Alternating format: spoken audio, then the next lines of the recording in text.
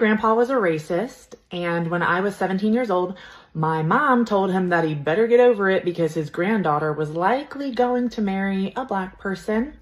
My grandfather disowned me. He did not speak to me again until the day that he died, but he forgot to write me out of the will, and I got $5,000.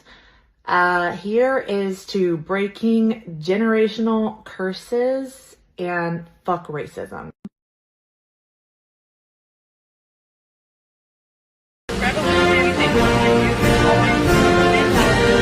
I am the survivor of domestic violence in a marriage that lasted 5 years. I've had 2 protective orders against my abuser. Oh, well.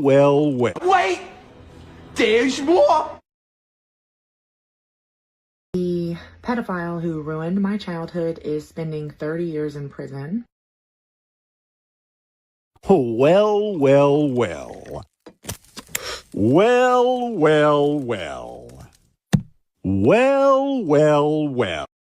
First time in Thailand. From Pixieworks Animation. You have the cutest smile. Careful, I might steal it. Comes a story about finding someone who truly sees you. Oh, hi, I'm Gene. Hi, Gene. But she's got a secret. You look cute when you sweat. Oh, thanks. I haven't felt like this in years. There's something I haven't told you. Ladyboy. And it was a pleasure meeting you. You should hear back from us by end of day, I want to say. Quick question. I noticed you don't have a photo up on your LinkedIn. Any reason for that? I'm not active on LinkedIn. I think my resume captures all the information you need. Right. Okay, so just a hypothetical question for you. Say you get invited to a party that starts at 8 p.m. What time are you showing up? On time, 8 o'clock. Okay, good. Can you say the word ask? Ask? Yeah, perfect. Okay, this one's a bit personal, but did you have a father around growing up? Excuse me? I'm so sorry. You don't have to answer that, Stan. I think we're good. I think we have every. Oh, wow. Okay. So we'll be in touch. Okay. Take care.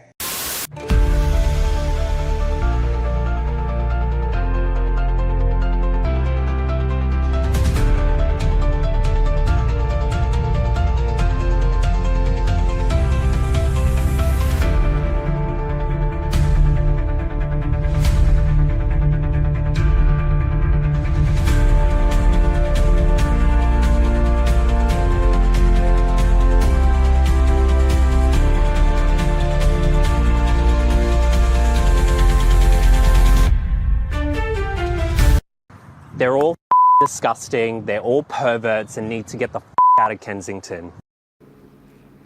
God, it's like they knew I had that clip for the intro. Welcome, everybody. Welcome. It looks like it's just me today. Or should I say, welcome everybody who's not watching Jim right now. God damn it, Jim. Anyway. Oh, fuck my life. How's everybody going? Hey, Daisy, how are you? And Fallen Man, thank you. Thank you for being here. Yes, Jim is stealing my viewers, all 5 of them. Anyway, let's start the same way we started last week and just go through the random shit.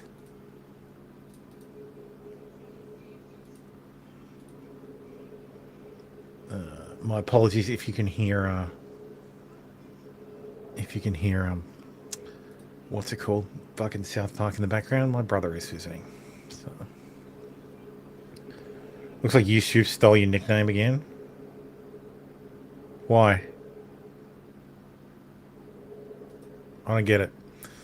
Anyway, aerial footage shows the extent of the Penco, Chile wildfire, which reportedly threatens up to 3,000 homes.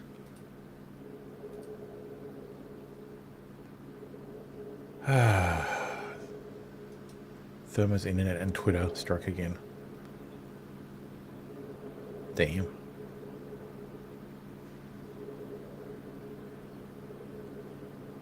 Looks like hell on the horizon.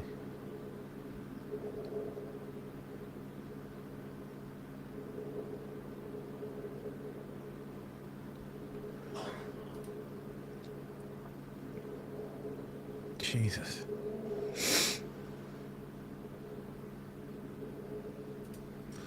Horrifying. Looks like an Australian summer.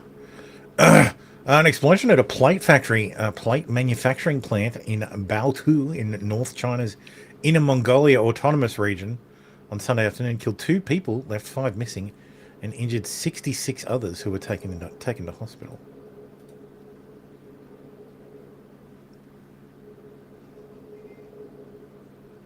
Damn. Oh, this reminds me of a video. I'm sure I bookmarked it. I was going to use the intro, but the intro is too long.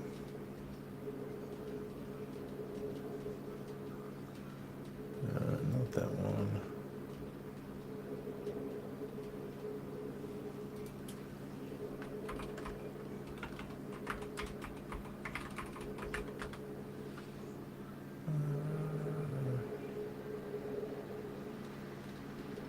Must be in reverse order.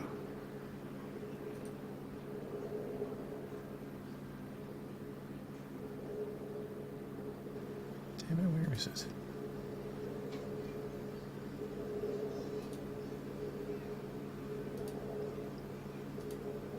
Doesn't matter.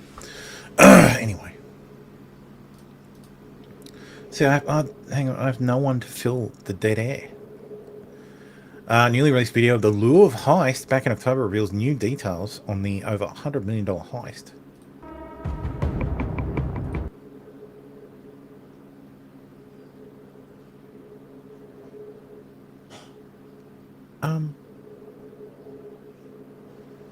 He just cut it with a fucking circular saw.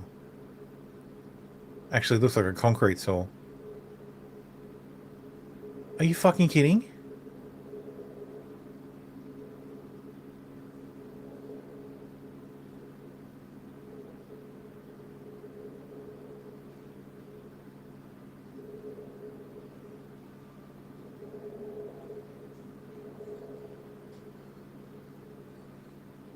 You have to be fucking kidding. They literally just walked into the Louvre with a fucking circular, like a concrete saw, and were out in 4 minutes with $100 million worth of jewelry. Jesus.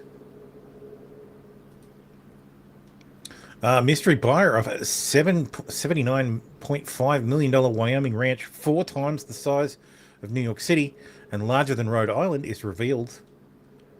Christopher Robinson, not that one, the CEO of Ensign Group LC, scooped up the massive 916,000-acre Pathfinder ranches on behalf of the land holding company and closed the deal on January 14th. Damn.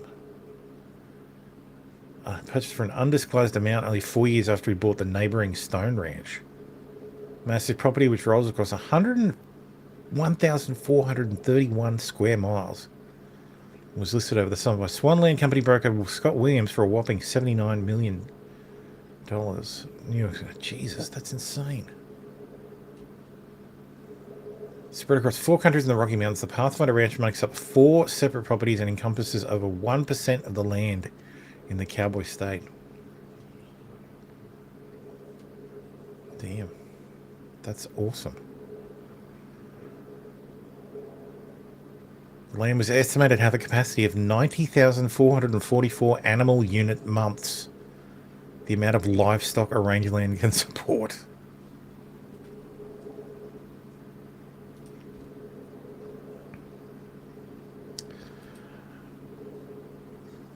Good afternoon, Tombola. Yes, the crickets were because nobody is here other than me. And yes, there is more news than Minnesota riots.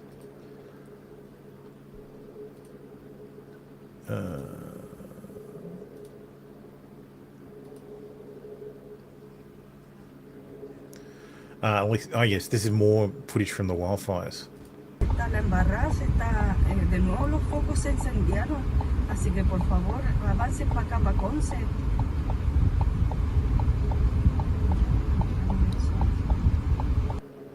Yeah, something very familiar about all that.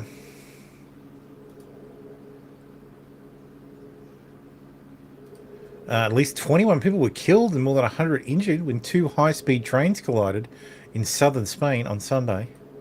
Overseas now to breaking news. A deadly train derailment in southern Spain. A high-speed train jumped the tracks in the opposite direction and slammed into an oncoming train. At least 21 people are dead and dozens of others injured, some seriously. Emergency services are on the scene. No word just yet on what caused the crash. Oh, God damn it, Fawn. You could say chili is a hot tamale. Oh, God.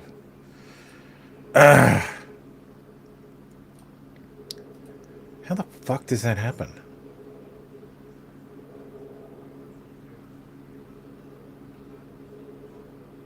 Like, you would think a high-speed train would very seldomly jump the tracks.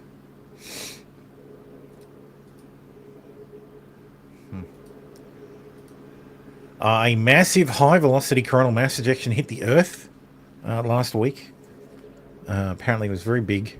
As you can see, we've all still got computers and modern life continues unharassed. So the world didn't end.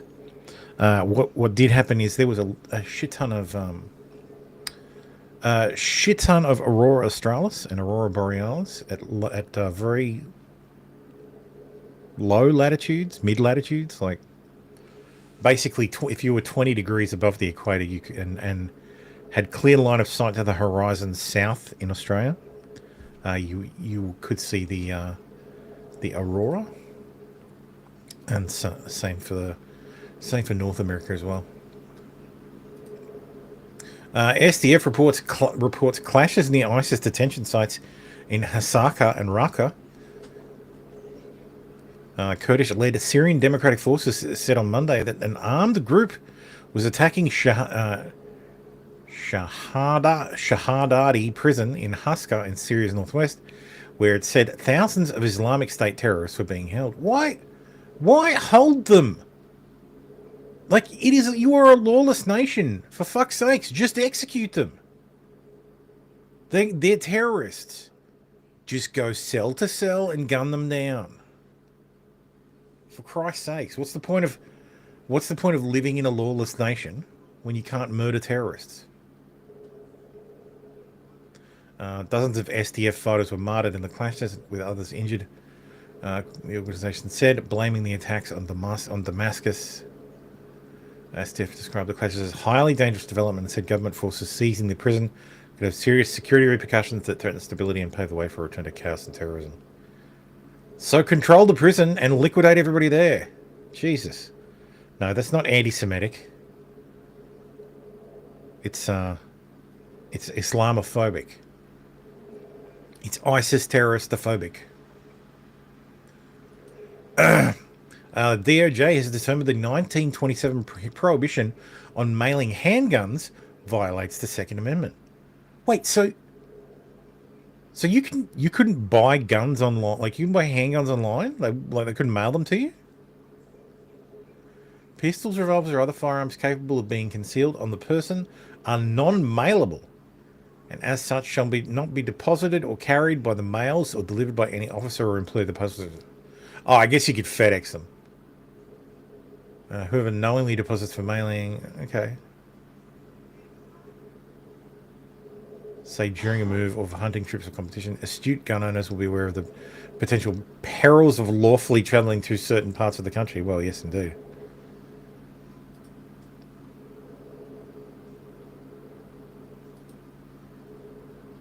Okay, so that's good. Oh, wait. Oh, UPS.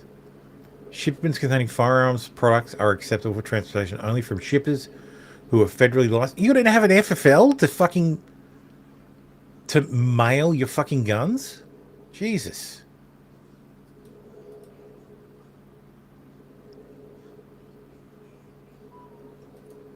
That's retarded. Well, it's not the case anymore, so... correct, they had to mail to a license holder. I think FedEx and UPS don't shield firearms either. Well, they can still argue they're not allowed to. They can still say they don't want to. But yeah, now the USPS has to. 1 second.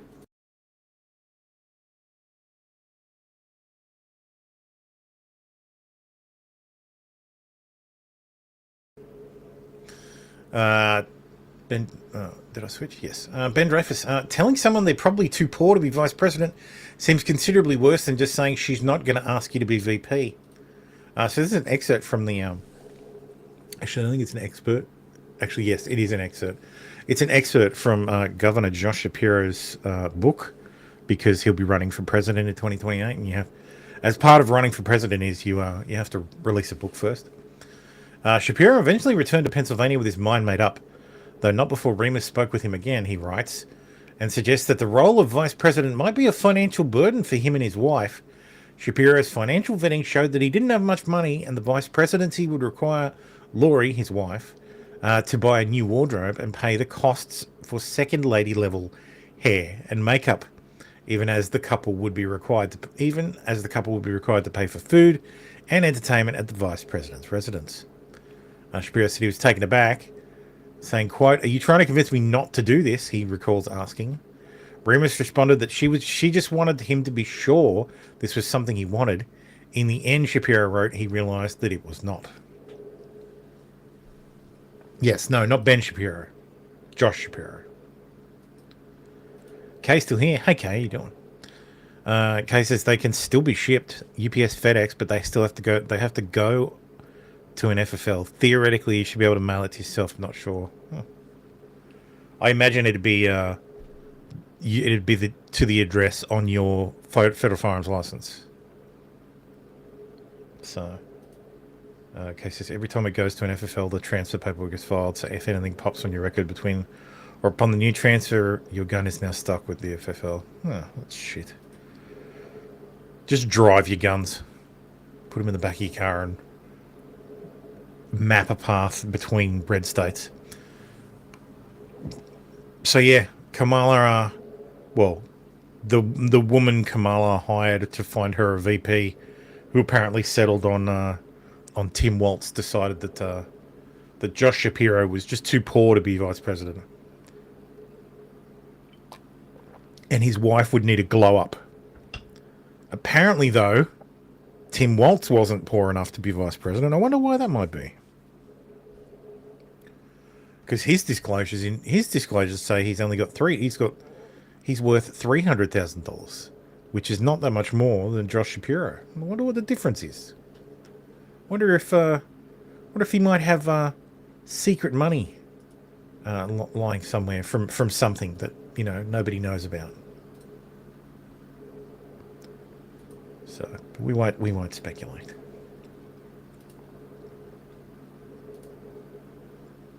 BlackRock chief and co-chairman of the World Economic Forum, Larry Fink, says capitalism must evolve if AI does the white-collar work, what globalization did to blue-collar. We need to confront that directly.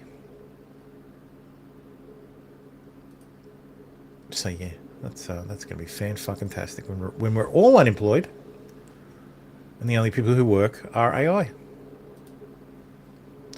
The Myers Project says something strange happened on conservative Twitter on Thursday. A dozen right-wing influencers suddenly became passionate about semiconductor export policy, posting nearly identical and often false attacks over a 27-hour period on a bill most people have never heard of. And here's Ryan Fournier, saying AI is increasingly daily in usage, and America must win the AI Cold War with China, and the AI Overwatch bill destroys Trump's China strategy.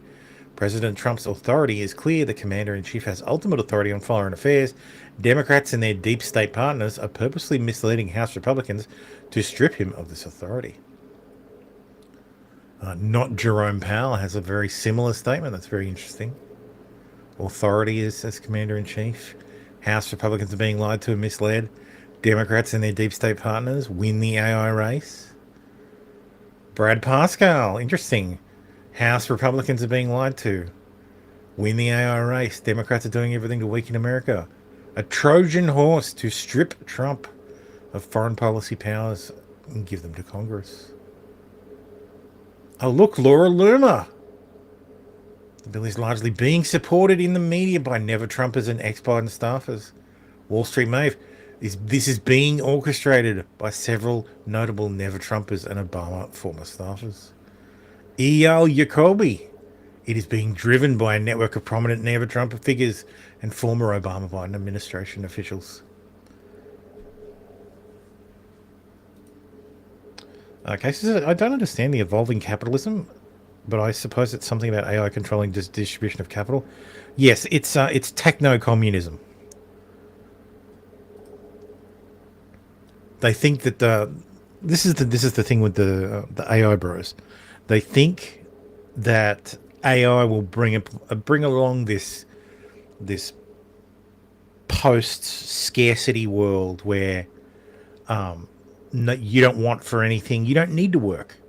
You would do a job because you enjoy it, not because you have to do it because you need money to survive. That's why they went all in on the what's it called, the UBI, Universal Basic Income bullshit. So they went all in on that, being like, oh, governments should do that because AI is going to replace all your jobs, so they're going to have to do that, and we're going to make so much money from AI that, you know, that's how we'll pay for it. Completely ignoring the fact that the AI companies are going to be the ones that'll make so much money from AI, not the government, who would be expected to pay this UBI. So I fundamentally, I think their idea is that corporations just take over the government, and they're almost there. The entire AI policy is driven by the all-in bros. So yes, a world without want. Yeah, Elon explicitly says there will be no want in the future. Yeah, that's a lovely idea, but there are some requirements, and that is you need to be able to feed everyone, you need to be able to house everyone, and you need to give everybody something to do, a reason to live. So, and if you want to be able to feed everyone and house everyone, then you need to be able to conjure food from energy. You need replicators, baby. That's why Star Trek is a post-scarcity world, because they have replicators. Because they can travel the stars, and they have replicators. They can turn matter into energy and energy into matter. So once you can do that, yeah, you're in post-scarcity. The only thing that is scarce is energy. So the post were just similar in opinions. They shared the same phrases, same metaphors, the same false claims. 8 accounts used win, lose the AI race. 7 used strip Trump of power. 5 used hand control the Congress. 3 named Hakeem Jeffries directly. 2 posts even contained the same typo, writing AL instead of AI. It's a hard mistake to make when writing, but it's an easy mistake to miss when copy-pasting from a shared document. 2 more used the exact phrase, Democrats and their deep state partners. Other themes from the post include handing control to Congress, stripping Trump of his presidential authority, hamstringing, tying his hands, and blaming the bill on Democrats. Approximately half of these accounts have documented or apparent ties to Influenceable, a PR company that pays conservative influencers for undisclosed posts. What was it last time? It was the India stuff. It was like H1B stuff, and these guys, all the same people. All the fucking same people. Every fucking time. Ridiculous. If they're paid, who could be behind it? Who benefits from killing this bill? One possibility is NVIDIA, which has been lobbying hard to sell chips to China. CEO Jensen Huang met with Trump in December and publicly opposed the legislation. On January 15th, the same day these posts started appearing, White House AI czar David Sachs, that's what I was talking about, the all-in retards, quote tweeted Wall Street Mayor's post with a single word, correct. This is fucking astroturfing. Full-on astroturfing. Various posts point fingers at Democrats, with one calling the bill sponsored by a long list of degenerate Democrats. In reality, the bill was introduced by a Republican, Brian Mast. Every single co-sponsor is a Republican, and there are no Democrats on the bill. And sure enough, yes, all the co-sponsors are Republicans. Oh, 100% Grums is on the take. Either Fallen says Grumps was on the take, and I suspect he didn't get his check to promote it, so he's back to posting stuff I followed him to begin with. Yeah. So yeah, a whole bunch of right-wing influencers, conservative influencers are on the take.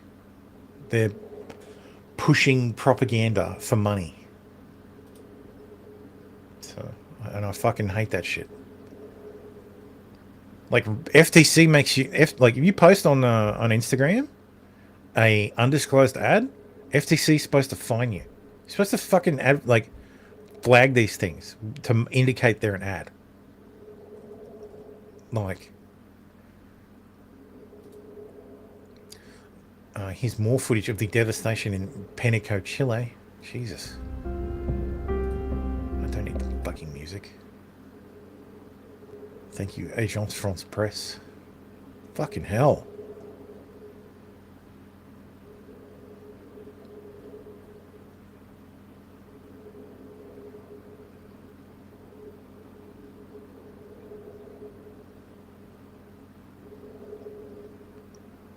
Jesus.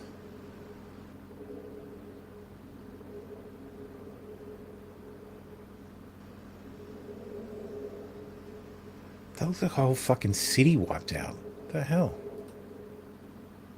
Oh, for God's sakes, Twitter. Hubo destrozos.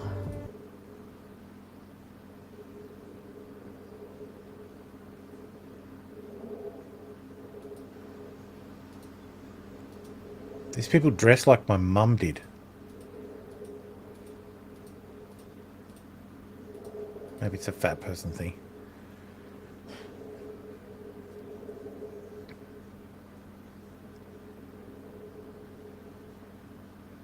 Jesus. Smoke was very toxic. Really for nothing to close. Like, my God. Fucking hell.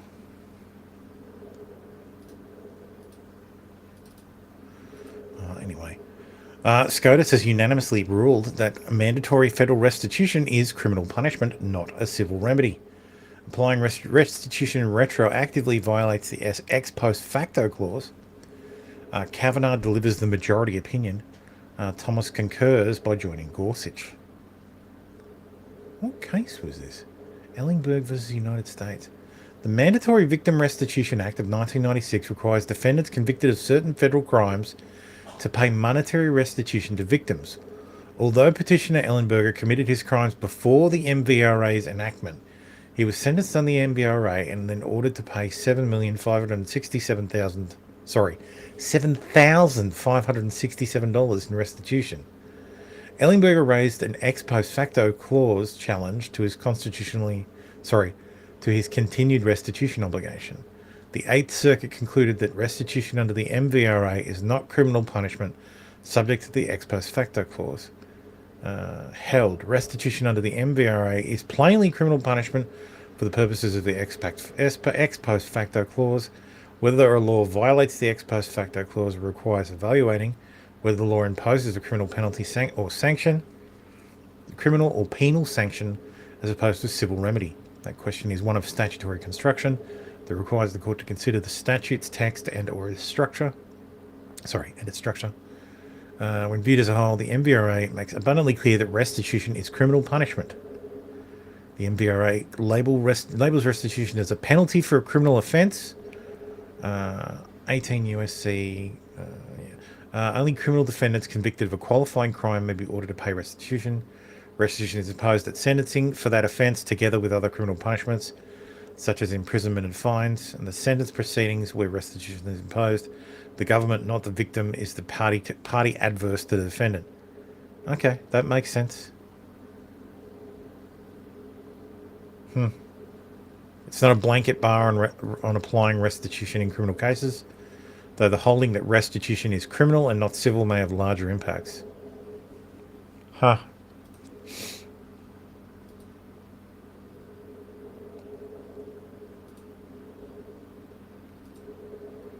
Cases, I doubt you'll like this, but there were unknown weapons used in Venezuela, so why not things that can burn out cities without a trace? Follow the money, land acquisition, etc. I guess they should have painted their roofs blue. Here's another clip from the Russian blizzard that has buried the eastern part of Russia.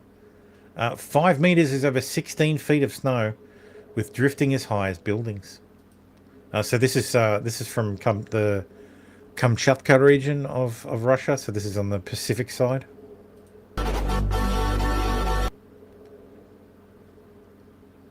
That's fucking nuts.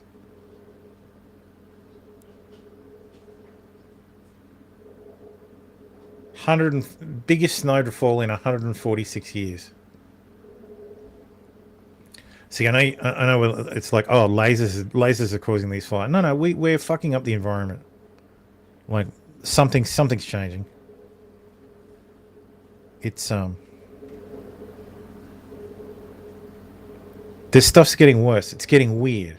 Like it's not global warming.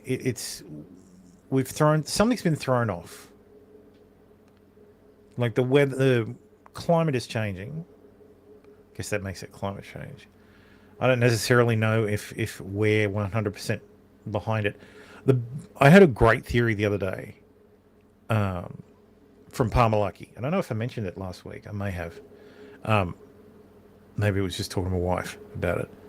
But Palmer Lucky thinks that because most of the bad effects of climate change will affect the global south, and because the global south is mostly poor people,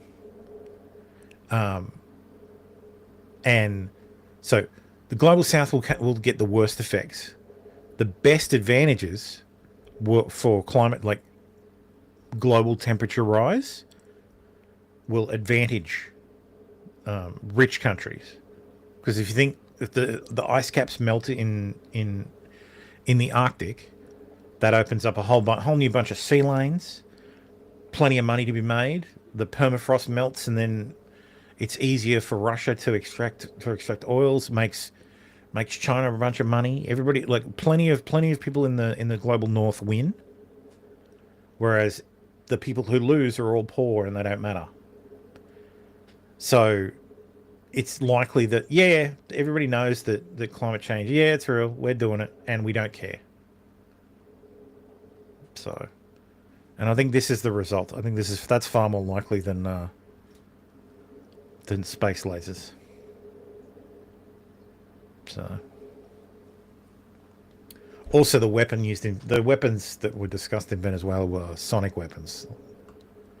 So, plus the guy who made that claim is totally uncredible.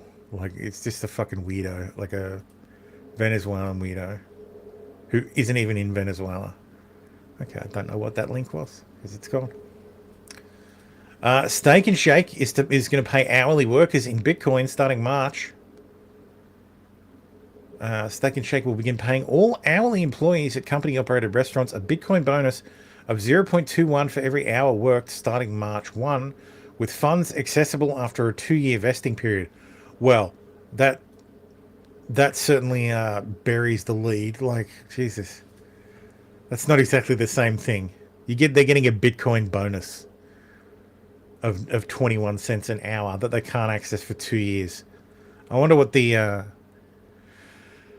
IRS is going to say about that. A whole bunch of poor bastards who work at Steak and Shake are going to get fucking audited for their undisclosed Bitcoin holdings. Exploding trees are possible in the Midwest and Northern Plains on Friday and Saturday, as temperatures are forecast to fall 20 degrees below zero. I think I had a video of that.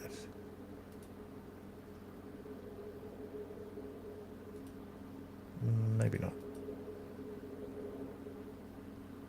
I know I saw it. It's very impressive. Exploding penis risk. Jesus Christ. Found a video exploding trees. This is someone with tannerite, I swear to God.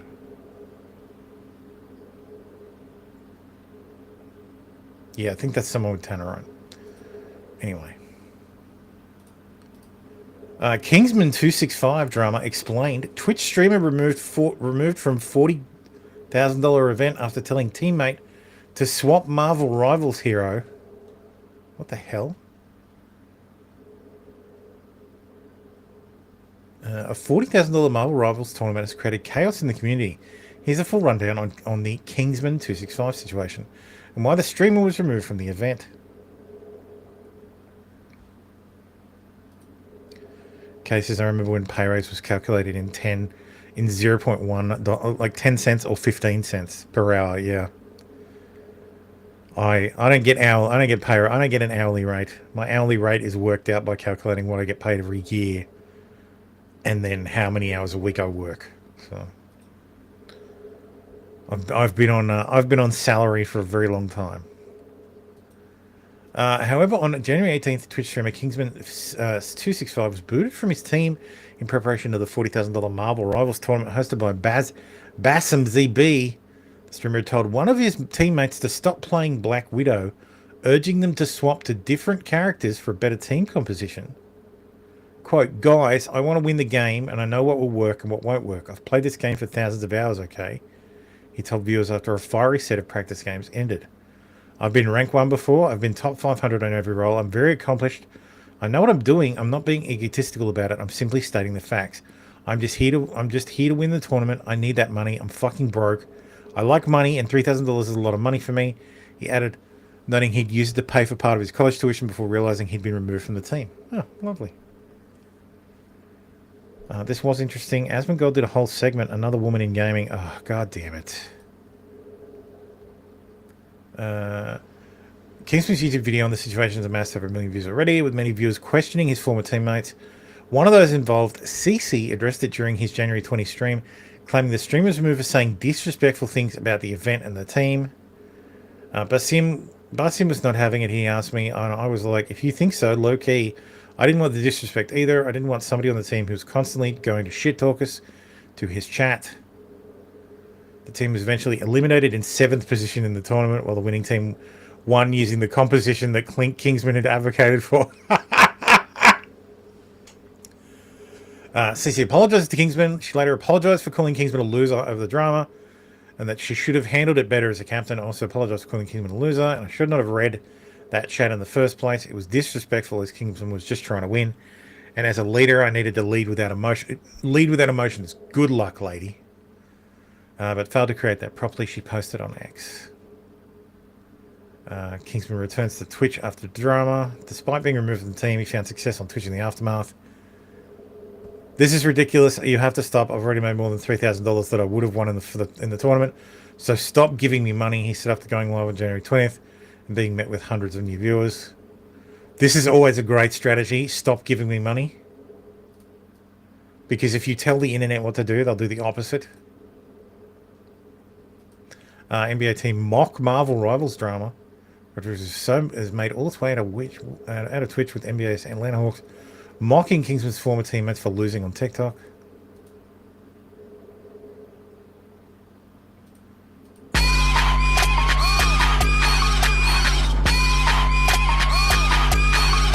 Okay. CC dropped by sponsors after Marvel. Oh, dude. It's been publicly dropped by one of her sponsors in the aftermath of the drama. Infinity Mice, an esports peripherals company, released a statement on January 21 when they have cut ties with the player over her behavior. While we've worked together previously, we do not support behavior that targets or disrespects other creators. As a result, we will not be continuing any partnership moving forward. We believe in competition. That's hilarious. Kingsman sees a continued tournament spat on social media.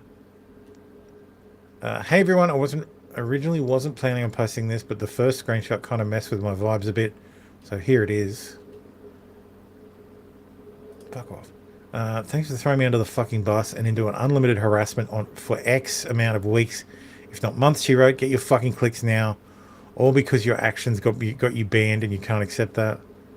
Kingsman refused to take it down, arguing he hadn't taken anything out of context. Let's have a look. See what this fucking thing is. If I'm even able to open it. Okay. Okay, so it looks like Discord chat. I don't think so. They have been at it for the last hour. It's between matches and rounds it flares up. Go on and alt. Clip anonymously, download clip. If there's anything that can help get him kicked off the team, don't worry, plenty of people in line just as good. Kingsman, like everyone else, is replaceable. Playing for the money, get the fuck out. There's no bands.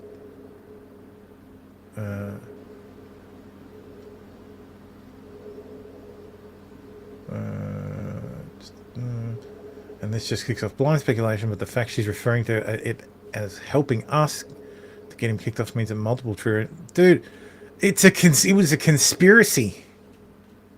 It was a conspiracy to get him removed from the team. All because he said, "Hey, don't use Black Widow, use someone else." I made a where is it? Get your fucking clicks now. It says he responded to the screenshots on X saying, "I made a quote tweet. These DMs say the timestamp is today, but it was immediately after I uploaded my video, and you saw all those hate comments for the first time, saying I was the ringleader who got you kicked when I'm not. I'll take the screenshot insult to the chin, but it's not proof of me talking with Kaplunk." Kingsman retorted with 2 additional screenshots of Discord messages, one which showed CC telling a user to kill themselves. Infinity Mice also responded, apologizing on behalf of CC and asking to send him a free mouse pad. Lol. He's now got 110,000 followers and 10,000 subscribers. Jesus Christ. He also revealed NetEase has sent him some in-game credits to purchase magic skins in the wake of everything. That's hilarious. Get fucking wrecked. Yes, cue Curb Your Enthusiasm music.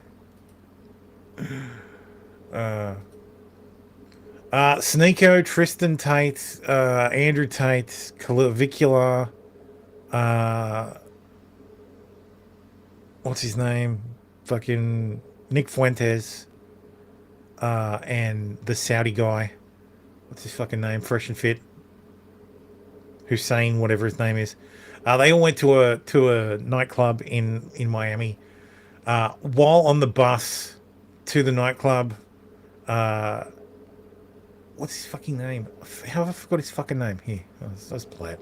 Hey Tristan, what's up with this? Oh my god, oh look, he grabbed the phone. It looks like you're having a jolly good old time here, Tristan Tate. I'm a man of my word. No, you're not, nigga. What the fuck is this? Oh man, oh, why are you pointing up? Are you pointing to turn off the Bluetooth? What is this about? Oh, whoa, it looks like you're kind of mouthing the song here, Tristan. What's going, what? Hey, wait. Someone zoom in. Is this somebody who was just offended and just, it looks like you repeated the lyrics right there, Tristan. Fuck is you talking about? What is this? No, it couldn't be. Are you enjoying the song with Nick Fuentes? Are you moving your hand in sync with the beat? No, he's just waving at somebody. Chad, he's just playing Fruit Ninja. He's karate, he's doing Aikido. He's escaping. Look, I don't like Sneeko at all, but this is pretty funny. Like, he's not, no, Tristan's not, he's not moving his hand in the song. He's Aikidoing through the Matrix. Yeah. You know what you're doing, Tristan? You're literally retracting consent like one of the whores that accused you. You're doing the same shit from those lying girls that you spent all these years talking about and discrediting. Those lying hoes. They have sex and then regret it. You just got fucked by that song here, and now you're retracting consent.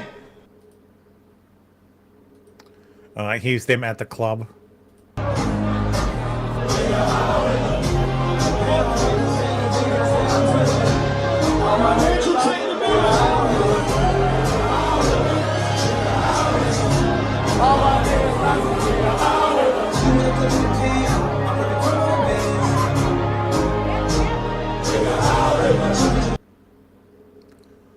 Tate then got a whole bunch of fucking backlash. And when he went on PBD, I'm just seeing if I can find it. Here it is. I think this is it. I think Sneeko played the song. Yeah. I think Tristan explicitly told me that Sneeko played the song. If Sneeko played the song, Sneeko played the song. I don't think that any of them are deeply anti-Semitic genuinely. I think they're just kids. It gets a reaction. They think they're funny. They're on the internet. I really didn't do anything wrong. I understand why some people were offended. I got on a bus. Full-grown men made decisions while I sat on my phone.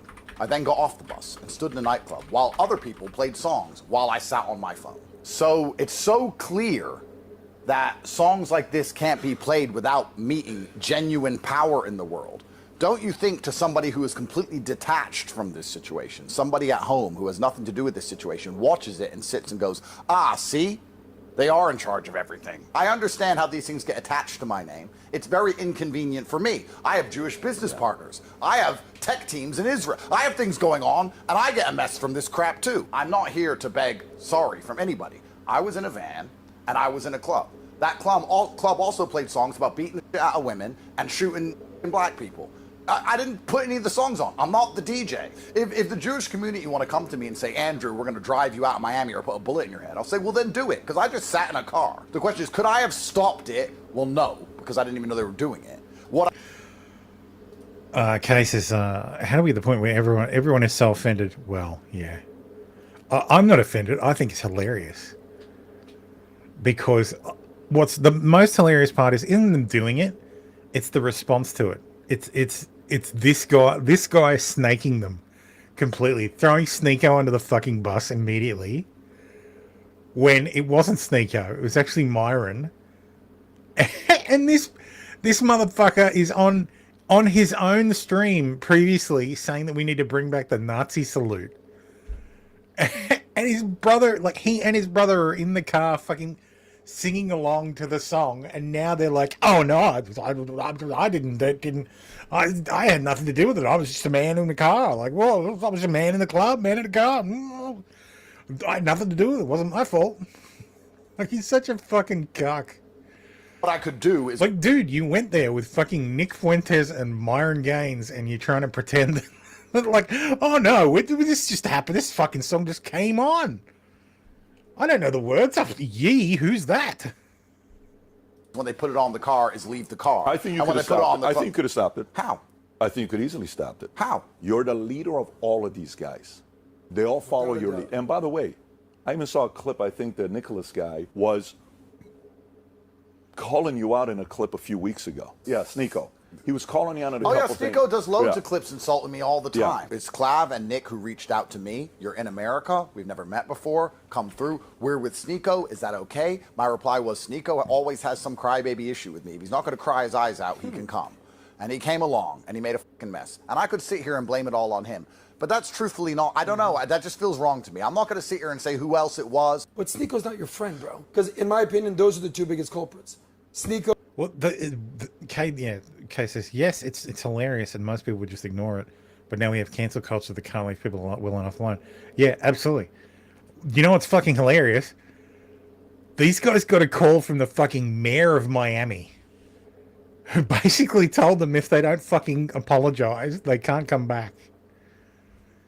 The mayor of an American fucking city is banning people for listening to to a fucking song by Ye. Like, holy shit, like, what the fuck? How the fuck did we get here? Go and Myron. I'm sorry, if I was in I'm about as far away from an anti-Semite as you can get. But if Ye's song came on in a fucking nightclub, I'm dancing to that shit. It's got a fucking wicked beat. Like, the hook is great. Like, I'm probably not Nazi saluting. But I'm laughing, I'm fucking dancing to it. Like, this and playing the song. And even though Sneeko's insulted me a trillion times, and even though he put the song on, I just don't think it's prudent for me to sit up here and throw him under the bus. Even though, you know, maybe I should. Maybe most people in my position would say, Sneeko's insulted me a whole bunch of times. He's going to insult me again next week. That's all he ever does is flip-flop. I didn't even want him there. He got invited by the other guys. He put the song on. Apparently the nightclub is owned by Arabs. He got me in trouble. Perhaps I should sit here and just blame some other dude. But what I'm actually just going to do is tell my side of the story. Tomorrow the BBC is going to print Andrew Tate, misogynist, sits on Patrick Bet-David podcast. And my ideas are dangerous because they're convincing young men to do dangerous things. Crime against women is bad because of Andrew Tate. And they're going to say it's because of me on podcasts with my ideas. Make women women again. Yep. The answer is certainly not feminism and wokeism, but the answer is certainly not keeping your women in hijabs. So which? Anyway, that goes off the rails. I can't watch PBD. I can't even listen to PBD's show anymore. Just like the two guys with him. Like I like PBD. It's probably I probably have like there's a part of my brain that likes people who are grifters that are just good at it. Like, which is why I like Trump and why I like PBD. But like with like his offsiders, they're just fucking retards. Like PBD's no genius, but he's a charismatic guy. Well, you went on PBD and you said that I was responsible for the song. He didn't want to be there. Tate didn't want to be in the club. He was dragged in there. He was forced. You know, maybe he was human trafficked. Topsy, did we human traffic you to the club? Did we human traffic you to listen to a song? Like, were you held against your will? It's a song, man. I think Sneeko played the song. Yeah. I think Tristan explicitly told me that Sneeko played the song. What the fuck? Tristan, okay, first off, no, I didn't. I might know, I'm not ratting people out who did, but I didn't play the song. In the Sprinter van, like, it was a couple people's idea, yeah, maybe I came up with it, but in the club it wasn't, and why does it even matter? Tristan, why are you talking to this guy? This guy just had Netanyahu on. He was just there clapping for him like a seal at the synagogue in Miami. Miami Beach mayor didn't say a word about that, didn't condemn that. And you guys are there, like, confiding behind our backs? Oh, he's the one who did it. You got the call, bro, and you folded? In my opinion, those are the two biggest culprits. Sneeko and Myron. Okay, the two big, what are you, the fucking principal? What is this? Are you my teacher? Nigga, who are you? You're the sidekick on PBD's podcast? This needs punishment. This is the culprit, and these were the most guilty students of the detention. Nigga, we're in the club hanging out. I'm a grown-ass fucking man. Yeah, I can listen to a song. This was naughty. Isn't this a conservative podcast? These people talk about the leftists and the libtards all the time. This is the culprit. And playing the song? And even though Sneeko's insulted me a trillion times, and even though he put the song on, I just don't think... I didn't. He's lying right now. I didn't. I don't know where he got that, but what I think he's doing, I think Tate is strategically... I think he got scared. I think he doesn't want to face more pressure. You know, he wants to spend more time in America. I think he folded. He went against it completely. He said, double down. And maybe I'm the easiest target of the people on the bus. I think Clava is more clout currently than me, so you're not going to attack Clav. He's younger too, less of a culprit. He doesn't want to attack Nick Fuentes and say Nick Fuentes played the song, because Nick Fuentes gored our army. Oh my God. Yeah. You don't want them. They've gored him before. He doesn't want that again. So who else? Myron? Nah, too loyal. I'm not going to go attack Myron. Who else? Justin Waller? It wasn't him at all. Sneeko. That's the last one of the group. I pointed at him. I'm not afraid of Sneeko. Sneeko doesn't pose a threat. He played the song. He can go onto the bus. Tomala says, no doubt Victoria's new hate crime legislation will include being in a nightclub and listening to music. Well, yes. Absolutely. He can get canceled. Absolutely verboten. It's prudent for me to sit up here and throw him under the bus. Even though, you know, maybe I should. Maybe most people in my position would say, Sneeko's insulted me a whole bunch of times. Maybe I should throw him under the... Like, dude, you literally just threw him under the fucking bus and then said, maybe I should throw him under the bus. Like, what the fuck? He's going to insult me again next week. That's all he's such a fucking snake. I didn't even want him there. He got invited by the other guys. Him and his retarded looking brother. Perhaps I should sit here and just blame some other dude. You see how he's saying it without saying it? He literally just said it. But I could say all this stuff, which I am saying right now, but I'm not because I'm trying to play both sides. Saying I'm playing both sides. What are you doing? Playing both. What are the sides I'm playing? I've been consistent with this, with love speech, speaking out, criticizing Israel. I've been folded on that. That this is just a song. I was there when it premiered. I premiered that song on my stream. I haven't changed. You're right here, like, I could say all this stuff and blame him for everything, but I'm not, even though he did do it. Fuck is that? Fuck is that? Hey, Costy, how you doing, man? Welcome. I thought, but this is the most interesting part, like, Sneeko's a loser. You got banned from the club. You got banned from the club. Man, nigga, fuck the club. Fuck the club. If that's my last time at a club, there with the niggas, playing some great music, having a good time, then fuck it, man. Go out with the fucking bang. When's the last time you went to a nightclub and the mayor started seething on national news because of the song? The same guy who allowed a war criminal into his city and said nothing about it. If that's my last time at a club, I did better than everybody else who went to the club. What, I can't go anymore? The place sucks anyway. It's demonic, it's haram, it shouldn't be there. A bunch of whores, fake friends, networkers. I don't need to be there. Leeches. It's the worst place ever. Alhamdulillah, I don't get to go anymore. Great. Just like I don't have Instagram anymore. I lost that in 2024. Now I'm protected from all this fitna. Subhanallah. Allahu Akbar. Great. Look at my face. You think I'm mad? Like people call me, you're banned from a hospitality group. Nigga, fuck that group. Think I care? Well, you want me there? Okay, fine. I'll go to a different restaurant. You think there's not other places to eat? What, I need to go to that spot to stand at a booth filled with, people on drugs and whores? Listening to Love Sosa and Fetty Wap? Like, yeah, whatever. Whatever. This shit is not fun unless you're fucked up on drugs or you're streaming. If I don't get a stream now, I'll stream here. Make better streams and more educational. Fuck it. Yeah, great. That was a blessing. You can't look at this stuff and, oh, fucking loser, you can't go stand in a club. Now I have more free time. Now I'm gonna keep on lapping you. I didn't have YouTube for 3 fucking years and I lapped you. Now I have more time and I have YouTube and I'm still gonna pass you even more, bitch. Yeah. Like, this is great. Oh, Stigo's a loser. So I'm banned from everything? That's what I hear. From who? Who said that? You're banned from virtually, am I on stream? I don't want my face on stream. Oh, okay, yeah, just put your voice. You're virtually banned from every single hospitality group in the United States. Like what? Tao Group, Groot Hospitality, H-Root Group, virtually every restaurant, every venue, every nightclub, you're pretty much banned for your anti-Semitic remarks. And Jesus fucking Christ. They're not playing down the we control everything thing. Like, they're not playing it down. Racism and your hatred towards Jews. I thought we were friends. We are friends. You don't want to be friends anymore? Oh, I haven't been your friend in over a year, my man. Your anti-Semitism is blatantly disgusting. It's very, very offensive. I've hosted you thousands of times, taken care of you. I've been a true friend, and all I've ever received from you is hatred, racism, and just anti-Semitism. When have I been racist or hateful towards you?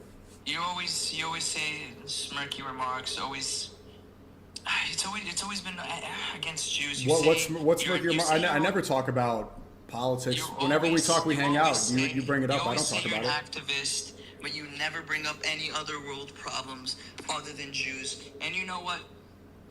That's also not true. I've gotten pushback for talking about Haiti, for talking about what's happening in America. I just spoke about what's happening in Iran. I talk about the whole world. Yeah, only when it's trending, honestly. Well, that's when that's it's what he relevant does. to talk about. And I speak about injustice. Dude, don't make me defend Snake, huh? So I'm banned from everything? Jesus Christ. That's outstanding. Like, just incredible to me. Not outstanding. Not outstanding in a good way. But, like, what the fuck, man? You just banned him from everything in America. Like, what the hell? Like, Sneako's a dickhead, but he didn't actually do anything. He didn't do shit. Like, what the fuck? Like, this is, like, unfair as fuck. Like, if Sneako's banned, why are the tights not banned as well? Why is fucking... Like, does that mean Nick Fuentes is banned from all these nightclubs as well? Like, he can't go to a restaurant anymore? Like, what the hell? You picking on the brown guy?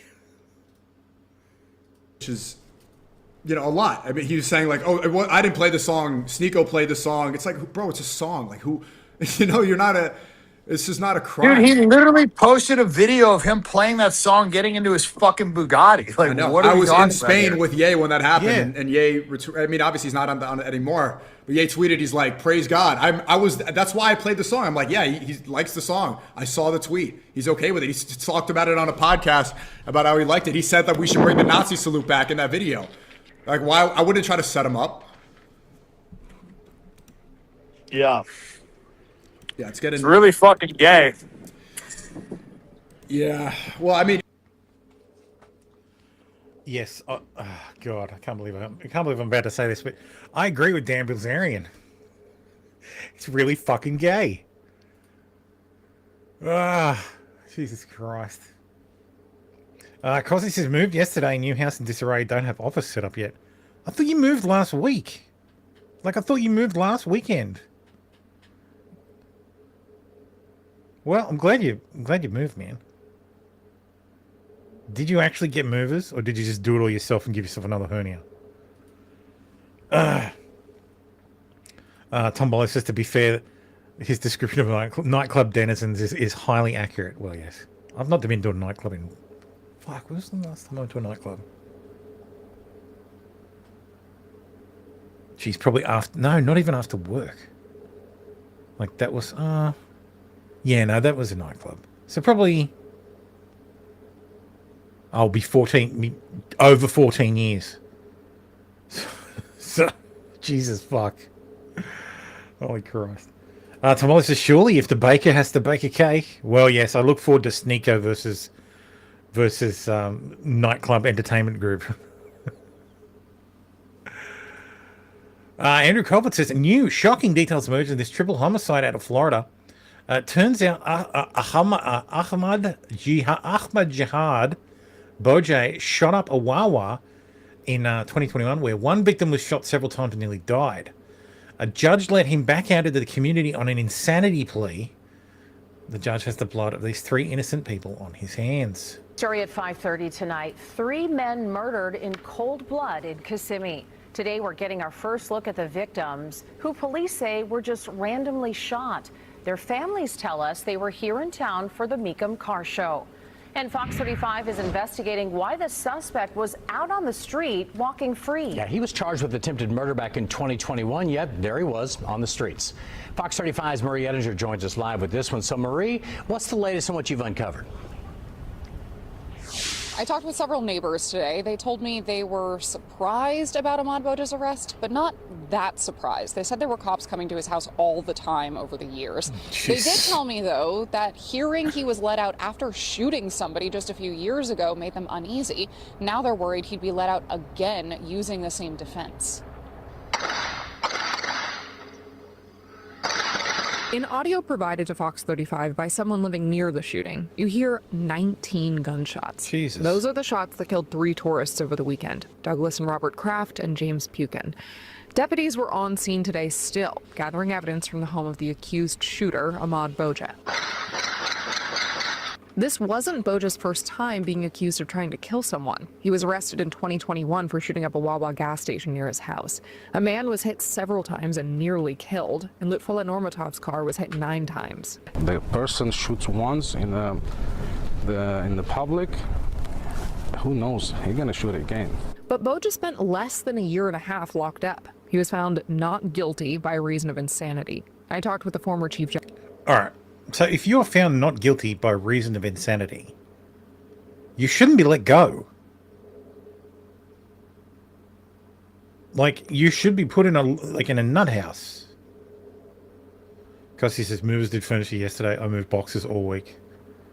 Did you have like a trolley or something? Because I know the houses are basically connected.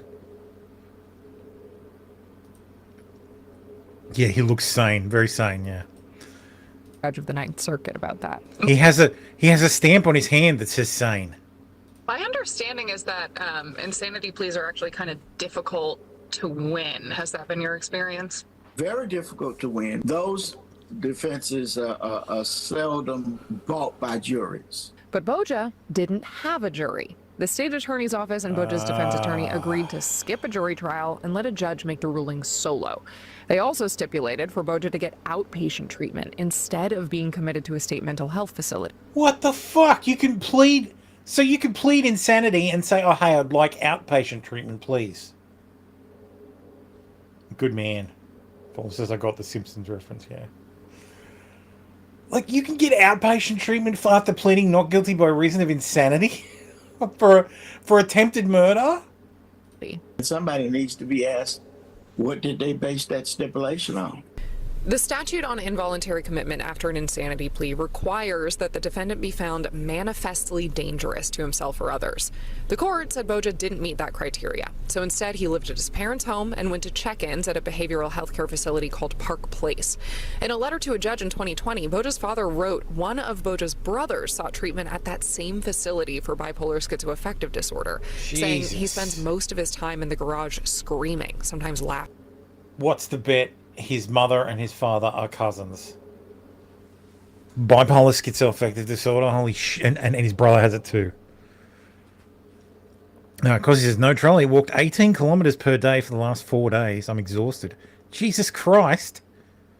How big is your house? 18 kilometers a fucking day.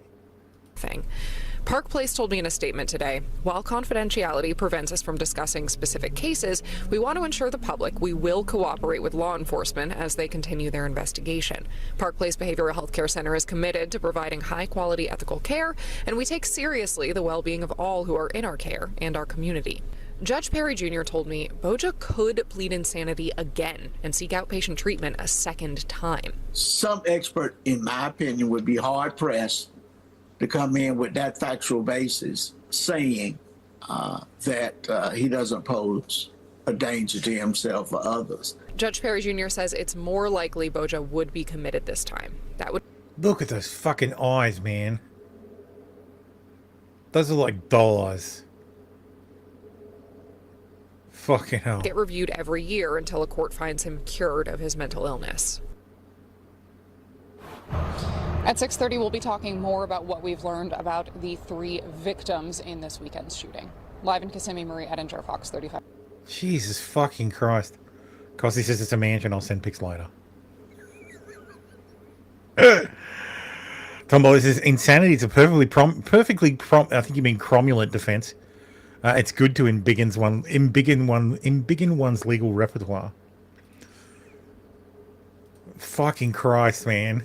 And he could apply for he could apply for insanity again. That's great. Oh, that is one good defense attorney. Knowing that we'll waive a jury and we're going to plead insanity. And we'd like outpatient care, please. Christ. But yeah, 100% that guy's mum and dad are cousins, first cousins. U.S. pork producer Smithfields will buy centuries-old Nathan's Famous in a $450 million deal that adds the most iconic U.S. hot dog name to its portfolio of brands. Smithfield will pay $102 per share, nearly 10% premium to Nathan's close on Tuesday. Nathan's shares were up 9% at $100.94 in pre-market trading. Smithfield already holds an exclusive license to manufacture and sell Nathan's Famous products in the United States, Canada, and at Sam's Club stores in Mexico. Huh. I only know of Nathan's hot dogs via Zeitgeist. Apparently, the Ray Park is having a meltdown on Instagram, posting about his cheating wife, including revenge porn. Yeah.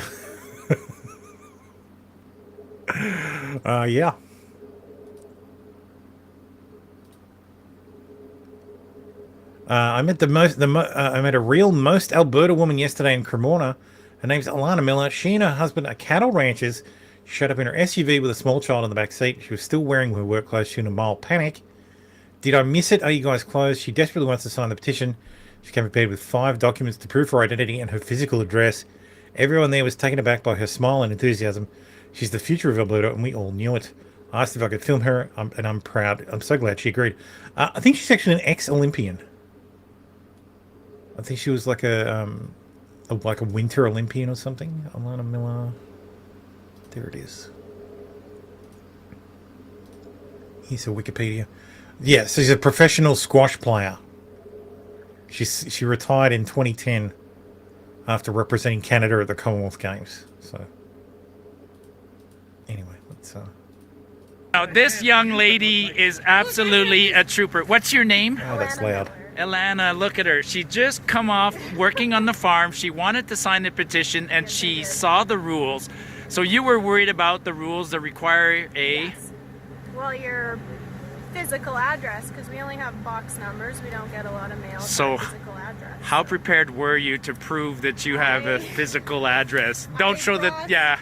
I brought my husband's name with our gas bill. I brought my marriage certificate. I brought my passport, and I brought an Amazon package, which is the only thing that we get to. Perfect, awesome. And so you're young and you're wanting independence and out of this mess. That's awesome. Thank you for coming out. Yeah, so this is a petition to get a referendum for independence for Alberta in Canada. Alberta is the province between British Columbia and it's next to British Columbia. So as you come in from the Pacific, it's the one next door. It's the one with the oil. So if you see this woman in a Miami nightclub, don't flirt with or bring her home. Police warn. Florida woman is facing 10 felony charges after police say she met 3 men in Miami bars, drugged them, and then stole tens of thousands of dollars worth of their luxury merchandise. Sarah Jean Tavano, 39, was arrested Sunday at Sugar, a nightclub in downtown Miami, where one of the alleged victims had met her. Police affidavit said she was booked for a strong arm robbery, organized fraud, grand theft, and burglary of an occupied dwelling.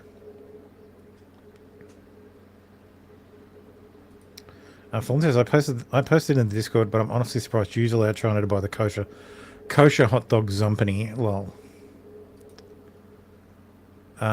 Let's look at her mugshot, shall we?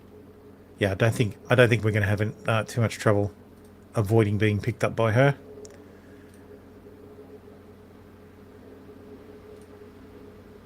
What the fuck was this one? Oh, that should be in in immigration update. It's not in the right section. It's this one.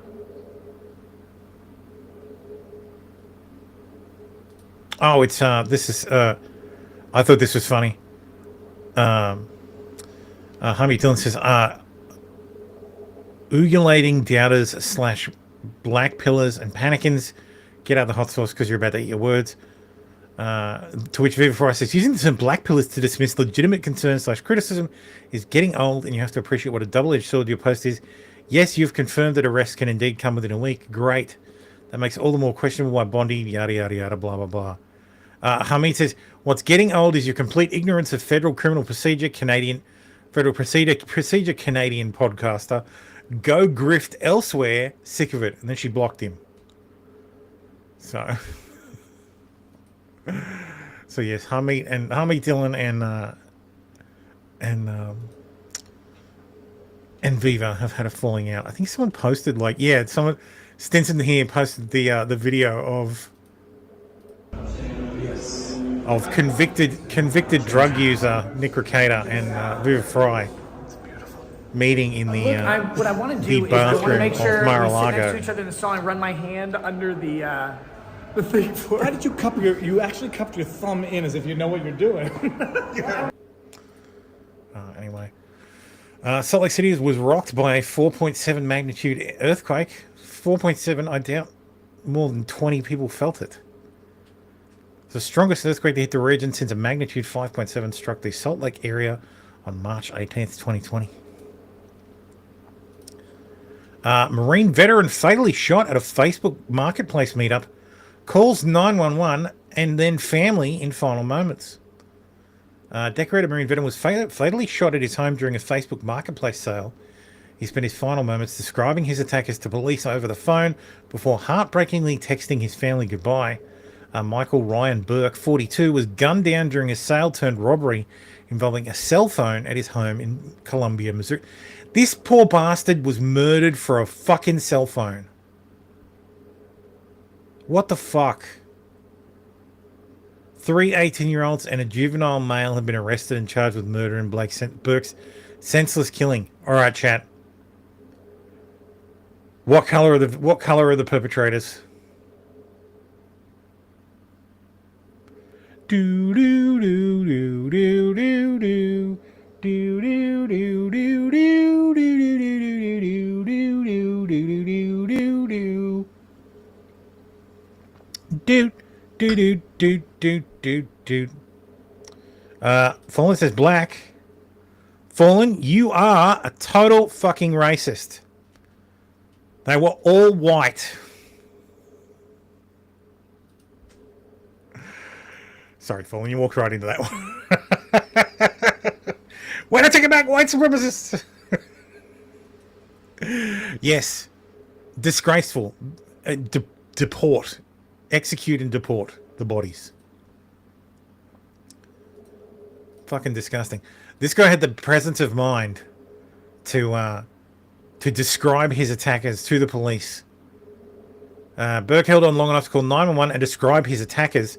He also managed to text his mother and sister, "I'm dying and I love you." What a fuck! Like, that's pretty fucking impressive. Just in a bombshell speech, German Chancellor Friedrich Merz just called the European Union a complete failure. We are aware of those problems. Both Germany and Europe have wasted incredible potential for growth in recent years by dragging feet on reforms and unnecessarily and excessively curtailing entrepreneurial freedoms and personal responsibility. We are going to change that now. Security and predictability take precedence over excessive regulation and misplaced perfection. We must reduce bureaucracy substantially in Europe. The single market was once created to form the most competitive economic area in the world, but instead we have become the world champion of over-regulation. That has to end. We are aware. So he didn't call the European Union a complete failure. He said it's the world champion of over-regulation, which is true.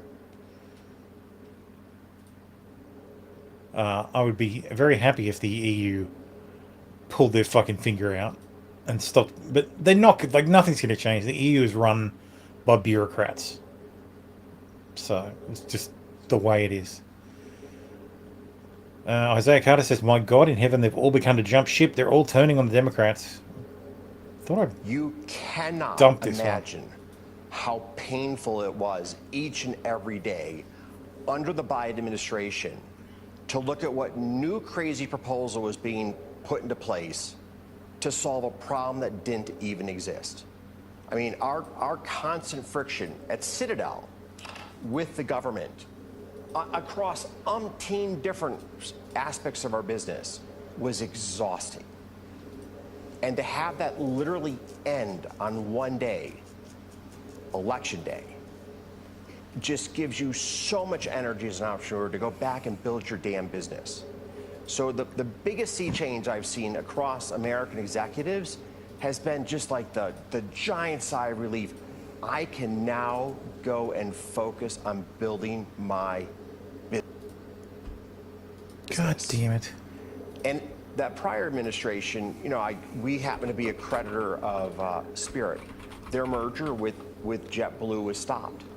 Spirit's in bankruptcy today. There were so many decisions that were so poorly thought out in terms of economic consequences.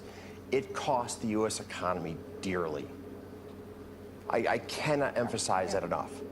And so the Trump administration is making slow progress on deregulation thus far, but the end of the regulatory onslaught has been just an extraordinary boom for American business. And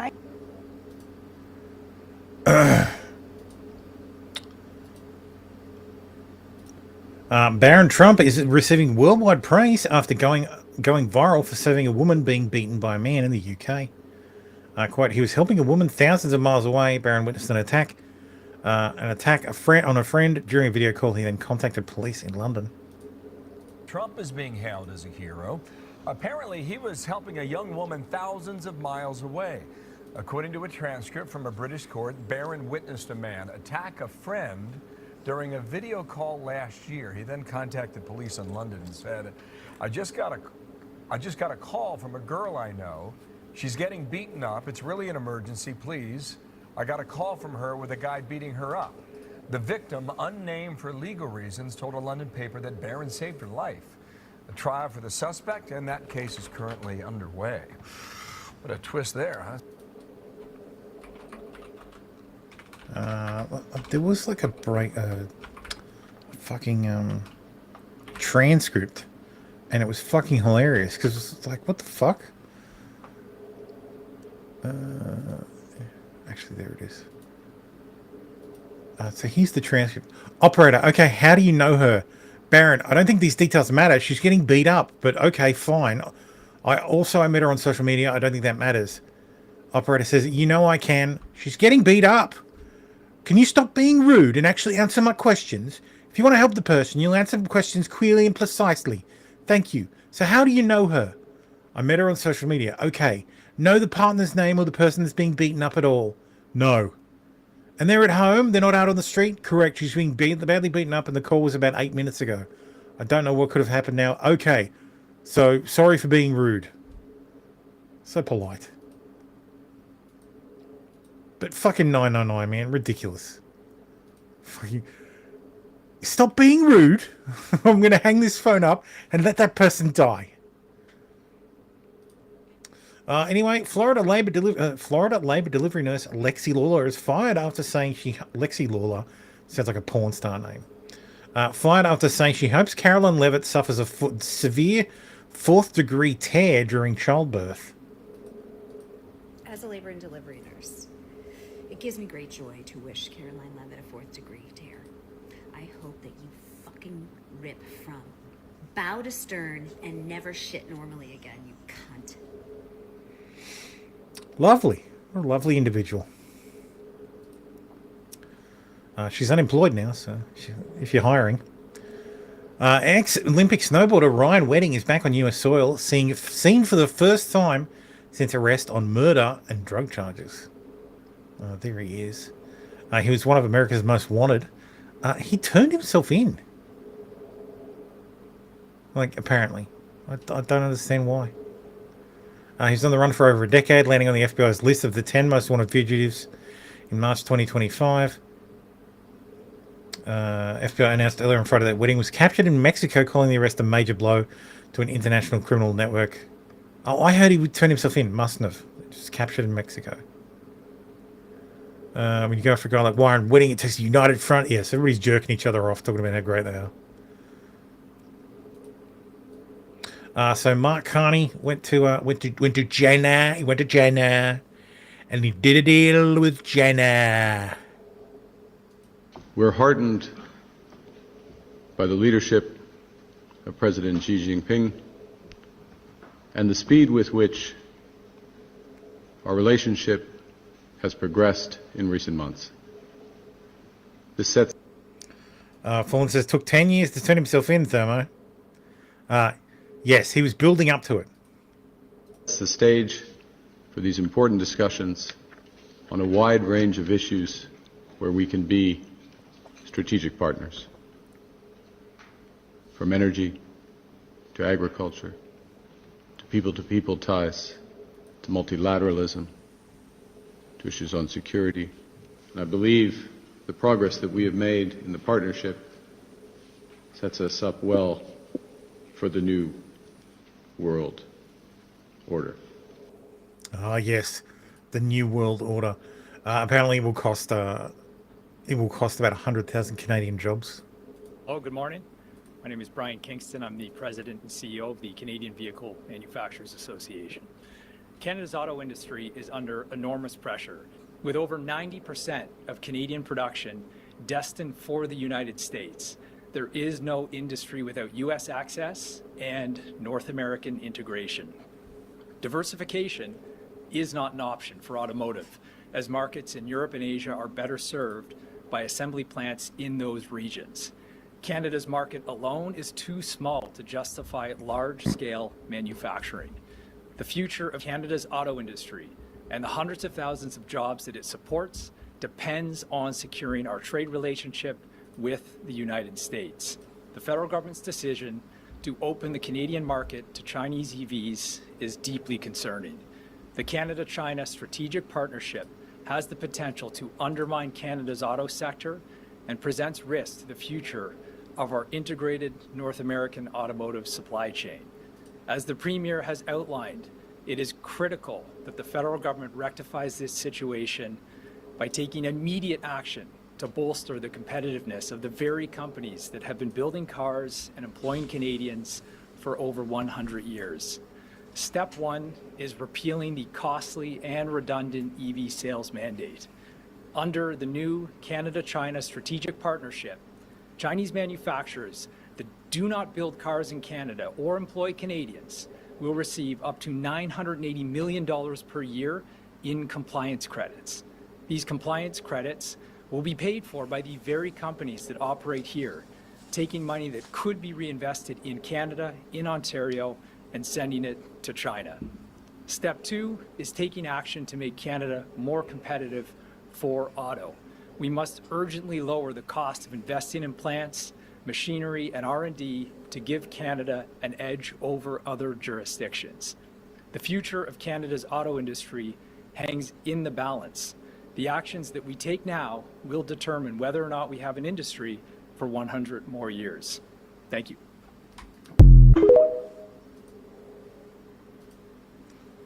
This Canadian has 4 reasons why the Chinese deal will kill Canada. This is entirely because so Mark Carney gave like a fancy speech that he thought was very good at the World Economic Forum, and this is the result of that. Chinese Canadian here. Let me tell you why our Prime Minister Carney having a partnership with China in this new world order will kill Canada. First, this is not just about importing Chinese-made electronic vehicle.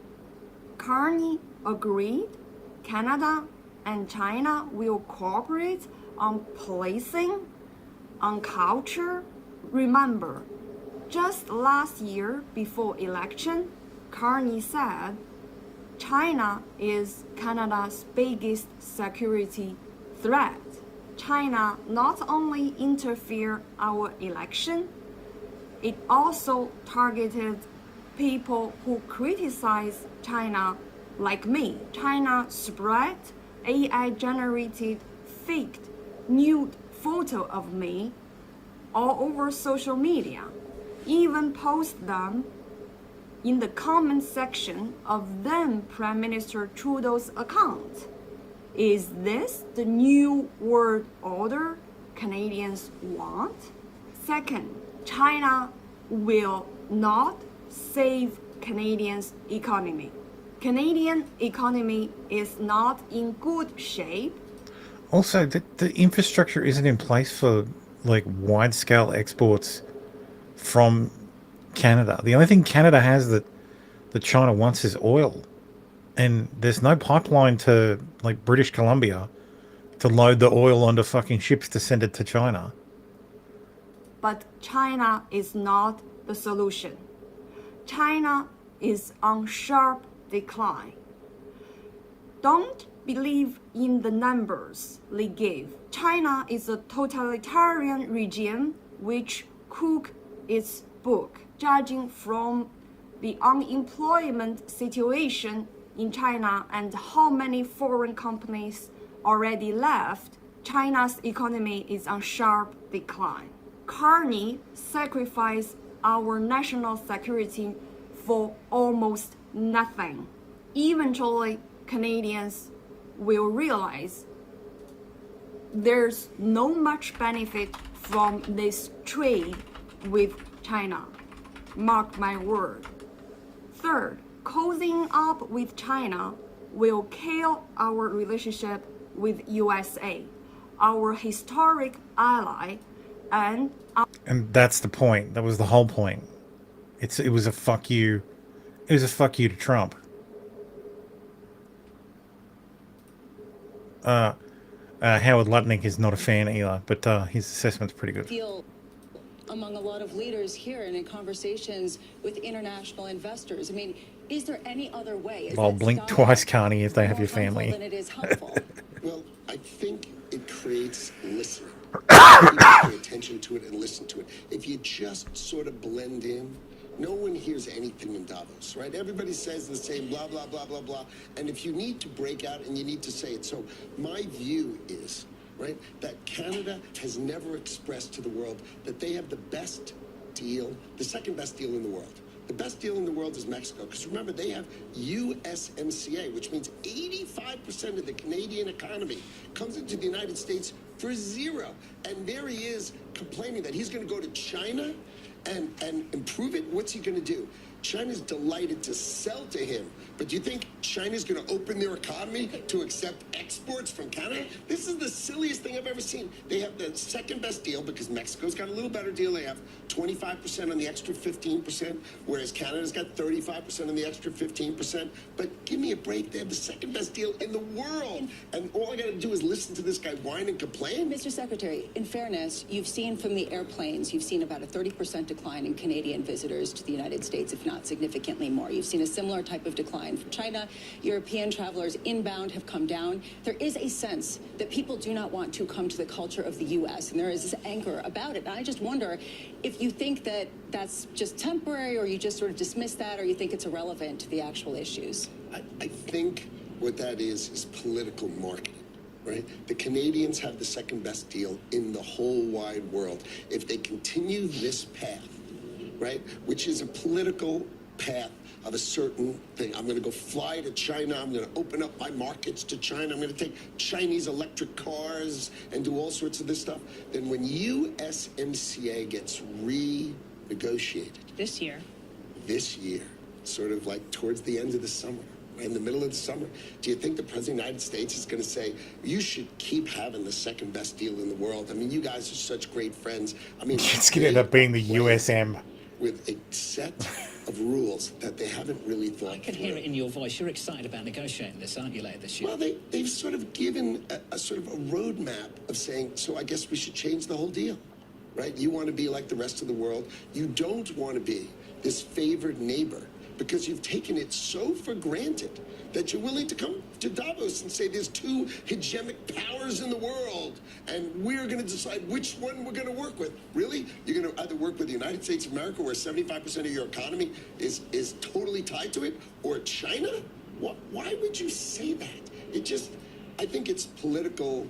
You know, I think if we take it correctly, we should look at it as just political noise coming out of a prime minister, and maybe this is working for his election, right? Because I don't think it can be real, because if you took out the math of Canada's economy and it doing business with the United States of America's $30 trillion economy, there's no such thing as changing what they have today. No one would vote for changing what they had today. Now, maybe they're marketing it well, but they're just for their politics. But they're surely not marketing it well for their fundamental economics for long-term the United States.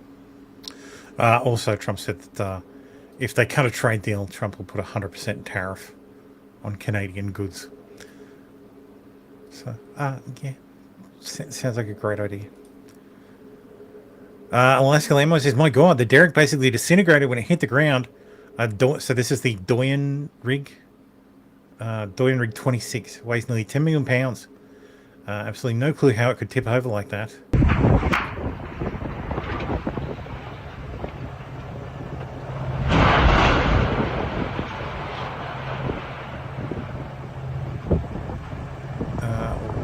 Jesus.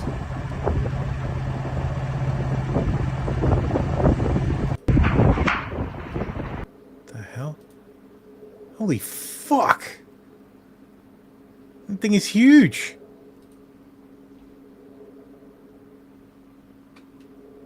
The roads are elevated about 4 to 5 feet off the tundra. Many of those rigs are just as wide as the road. Little room for error. Likely got too close to the edge, found a soft shoulder, and down it went. Oof. God damn.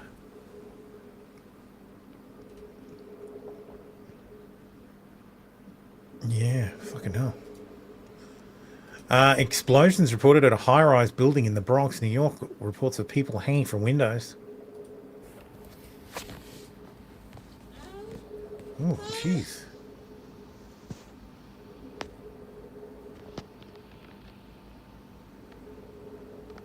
see a person there.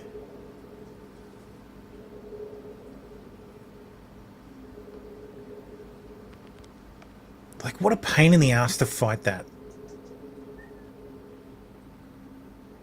Like, single family home, you pull up, you hose it down. That's crazy.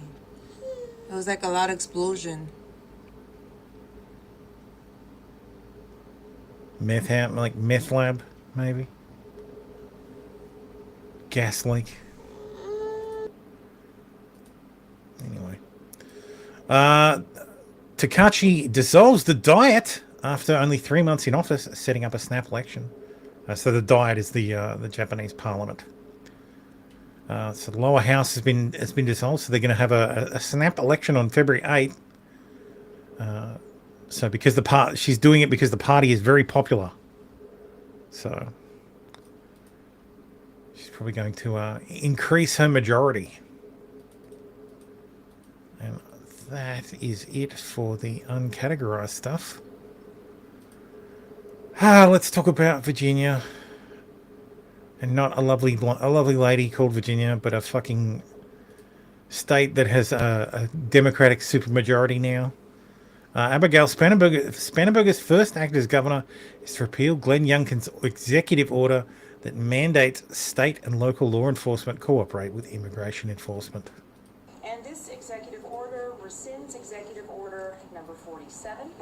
State and local law enforcement should not be required to divert their limited resources to enforce federal civil immigration laws.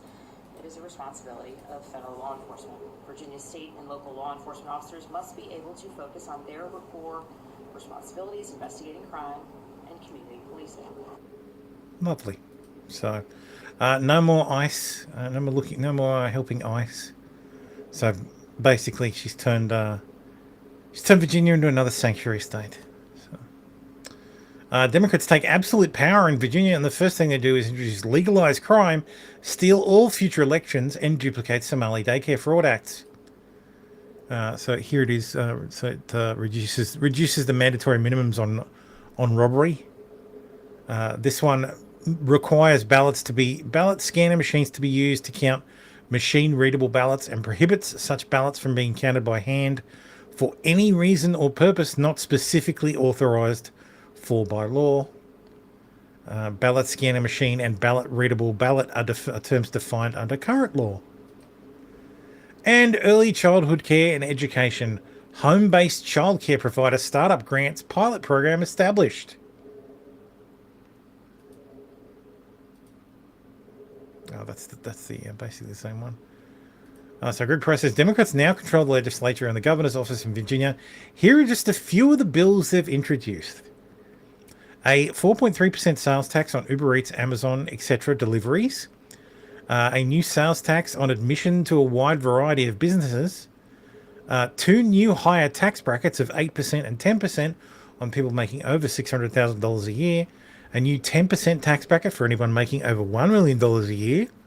A 3.8% investment tax on top of the state income tax. Raising the hotel tax. A new personal property tax on landscaping equipment. A ban on gas-powered leaf blowers. Guarantee illegal aliens free education. Make it illegal to approach someone at an abortion clinic. Extend the time absentee ballots can be received after election day to 3 days. Allowing people to cast their vote electronically through the internet. Expanding ranked choice voting. I have no problem with that. Extending the deadline for ballot curing to 1 week after election day. Jesus Christ. Redacting the address of political candidates from FOIA requests. Adds Virginia to the National Popular Vote Compact for presidential electors. I was thinking about this the other day. So, for those who may not be familiar, there is the National Popular Vote Compact for presidential electors. And basically, it's an agreement between the states that basically says when there are enough states to form a majority of the electoral votes, the electoral votes will be given to the person who won the popular vote. Like nationally, not statewide, who won the popular vote nationally.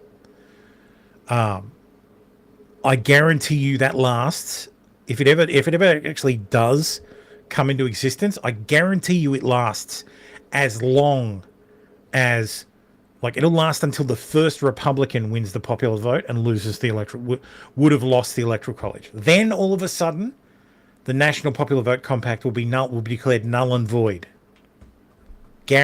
Mark my fucking words. If it ever comes about, it'll be reversed the second it gives a Republican a victory. Makes it illegal to hand count ballots. A $500 sales tax on firearm suppressors. Assault weapon and large capacity magazine ban. An 11% sales tax on all firearms and ammunition. Prohibit outdoor shooting of a firearm on your own land if that land is less than 5 acres. Lowers the criminal penalty for robberies. Bans the arrest of illegal aliens in courthouses. Removes mandatory minimum sentences. Allows localities to install speed cameras. And, of course, replaces Columbus Day with Indigenous Peoples Day. So...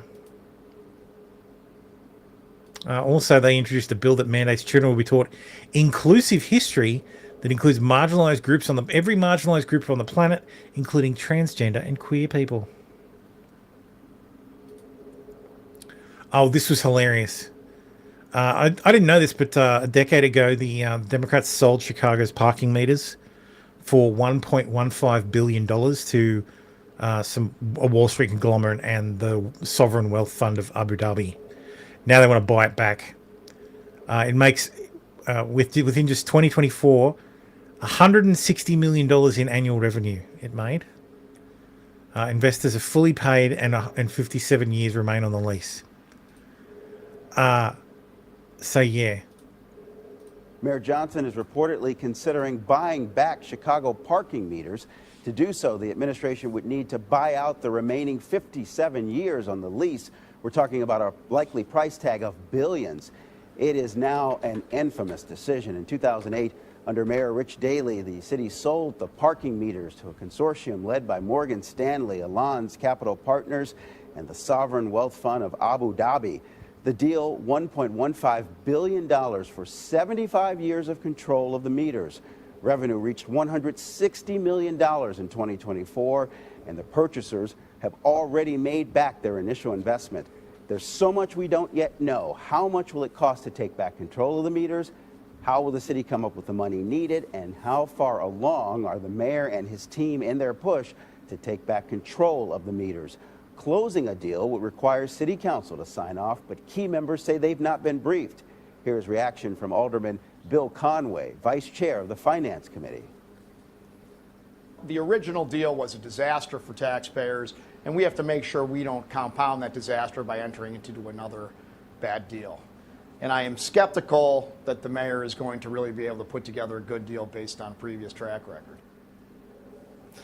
He's already on TV bitching that they went into negotiations and they wanted his complaint was that they wanted more than what they paid for it back. Like, they wanted more than what they paid for it. So, if they buy out the lease and pay like 57 years times the current revenue, it would cost the city of Chicago $9 billion to buy out the lease at current revenue levels.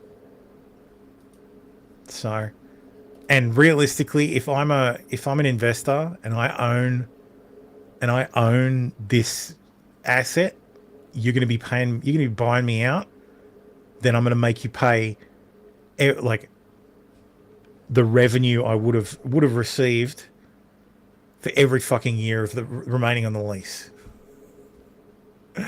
So it's going to be it'd be $9 billion. So they're not doing it, which I think is fucking hilarious. Because I think the fundamental problem is they can't widen the streets, and they can't make areas that are like street parking into like no car areas. So they can't make the streets wider, like the footpaths wider, because there's parking and it would take money away from them. I just think that's fucking gold. Anyway, Dave Filoni reportedly disliked Tony Gilroy's acclaimed Star Wars drama series Andor. But what you may notice is, like, so many people fell for this because they didn't actually look at the name. This is not discussing film. This is discussing fish. Which is a parody, which I thought was supposed to be labeled as such, but still. But yeah, it's a parody. Everybody fell for it. To the point where Disney had to release a statement. Dave Filoni said no such thing. So I find that quite hilarious. Anyway, let's talk about some tech news. YouTube will no longer YouTube music plays and YouTube video music video plays will not count towards the Billboard charts effective immediately. I don't know what the rationale is for this. Like, I really don't understand the rationale.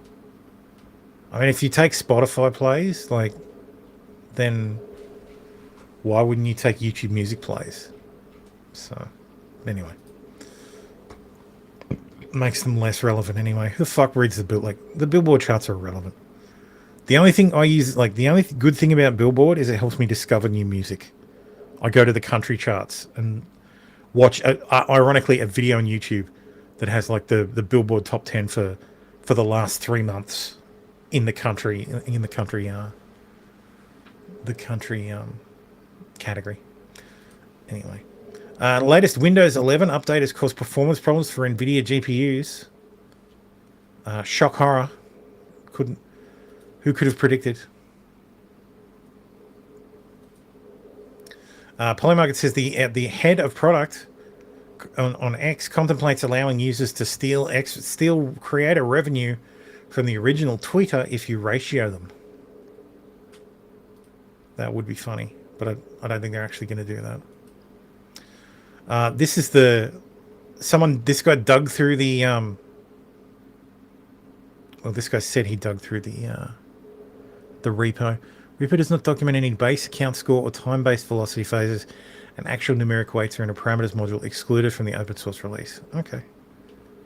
Well, this guy's had a theory about how it worked, so still nobody knows how the Twitter algorithm works. You think that's why it's why Billboard's dumped it? Bots driving up view counts? Maybe, but there's people who bought. There was a whole thing years ago, like a couple of years back, of people using Spotify to launder money by driving up streams. So people would, like, you'd release a song and they'd use paid Spotify accounts to, like, listen to the song repeatedly. And that's how they would launder money. So they'd buy it locally and raise. It's the same way as they use Twitch subs to launder money as well. Like, that's why you have all these weird fucking channels that get, like, huge Twitch subs. And it's like, what the fuck? Buying Spotify versus free YouTube watching, yeah. Anyway, Palworld developers Pocket Pair reveal unusual hiring requirements for its game designers. It wants true Steam players. So they basically turned down those players who have played 0 Steam games. So they asked to see your Steam profile. That's funny. That's a good metric. Reviving this account to say almost everyone at Vimeo was laid off yesterday, including the entire video team. If you're looking for talented engineers, there are a few on the market. Sucks to see something I built killed by private equity in a technology company skin suit. Yeah, apparently they're going to pivot to be an AI video company. Because, of course, private equity. YouTube CEO Neil Mohan announces today that creators will soon be able to generate shorts using their own AI likenesses. This feature is planned for rollout sometime in 2026. So I guess we've got that to look forward to, I guess. Can kill me now. Philip says, I miss the old days of Russian money laundering using alt-right influences like a certain Lolcow. Yes, well. We need to talk about trans, not trans bullshit. Poland has scrapped man and a woman in marriage records. This is the new non-based government, led by Donald Tusk. The government's replaced the words woman and man in key official documents with gender-neutral terms so that same-sex marriages conducted elsewhere can be recognised in Poland. This follows the European Court of Justice November ruling that Poland must recognise a gay couple's foreign marriage despite the country itself forbidding same-sex marriage. But a host of politicians and legal experts have argued that Warsaw was not obliged to introduce this change of language. Deputy Prime Minister Krzysztof-Gorkowski, however, appeared to concede that the move was voluntary, saying his team wanted to recognise same-sex marriage. It's over, conserva bros. YouTuber Jesse James West held a competition to see who's stronger between tall, strong bodybuilder women and strong dwarf men. These are female giants. And they are the world's strongest dwarves. And they'll be competing in strength competitions, all to find out who is stronger. You're going down. Yeah. No, you're going down. Go. Easy. Drive. 585 pounds on the bar. Yep. Come on. Am I clear? Yep. Good job, Zoe. Good job, Zoe. One more.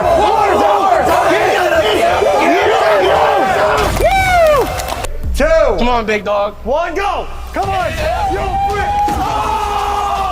Oh, no way. Well, I mean, these guys have leverage. No way.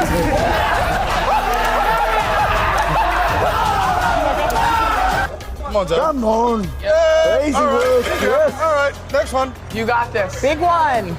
You got this. Come on, girl. Yo, Lorenzo's already at 4 plates right now. I think Brittany's stuck at 3. Easy, good. Pull. No. Nope. Hey, let's go. Move over. Lorenzo's got it on his own. Nice.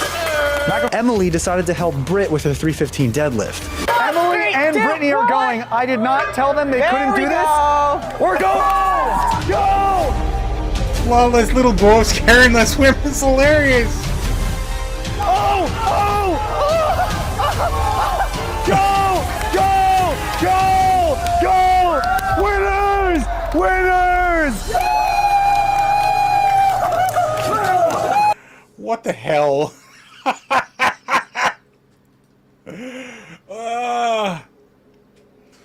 Trans man raped in male hospital ward. Hang on, so I have to decipher this. Trans man means woman. So woman raped in male hospital ward. Okay.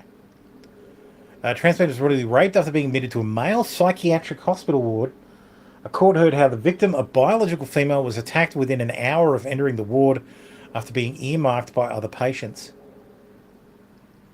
Prosecutors at London Crown Court said one of the alleged attackers shouted, "No Adam's apple! No Adam's apple!" The victim moved into a side room but was followed by Luther Badio and Devontae Thomas before the latter blocked the doorway and allegedly pushed them into a cupboard and forced their trousers down. As reported by the Daily Mail, Thomas, 25, then reportedly raped the victim before they fled into the television area of Eden Ward in Lambeth Hospital. However, Kate Beck's KC prosecuting said they were followed by the pair once again. But Yayo, 29, kept lookout while Thomas pushed the victim onto a sofa and raped him again. 29-year-old has been jointly charged in this count for allegedly acting as Thomas's accomplice. Dude, the attacks took place in 2022. Fuck. Eden Ward is a secure psychiatric unit for men with severe mental health problems.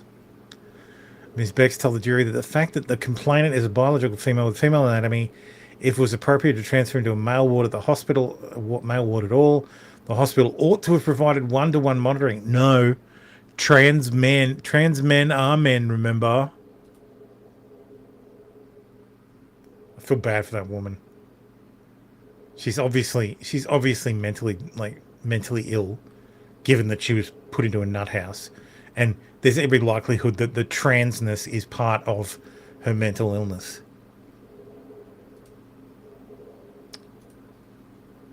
Quote, I want to be the first trans woman, aka man, to receive a uterus transplant so that I can be the first trans woman, aka man, to have an abortion. Our lives, their delusion. The first trans woman to have a successful uterus transplant, ovaries and eggs included. And I want to be the first trans woman to have an abortion. I think this person should be I will aborted. let a doctor who has successfully transplanted a uterine complex before cut the organs out of a willing, healthy, transmasculine donor, place them in my body. I will devote myself. You know what's good about this? It will never happen. Because there are so few female to male fucking transgender people that the likelihood of any of them being compatible with this, whatever the fuck, this greasy looking troon is practically zero. I'm sure you all remember Gabriel Daron, the trans-identifying man who simulated a pregnancy that ended in a planned stillbirth. He joined a support group for women who had experienced stillbirth, and when some of the women objected to his presence, they were ejected from their own support group. I hadn't seen this before, but it absolutely does not surprise me that this disgusting LPL man was praised for play acting at something that women actually do every day of the week. That's so thorough. Like, words cannot express how fucking objectionable that is.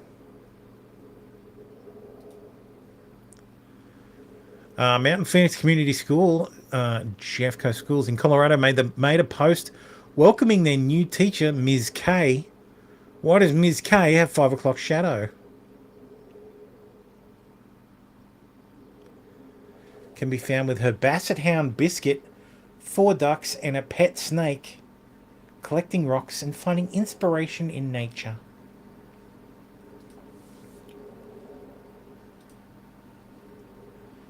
Kay still here says, I've seen 1 in 4 women are murderers and 1 in 10 are serial killers due to abortion. Lol. That's funny. Patagonia sues drag queen Patagonia, claiming irreparable harm. Outdoor gear brand Patagonia has filed suit against the drag performer and LGBTQ activist named Patagonia for peddling merch which the company says it rips off its highly recognizable brand markings.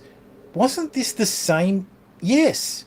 Came to an agreement with the company in 2022 that you respect brands' trademarks. Then turned around and filed an application with the US Patent and Trade Office to use Patagonia for brand for a host of commercial endeavors. 2 years later, the court docs say.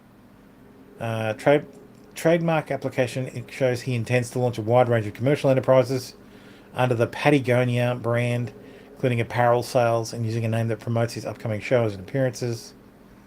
Lol. Sue the tranny. Get him. No matter who wins, we all, like, someone we hate loses. Loses. So this is another Kylie Palm, another man who pretended to be pregnant and then faked a stillbirth. He even tried to raise money for a doll to help him grieve for his imaginary baby. Mr. Palm also joined a parental grief stillbirth group, and he too got women who had experienced the loss of an actual child kicked out from their own support group. One felt like too many. What the fuck? These people are disgusting. I can't stand these fucking people. I was watching reviews for with my brother for what is it? Star Trek Academy, Star Trek Starfleet Academy, the new Star Trek garbage. And I thought, I'll see if I can find a review that's positive. Sure enough, fucking Jessie Gender. For those of you who do not know who Jessie Gender is,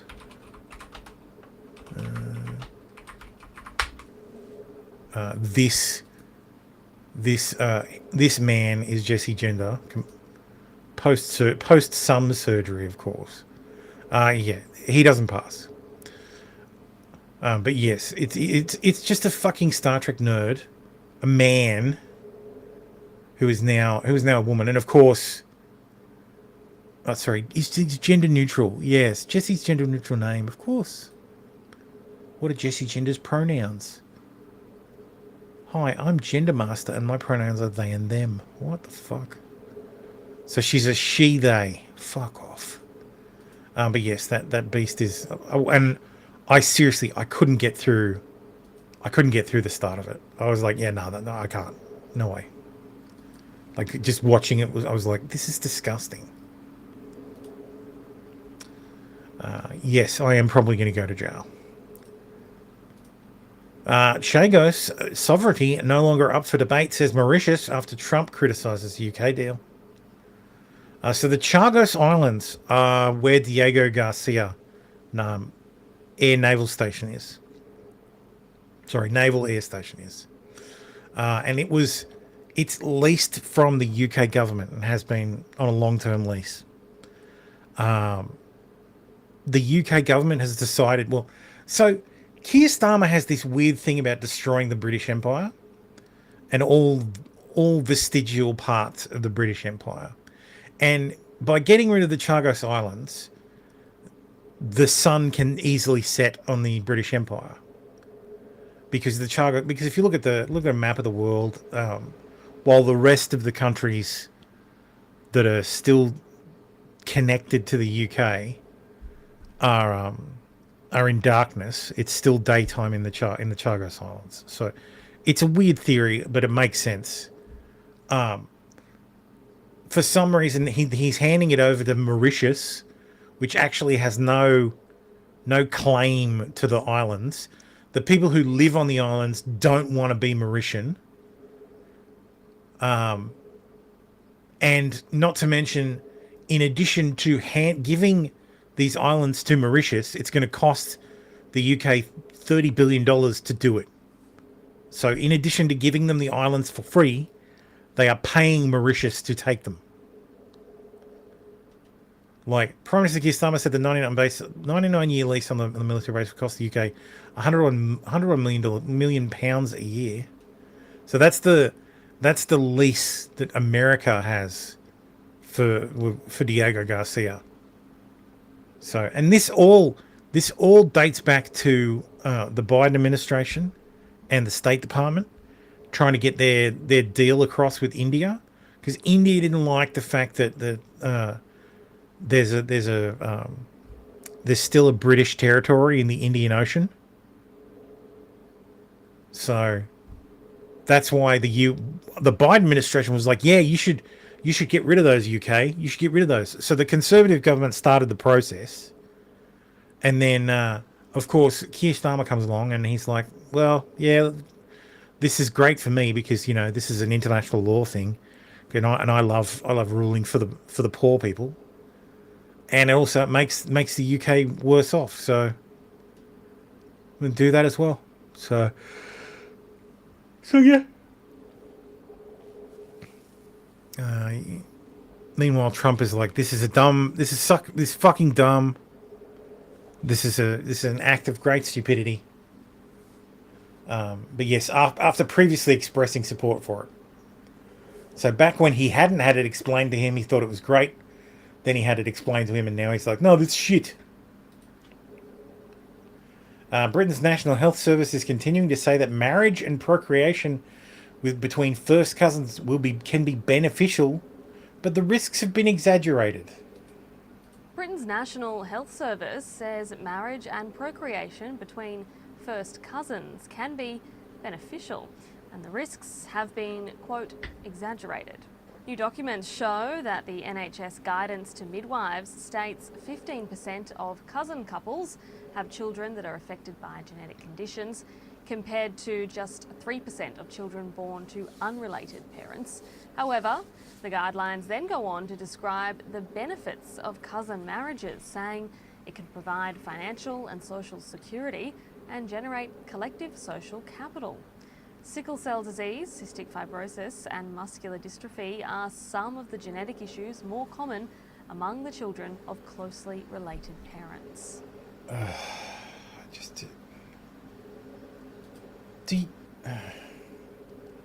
I don't understand this. I never will. Why the fuck do you want... Like, I understand it is to placate the minority of their country that is desperate to fuck their cousins. But, like, Jesus fucking Christ. Literally denying biological oh, okay, never mind. Of course they're denying biological reality, and that's what they do all the fucking time. Alright. It's time for racism news. Go on, say the N word, go on. Fuck you, nigger. Okay. Nigger, nigger. That's racist. Racism news. Islamic scholar in Chicago. We did not come here to coexist. Unfortunately, these days we don't repeat this enough, or we don't have this aqidah concept firm in our minds that Islam did not come to coexist. Islam is Islam لا يعلى. Islam يعلو ولا يعلى عليه. Islam is raised high and nothing is raised above Islam. We can't think of Islam that it came to live with these other religions in the sense that Islam is a religion amongst those religions, and they have a share with the truth, and they have a share of justice, and they have a share of, this worship of Allah, the correct worship of Allah subhanahu wa ta'ala. Islam came to correct all of that. Islam came to remove the oppression of all those religions, and it is the only truth, and it is the only way to justice. Yeah, the one true faith. So totally not here to conquer us at all. Being Somali is more than banana and rice. It's kind of like banana and rice. So I'm Somali. I'm proud to be Somali. To me, being Somali isn't just eating bananas with rice. It's a lot. It's like it's an interesting thing. It's very hard to describe what it means to be Somali and what it means to be American, but it's like a cultural fusion. It's kind of like the bananas and rice. People don't really see, like, it's people don't think, oh, you can eat bananas with rice, but that's what it's like to be Somali and American. It's like that combination of banana and rice, but you're gonna get what I mean. No, we are not gonna get what you mean. I have no idea what the fuck you were talking about. What the fuck? Bananas and rice? What? Banana and rice.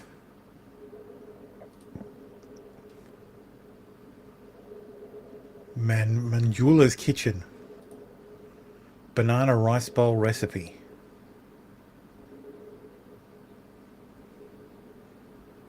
Okay. What the fuck is she talking about? It's around 7 minutes into this video. Good afternoon. My name is State Representative Samakap Hussain, District 65A. I'm honored to be here with you all. Thank you for being here with my colleagues. Oh, like US 75, higher than the Somali national average. Her father's here with us, the family members that happened to the tragedy in St. Paul about a week ago. Hello, my name is, excuse me. Thank you. And over the Silence, woman! last 2 weeks, You speak out of turn! office has been receiving endless complaints from our community about civil rights violation on our streets and our community.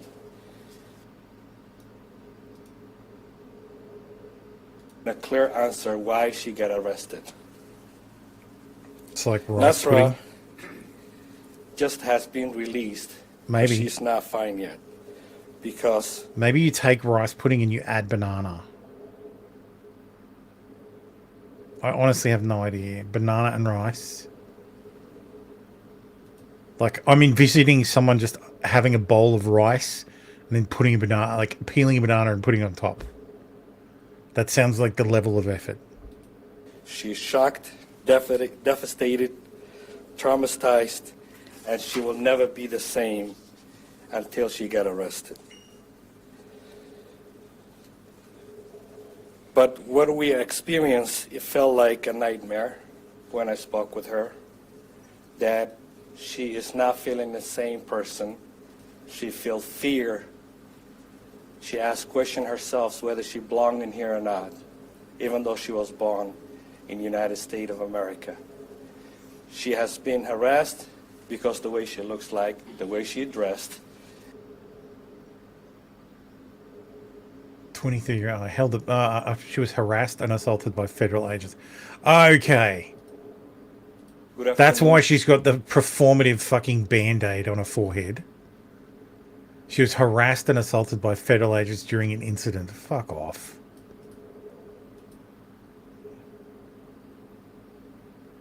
You know what's the best thing about this? All anybody's going to remember is banana and rice. Here's the story about her. A woman, an American citizen, describes being held by ICE for 2 days. I got kidnapped by ICE, Ahmed said. Bystander video showed multiple masked agents surrounding a woman already on the ground in St. Paul. Ahmed said that she was in the area when she believed ICE were targeting 2 men she did not know, only for agents to shove her to the floor. She said that one of them called her a racial slur by Forbes. What was the slur? She fucking up there. Put her into a vehicle where she said she met another woman who was detained. We were holding each other tight. Haram. Absolutely haram. I'll never forget the fear that we both felt in our hearts that day. They pushed me hard. They used a lot of violence. For the next 2 days, detained, only be released without any charges. 23-year-old was born in the US, and WCCO found no evidence of a criminal record. Story one of many reported instances. Yeah, blah blah blah. Okay. Well, since we're talking about ICE, Eric Swalwell calls ICE agents assholes. Says he will take away their driver's license if he becomes governor of California. They're going to lose their immunity. They're not going to be able to drive. I will take your driver's license. Good luck walking to work, assholes. Also, I will direct law enforcement to use every power to prosecute them for battery, false imprisonment, and murder. You know me. I'm not shy. Over the last 10 years, I worked on the Russia investigation with Adam Schiff. I helped lead the second impeachment as a manager. I've got the only lawsuit that has survived this new presidency. It's me and the January 6 officers. I'm not naive about who he is. There's only one side of the ball to be on behalf of Californians when it comes to ICE, and it's offense. Oh, God. So this guy's going to ride being anti-Trump all the way to the governor's mansion. And California deserves him. About 1,500 active duty troops are on standby in Alaska for possible deployment to Minneapolis. That would be that would require Trump instigating the Insurrection Act, which at this point I would say that yeah, it sounds like an open insurrection to me. Anti-ICE protesters just stormed a church in Minnesota with Don Lemon and shut down services. This is the beginning of what's going to happen here. When you violate people's due process, when you pull people off the... Oh, Tim's here. Hey, Tim. How you doing, man? Just here today. Apparently. Ah, well, shit. Yeah, I got back from my sister's pretty late. Sorry. I blame Jim. Well, yeah. Because Jim's streaming. So, anyway. The street, and you start dragging them and hurting them, and you noticed I was talking about immigrants, and you were like, "Yeah, I'm going to jump on." And not abiding by the Constitution.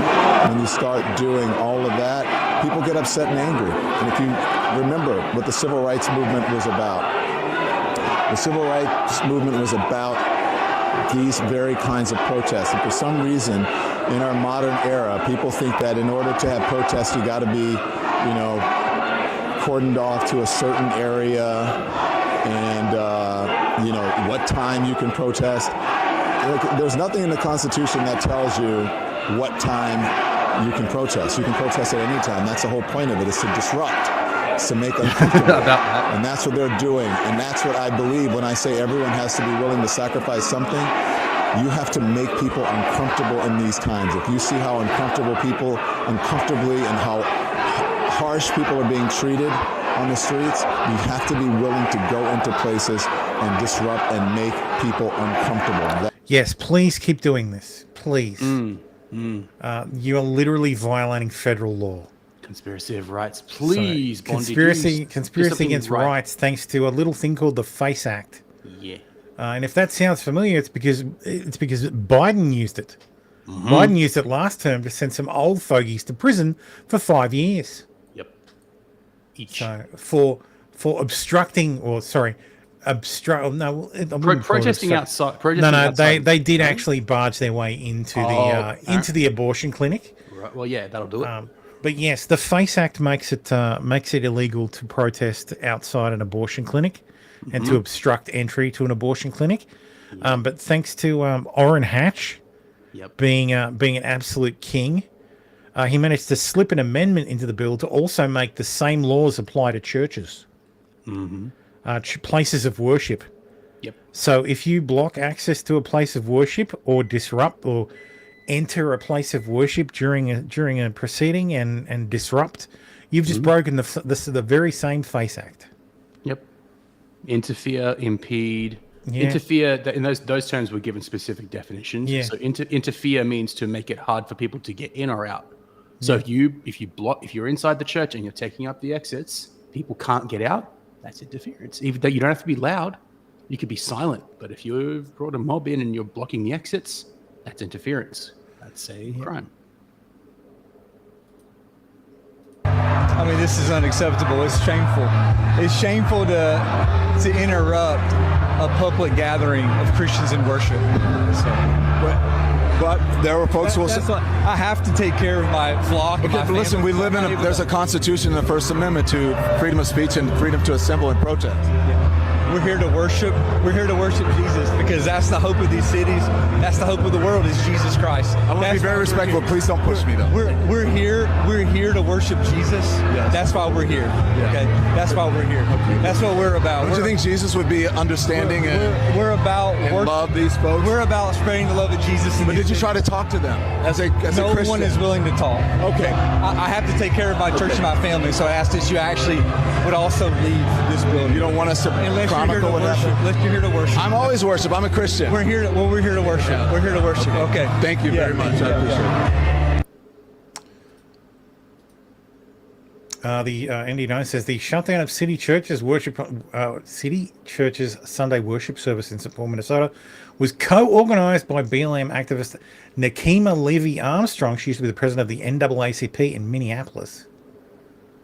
Here's a clip of our demonstration this morning at this church, and the acting field director for ICE office in St. Paul. So they seem to think that the pastor is the acting field director for the St. Paul ICE office for some reason. The hilarious thing is they're like, oh, thank you for everybody who showed up, and then they tag everybody. They tag everybody in their federal crime, which is hilarious. Personally, I think Don Lemon should be charged with conspiracy because he was aware that it was going to happen beforehand. Harmeet Dillon has said the Civil Rights Department is investigating the potential violations of the Federal FACE Act by these people desecrating a house of worship and interfering with Christian worshippers. Polymarket said the DOJ will be charging Don Lemon under the KKK Act, so he was put on notice. According to this note. Polymarket being Polymarket. Polymarket lying like Polymarket does. Yeah. There was more on this because... sorry, I was making... No, keep talking. Did we talk about the judge? The judge no, refusing... I'm getting getting the links. So yeah. Just out of curiosity, and I think one of the other protesters has been charged with conspiracy of rights. If there was an injury that took place, potentially it carries the death penalty. Like if someone died during the actions that violated rights, isn't it potentially a capital offense, or am I thinking of a different statute? I think so. It depends. Conspiracy against Conspiracy against rights was what was one of the things that Chauvin was charged with federally. Yeah, oh no, I think I'm right for once. Yep, 18 USC 241. Only if such things like they shall be fined under this title or imprisoned not more than 10 years. That's a standard, so it's a felony. And if death results from the acts committed in violation, or if such acts include kidnapping or an attempt to kidnap, aggravated sexual assault, or attempt to commit aggravated sexual abuse or an attempt to kill, they shall be fined under this title or imprisoned for any terms of years of life or both, or maybe sentenced to death. So if you were to try and kidnap one of those kids in the church, time for some lethal injection. Yeah, that's not going to happen. Like depending how bad you violate the rights. Obviously, it's not this case, so it's just one of the retards there was, of course, this fucking retard, William Kelly. That's him. That's the one who got charged. ICE is the complete opposite of Christianity. You cannot be an ICE agent and be a pastor. My name is William Kelly. I'm a combat infantry veteran. I'm a patriot. I'm a defender of human dignity. But we went in there. I would charge this guy with under stolen valor laws as well. Was he dishonorably discharged? So he, better known at DeWoke Farmer, got booted from the U.S. Army with a bad conduct discharge. He was in from about 2007 to 2011, but his story doesn't add up. No combat infantry vet, no Afghanistan deployment, no warrant officer gig. Reality, he was an HR admin. So he's a 42A. Oh, so he's zero blind, like zero combat or overseas action. Yeah. Back in 2008, he was court-martialed for stealing, which led to him being dropped to private. And then a punitive bad conduct discharge, basically other than honourable with major baggage. Yeah, so not dishonourable. So this guy can't own a gun under federal law. No. Dude fabricated his military record. He's a proven thief and an alcoholic on top. This is the fraud the left loves to elevate. Wake up, folks. We preach the words of Jesus at them. Jesus said to love thy neighbor. Jesus said to welcome aliens from faraway places. But we're terrorists? They're calling me a professional agitator now? Well, yes, I am. I am an agitator because people need to be agitated. What they're doing to this nation is unconstitutional. It is inhumane. It is treason. It is disgusting. That is a white supremacist church. As long as that pastor is allowed to preach there, it is a hateful church. Those are not Christians. Those are evil people if they support that. Casey here says the church could have had better responses, especially the pastor. Don, we're not government. Your First Amendment doesn't apply here as a good response to his moronic remark. Yeah, absolutely. Of course, a Minnesota magistrate judge rejects charges against Don Lemon over anti-ICE church protesters, blocks some charges for 2 protesters. A Minnesota federal magistrate judge refused to sign a complaint charging independent journalist Don Lemon in connection with a protest inside a church in St. Paul on Sunday. Multiple sources familiar with the proceeding told CBS News. The Attorney General is enraged at the magistrate's decision. Said a source familiar with the matter. Attorney General Pam Bondi has been in Minnesota for 2 days as the Justice Department has sought to surge prosecutorial and law enforcement resources there. A different source stressed that the process is not over and the Justice Department could find other avenues to charge Lemon. The magistrate judge who declined to approve the charges for Lemon was Douglas Micco, source told CBS News. Micco previously worked as a federal public defender. Lemon's attorney, Abe Lowell, said in a statement that the magistrate's actions confirm the nature of Don's First Amendment protected work this weekend in Minnesota as a reporter. He should have stayed outside and reported from outside. Should the Department of Justice continue with a stunning and troubling effort to silence and punish a journalist for doing his job, Don will call out their latest attack on the rule of law and fight any charges vigorously thoroughly in court. Government hope to charge Lemon along with a raft of other people who participated in the protest at the church. Because this is the thing. Holding a microphone does not give you a fucking... does not give you carte blanche to do whatever the fuck you like. Tomorrow says the First Amendment does apply in churches, freedom of religious practice, free of interference. Yeah. Well, yeah, that's what the face act's for. Yeah, Don said we have First Amendment right, etc. means the protesters had the right to come in and protest at the church. It's not what the First Amendment was for. Also, it's private property. They're literally trespassing. Public accommodations, No, not when a church service is in progress. I know. But that's the excuse that they're trying to make is, it doesn't matter. It's still used for public services, and anyone can go into a sermon. But, it's Minnesota. Nothing's going to happen. Yeah. On Thursday morning, Bondi announced 2 arrests. Shontley Louisa Allen and civil rights attorney Nakiva Levy-Armstrong. Armstrong was involved in organising the protest. Bondi later said a third person, William Kelly, was arrested.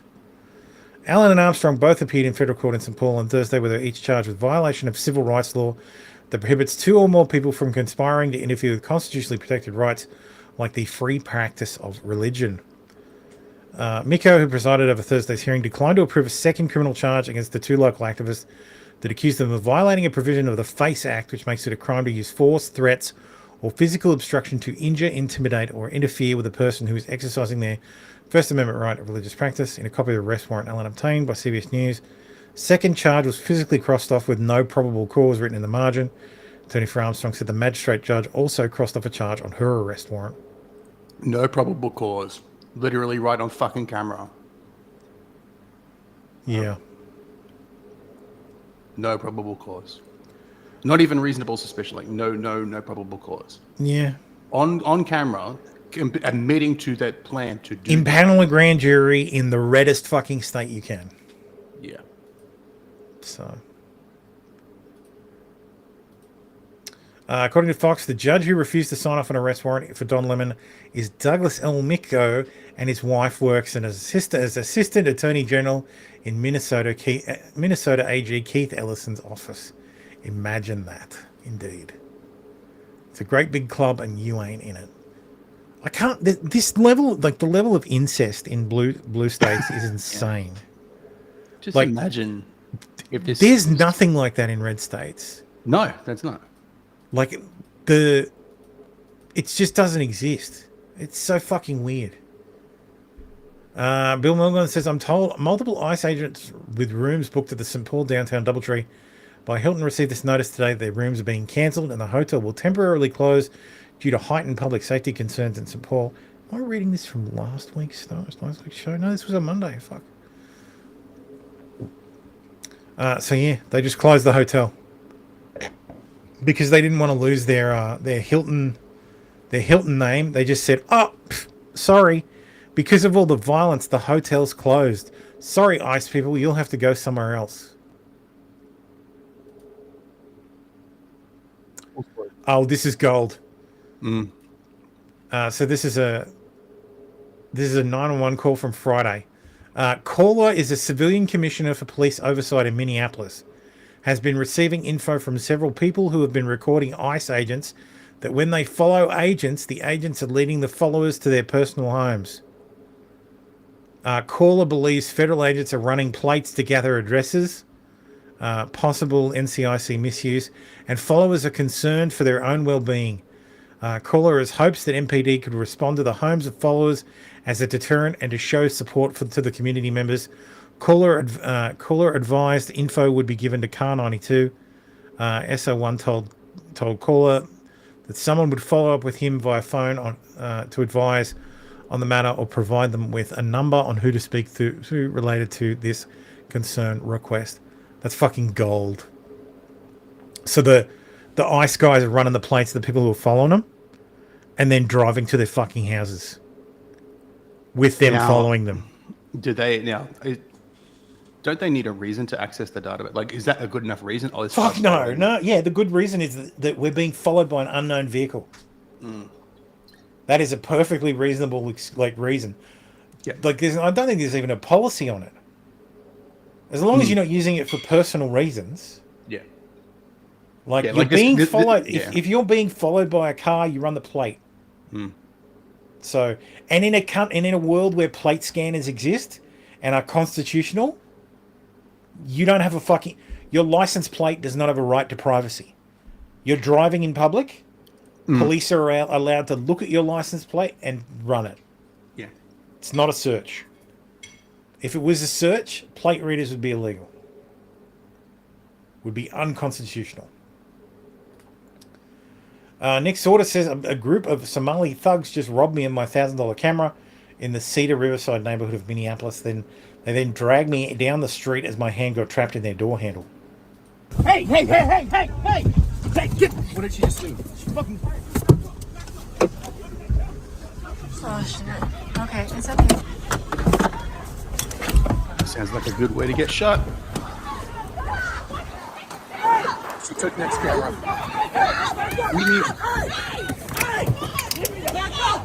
Did your hand stuck? Camera.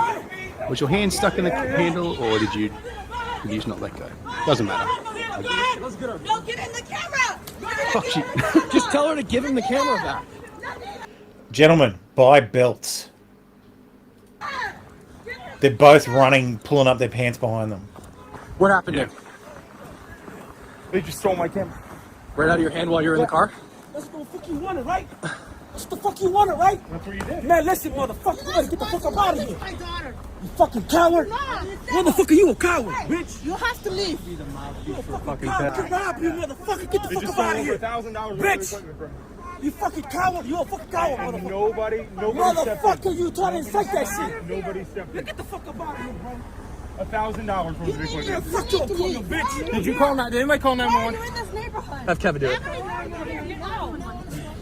You fucking Nazis. We got it all on video. We're not Nazis. Man, you fucking Nazis. We're not Nazis and we're not racist. I condemn Hitler completely. I'm not racist. I condemn all racism. I condemn all racism. Why are you here? We were driving through and we got followed. You guys followed us. No, we're following you because who are you? It doesn't matter. We're allowed to be here. It's the United States of America. Why do we have to leave? What? We're not leaving till we get the camera. You want us to leave? Give us the camera. Call your friend, get the camera back. And we'll leave. You're trying to scream racism, but yet you're treating him like this. Why? Why? Racism can go both ways. You've been driving around 2 hours fucking recording. You guys were... Shoot them all. I'm moving into NRA. Hey. Yeah, I'm moving it. Look, honestly, shoot them all. If you're rolling through these places, you need to be fucking armed. Like, there should be 2 guys in the back of your car rolling fucking ARs. Like, go with armed fucking security. Like, find some fucking security company that's got some ex-special forces guys and just get them to roll heavy. That nigga gets in your face, fucking back up, bitch. Mm-hmm. So, fuck Nick is going to get knocked out one of these days. Yeah. He's letting too many people, like, literally get in touching distance. Like, hire some fucking security. Tim can afford it. Tim will pay for it. Okay, TikTok. We're going to make... Oh, wait. Can we turn the heat down really fast? Okay. Hopefully this works and it, like, doesn't cut up again. So, my name is Day. This is my friend Aaliyah. This feels so weird to do this really fast. That would be ugly. Yeah, so let me give y'all the rundown on what just happened to us in case we do go like viral or whatever the case is. We were 100% agreed, Kay. Driving, we're on our way to Tom's Watch Bar, right? We want to have some cocktails, little girl day, whatever. We see this crowd of protesters outside of a hotel, and obviously we are anti-ICE. Like, what the fuck is all this shit that's going on is such bullshit. I'm low-key scared for our country, and it sucks that it's starting in Minnesota, but like, I do not support that. They're bullying, they are bad people, they're ripping apart families. Don't fuck with it. This guy, still don't even know his full name. Jake is all I know. And apparently he's a horrible freaking person. The horrible people that apparently I'm sure a lot of you guys do know about, but I had never heard of him. We see him run up to our car and he's like, can I please get in? Can I please get in? Like, they hurt me so bad, da da da da. That's all the context we have. So in our heads, it's like, oh my God, like, was he just attacked by ICE? Like, we he thought was in the ICE was protest? after him, so we're like, okay, whatever, like, hop in the freaking car real quick. And then all of a sudden, there's a whole bunch of people coming here and storming us and, like, beating up the car, ruining the car, pulling this dude out. Like, what is like, going on? surrounding the car from every single angle. And yeah, we had no idea what we was getting ourselves into. It's just like, we saw an injured man, so like, obviously we're gonna help because we're not bad people. What? And I don't know him. And so yeah, anyways, anyway, he gets an ultra long fucking story short, they threw him out of the car. Oh my God. Drive. Oh my God. Just drive. Blam, blam, blam, blam. Wait, let them go. Let them go. Hey, pull over. Hey, leave it. Get out of here. Leave it up. Get out of here. No. Y'all just let him leave. It's not working. Hey.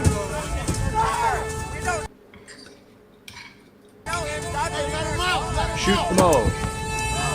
Shoot them all. They're trying to forcibly open your fucking door. Nope. Nope. Blam, blam, blam, blam. We got it there. We got it there. I'm at the point now where I want Minnesota to just be nuked.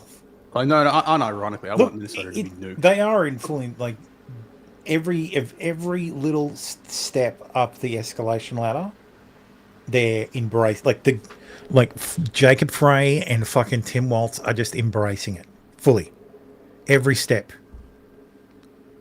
Me Kitty says, greetings, trans Tifa chicks with dicks noticer and thermo. Hey man, how you doing? Hi. That's not my new name. Trans Tifa chicks with dicks noticer. Okay. It's a bit long. Yeah. But yeah, shoot these people. Shoot these people. Nobody should be ripped away from their homes. Good thing it's in their home, yeah. Well, I know. Well, no, they've been here for 30 years. Yeah, that was an oversight, bro. Eric Doherty says American veterans are now signing up to become ICE agents. Liberals, I need you to listen up. Going forward in 2026, it's not a good idea to continue this aggression during your protests. I'm sitting here putting in an ICE application, right? And when I'm talking about it here on TikTok, I've had hundreds of my brothers and sisters in arms, my fellow veterans, say, no, I'm joining up too. I already signed up. I'll leave for training, whatever. A lot of veterans are joining ICE right now. Projections are saying like somewhere north of 100,000, and I'm willing to bet the vast majority of them are going to be veterans. Combat veterans. We're talking a class of... I would just like to point out that if they're combat veterans or they did patrol duty in Afghanistan and the like, then their ROE was so fucking tight that they're going to be the most polite fucking ICE agents in the world. American citizens. They're not beating anybody. That are trained, that willingly signed up to shoot at and get shot back at. Signs and screaming in cars. Oh no, don't do it, don't do it. You need to understand something, liberal. We're talking about people who have been blown up and stood back up to return fire. We're talking about people who have murdered other human beings in a wartime environment and then went back to the fob to have a shit next to their buddies, tell jokes about the event, and eat chili mac. A lot of us veterans, we take our oath seriously to defend our country against enemies both foreign and domestic. I don't think it's going to be an intelligent idea going forward to present yourselves as enemies domestic. Keep your goofy ass on the sidewalk, stay out folks' way, and ain't nothing gonna happen to you. But I already can see that chip on your shoulder. If you choose to ignore this sensible advice, you need to understand that no one's going to give a shit about your body turning cold. Guys, come on, you lost the electoral vote and the popular vote. You are the minority. People want this. And if you get yourselves killed in the process of the American people getting what they want, there's not going to be some galvanized blue wave afterwards. It's just going to be a bunch of people saying they fucked around and found out. But hey, I'm warning you, I did the gentlemanly thing. It don't make me no difference. Me personally, I get very happy when one of you gets taken out of the equation, because I know that every liberal off the streets is a child in this country protected.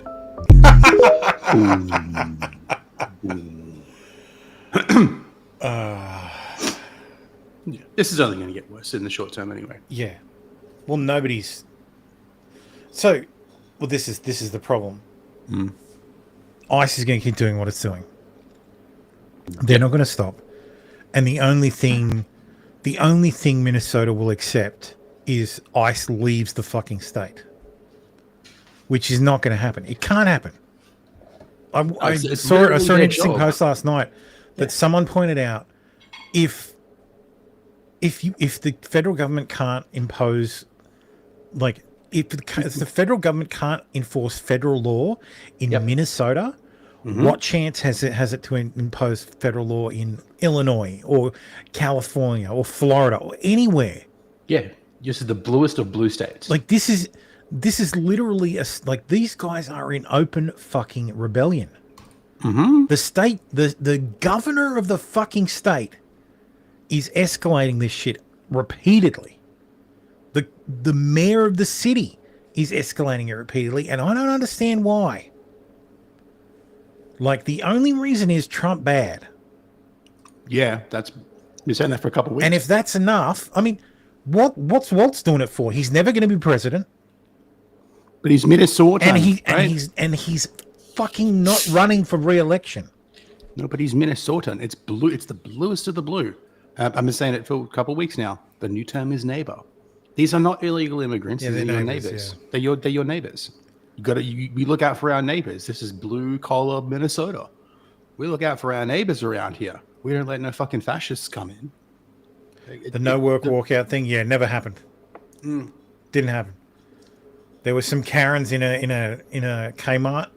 No, it was a Target. It was Karens in a Target who filled 2 trolleys and then went to go through the checkout and then left them there. Because that's how liberal women express their displeasure. This is, yes, I agree. This is how drivers should handle every rider who tries to block the road illegally. Meet me, motherfucker. Oh, you punch my door, you're getting shot. Man, nearly had it. Yeah. Didn't even have to trip him to the ground. Just fucking manhandled him down. He tried, but he failed. But yeah, he just pulled him to the floor. Smack. Give him a kick while you're there. Fuck out of here. What's up? Bitch. Fuck out of the fucking road next time you dumb fuck. Dude, drop hard arm, brother.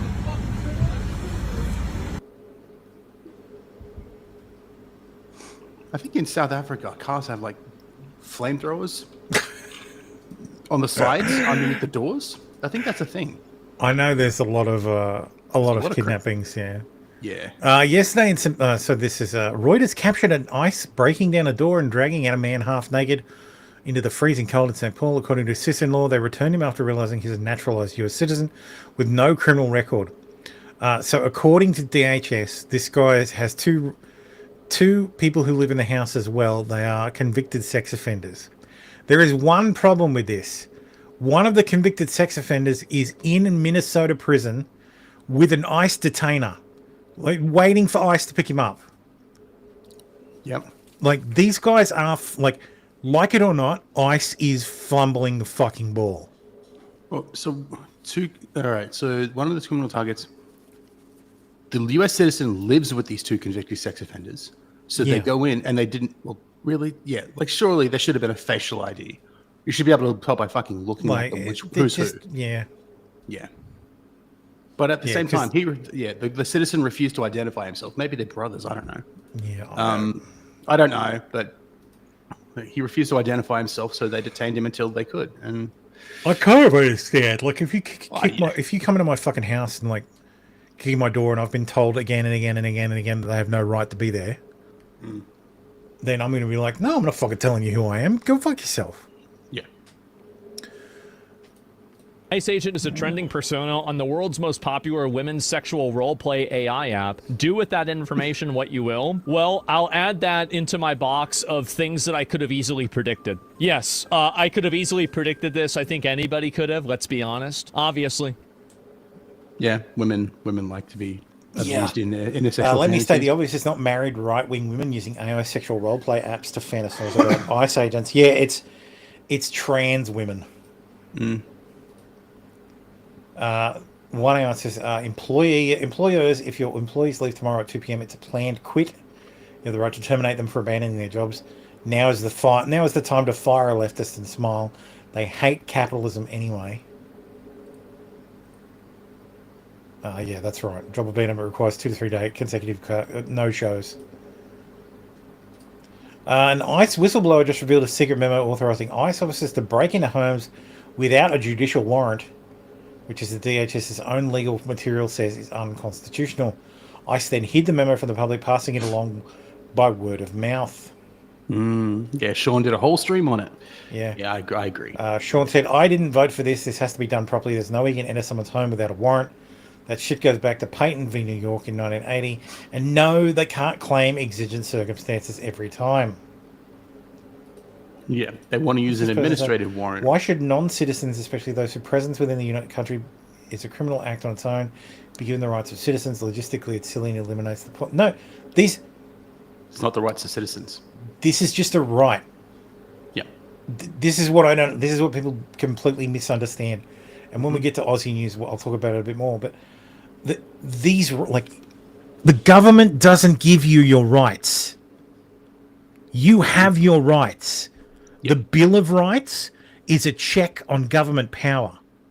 It doesn't grant you any rights. You already have those rights. Those rights are natural rights. You have the right to speak.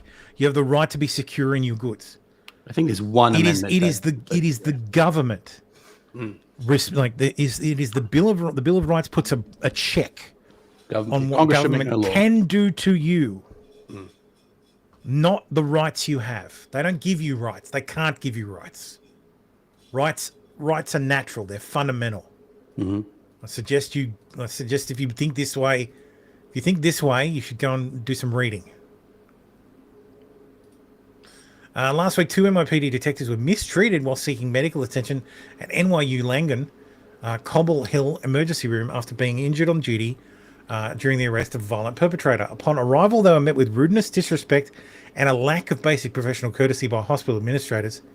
It is an outrage to have any NYPD detective injured on the line should have to worry about being treated at any hospital in the city they protect. As nurses across the city strike over issues like workplace safety, treating detectives poorly is not how you make the hospitals safer. So apparently, this was they thought they were ICE, so they tried to turn them away. At which point the detectives are like, "No, we aren't ICE. Here, my NYPD badge." Bitch, I don't give a fuck about that. Fuck off out of here. Yeah, that's basically what they would have been doing. Loud black women. I'm calling it now. Loud black women at the nurse's desk saying, "Get these niggas the fuck out of here." Harris Faulkner, protesters are saying that Minnesota sheriffs would be local law enforcement on the ground. They're surrounded. What is this? Have some breaking news out of Minnesota right now. Protesters are saying that sheriffs, that would be local law enforcement on the ground there, have surrounded the car of a woman, and they say she was out. They thought she was among them as a protester. She was out spreading mud on the ground, and sheriffs pulled her out of her car, according to witnesses, and they say that she can go someplace and get the help she needs. But then this protester started yelling at the sheriff's department deputies, saying, "This guy." Yeah, him. I know his face. I can't remember from. That's Trump's. What's it called? That's Trump's campaign manager, Scott Nochin. Confusing. Actually, no. He's one of his communications director from the first term. Yeah, that's and from the campaign. Scott something. Yeah, that's what I'm trying to. Scott Ritter. No, that doesn't matter. I remember when I saw his face. I'm like, who the fuck is that? I know him. Yeah. Thought you guys were here for us. I think he owns runs Truth Social or something. Wait, you're not on our side. Emily, quick thought. that this speaks to the division fomented by the governor there, where he said clearly, these are the good guys and these are the bad guys, talking about brave men and women in uniform regardless. He otherized ICE. And so, of course, the citizens there will say, we thought you are on our side when they're dealing with a mental health issue from... Kitty says, yes, it's against federal law to turn anyone away at an ER without assessing their condition, at least by triage nurse, and making sure they're stable. If they turn them away without treatment, big oops. Yeah, no, they tried, but I'm pretty sure they just ended up treating them anyway. Like they just were reminded of their requirements to. Case still here says Sean's worried about our rights, not their rights. Yeah, that's right. Well, the problem, Kay, is that there's no distinction. It's whoever is under the jurisdiction of the U.S. So when I go back to the U.S., the same rights apply. Right? Apparently, the 1990 Immigration Act removed some of the rights for illegals, but not necessarily the Fourth Amendment. Well, the reason they only charge the deportations as civil actions is so that it doesn't trigger the rest of the Fifth, Sixth, and Eighth Amendments. So you don't get due process because it's not a criminal case. If it was criminal, if they were treated as criminals, they would get due process. They'd get a lawyer provided for them. They'd get speedy trials. They'd get a right to a jury trial. Right to appeal, jury trial, all that shit. Yep. I saw Rex. To any ICE agent that thinks they're going to come into my home and terrorize me and my family, you will be met with lethal force. I will kill on sight. And I will shoot to kill if need be. ICE agents are not allowed in my home. If you come into my home to terrorize my family, I will see you as a threat and I will kill you.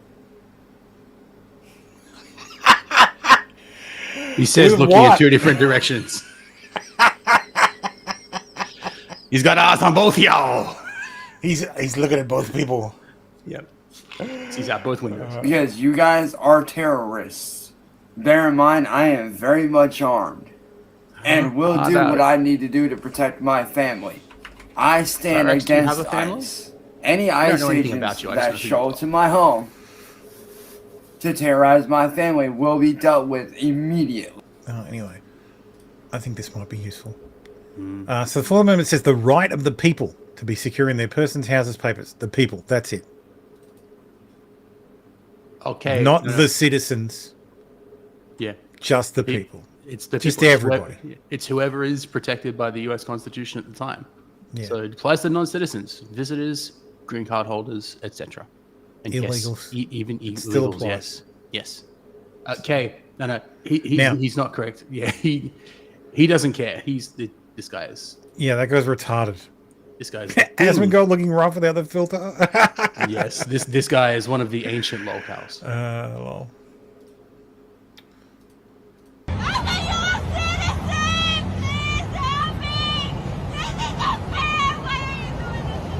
She was in the car with her boyfriend who was here illegally. They were stopped. She refused to comply with ICE officers or give any identification. She was briefly detained, and then once she gave identification and they were able to confirm who she was, they released her immediately. Next. This morning, a GMA exclusive, the 19-year-old college student detained by ICE while trying to visit her family for Thanksgiving, then deported against a judge's order, now speaking out. It's been hard. She's had an active deportation order against her since 2015. She has evaded law enforcement by ignoring appeals processes, and DHS emphasized that she received full and due process back then, but chose to stay undocumented. Next. ICE agents held their 5-year-old daughter outside their home to get her father to surrender. Her dad was in the country illegally and had charges against him like strangulation and domestic abuse. He was evading officers, went to go run and hide in the woods, and left his daughter, totally abandoned her. ICE officers just wanted to make sure that she was okay and safe, as she was an abandoned child. We cannot hate the mainstream media enough. I am not being dramatic when I tell you that every single story like this that you see that the news reports on, there's always more to the story. They will headline something. They will try to push a narrative that is objectively false. That is omitting Key pieces of information for the public to know. 10 out of 10 times, without fail, every single anti-ICE video that you see, anti-ICE story that you see is omitting key details. They are not telling you the truth. They are trying to push a narrative to spread fear because the Democrats have to have these votes in order to win. It's their voter base. ICE is doing an incredible job. They're making our country safer. They're ensuring better quality lives for all citizens. They are protecting American citizens first. That's what a country should do. That's what officers should do. Prioritize the safety of its citizens. This smear campaign against them, it's wrong. It's a lie. It's all a lie. Don't fall for it. Indeed. Kay still here says this girl would be super hot if she didn't blow up her lips. They didn't look like they'd had any filler, really. Still, don't blow it. Don't use filler. Don't do any of that shit. Chance Wilkinson is having a complete meltdown after we exposed him for threatening shooter. Cyrax, hey. What up, y'all? This is Chance. This video is for libs of TikTok. Don't care. That goblin should be exterminated. Brandon Chris says, "Oh my god, it's real! Washington State toll payers got an official email from WS Dot with a link that redirected them to fuck ICE." Who's WS Dot? The Washington State Department of Transport. Ooh, ouch. Am I good to go? So what's that link? Am I good to go? I don't know, he's blocked it. It went to a safe links. Yeah. And that takes them to the dot page. But where's the fuck? Clicking on that one. What does it actually say? Please be sure it is accurate. Oh, it looks like a weird... They've just put a random link in there. Fuck, I stood up. Okie dokie. No, you're right. Yeah, you got the right to remain silent. Yeah, of course. Of course. Meanwhile, in Florida, Caitlin Bennett was just charged and fined after refusing to orders to leave a public area while interviewing Democrats in Florida. Well, Conservatives are being charged for interviewing people in public while Don Lemon gets to break into churches. Yeah, because Florida enforces the law. Yeah, Jesus Christ! I try not to quote that account. Like, they just contradicted themselves. Yeah. She wasn't arrested for interviewing people. Let's give it a ticket for not moving on. Exactly. Failure to follow lawful order or disobey a move on directive. Yeah, not going to move. The Trump administration now has proof that Democrats have been paying for illegals' health care. In California, the Trump administration says the state owes the federal government more than $1 billion for health care given to illegal immigrants. William Lajeunesse has the story I don't from think that's LA. how that Hi, works. Well, Dana, there are two stories here, right? One is how rising costs have forced blue states to roll back health care for those without legal status. The other is the White House crackdown on eligibility. If states can't confirm those getting care are U.S. citizens, they have to pay the feds back. Well, we are auditing aggressively, and we don't like what we see. In March, the Trump administration began auditing states that provide illegal immigrants with routine health care paid for by American taxpayers. Their findings? 7 states and the District of Columbia owe nearly $1.4 billion. Look at the fucking difference. Look at it. Yeah, it's California. New York, $30 million. California, $1.3 billion. Yep. Jesus. For using federal, not state money for immigrant care. Topping the list, California, followed by New York and Illinois. In California, we've already identified about $1.3 billion spent to take care of illegal immigrants. Under the law, states can only use federal money for migrants' emergency care. When you come for elective hernia operations or dental cleaning, that's not going to be paid for by the federal taxpayer. It's not right. You don't want folks in one state paying for people in another state without them knowing about it and voting. Hang on, let me stop you right there. Dental? Yep. Medicare covers dental in the US? What the hell? I don't think it does.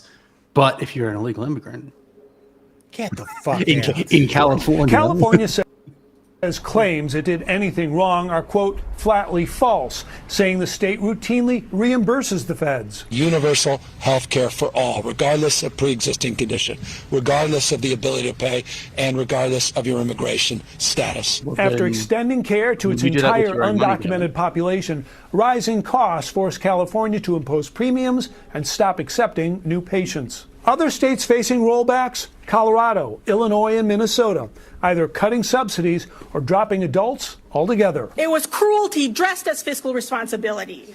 There is no other outcome for when you take away people's health care. Get rid of the people, and then you'll have a reduced pain. Mr. Laswell, it happened again. ICE just shot and killed someone again in Minneapolis. They're doing too much, man, and they keep pushing people, you know?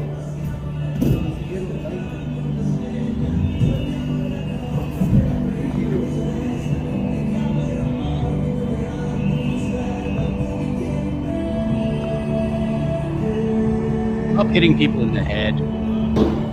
Oh shit! What the fuck?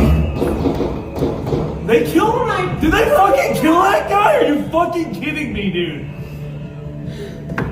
Not again! Are you fucking kidding me? That guy's dead. Say goodbye to your business. Yo, we need people on site. Oh, funny that it cuts off there. That's interesting. What do you need? Many people on site. Here's another angle. I only heard about this. The fucking whistles, man. Like the rape whistles. It's just ridiculous. Stop using pepper spray. You know what? You know the best thing about all those whistles is? In about 10 years, liberals, like all these liberals, like fuck ICE protesters, are all going to have like hearing damage.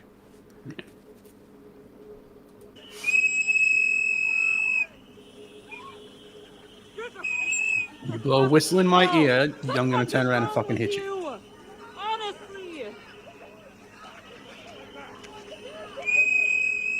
Yeah, I was trying to listen to Sean on my drive back about this. Like, this is I haven't watched this like in detail. Like, this looks fucked up.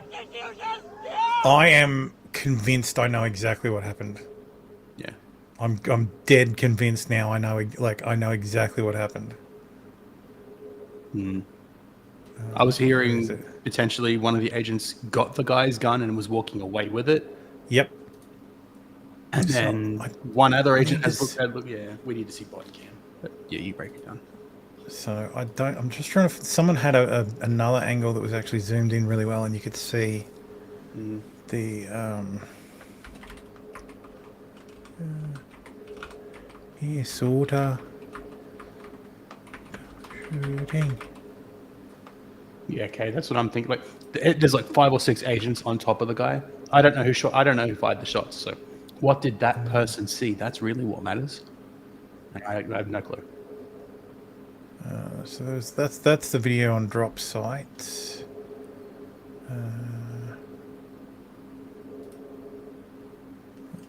I'm just trying to find the video I watched before. Ugh, I don't need AOC's fucking input.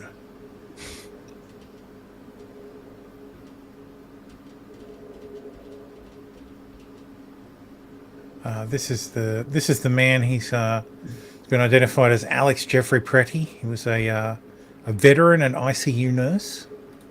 Men shouldn't be nurses. That it always is kind of weird. Just be a doctor and then you get to bang the nurses. God, man. Just trying to find the fucking footage. Another angle. Is this the angle I was talking about? Yeah, this is the angle. Okay. This is another angle.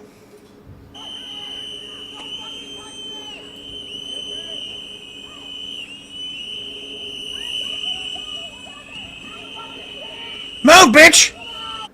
So pay attention to this guy in the grey. Yeah. Is he ICE or is he He's ICE. Okay. I can't tell. He's looking to get in there, yeah. Right. What did he kick away? Was that a gun? I think the guy dropped something. He was whatever he's hitting him with. Maybe a mag. They said he had 2 mags. Maybe that's one of them. Boom. There's the gun. Ah. Now, Nobody. listen carefully. Yep. No, free. Yep. Oh. Well, I already heard a gunshot. So There's the gun in this guy's hand.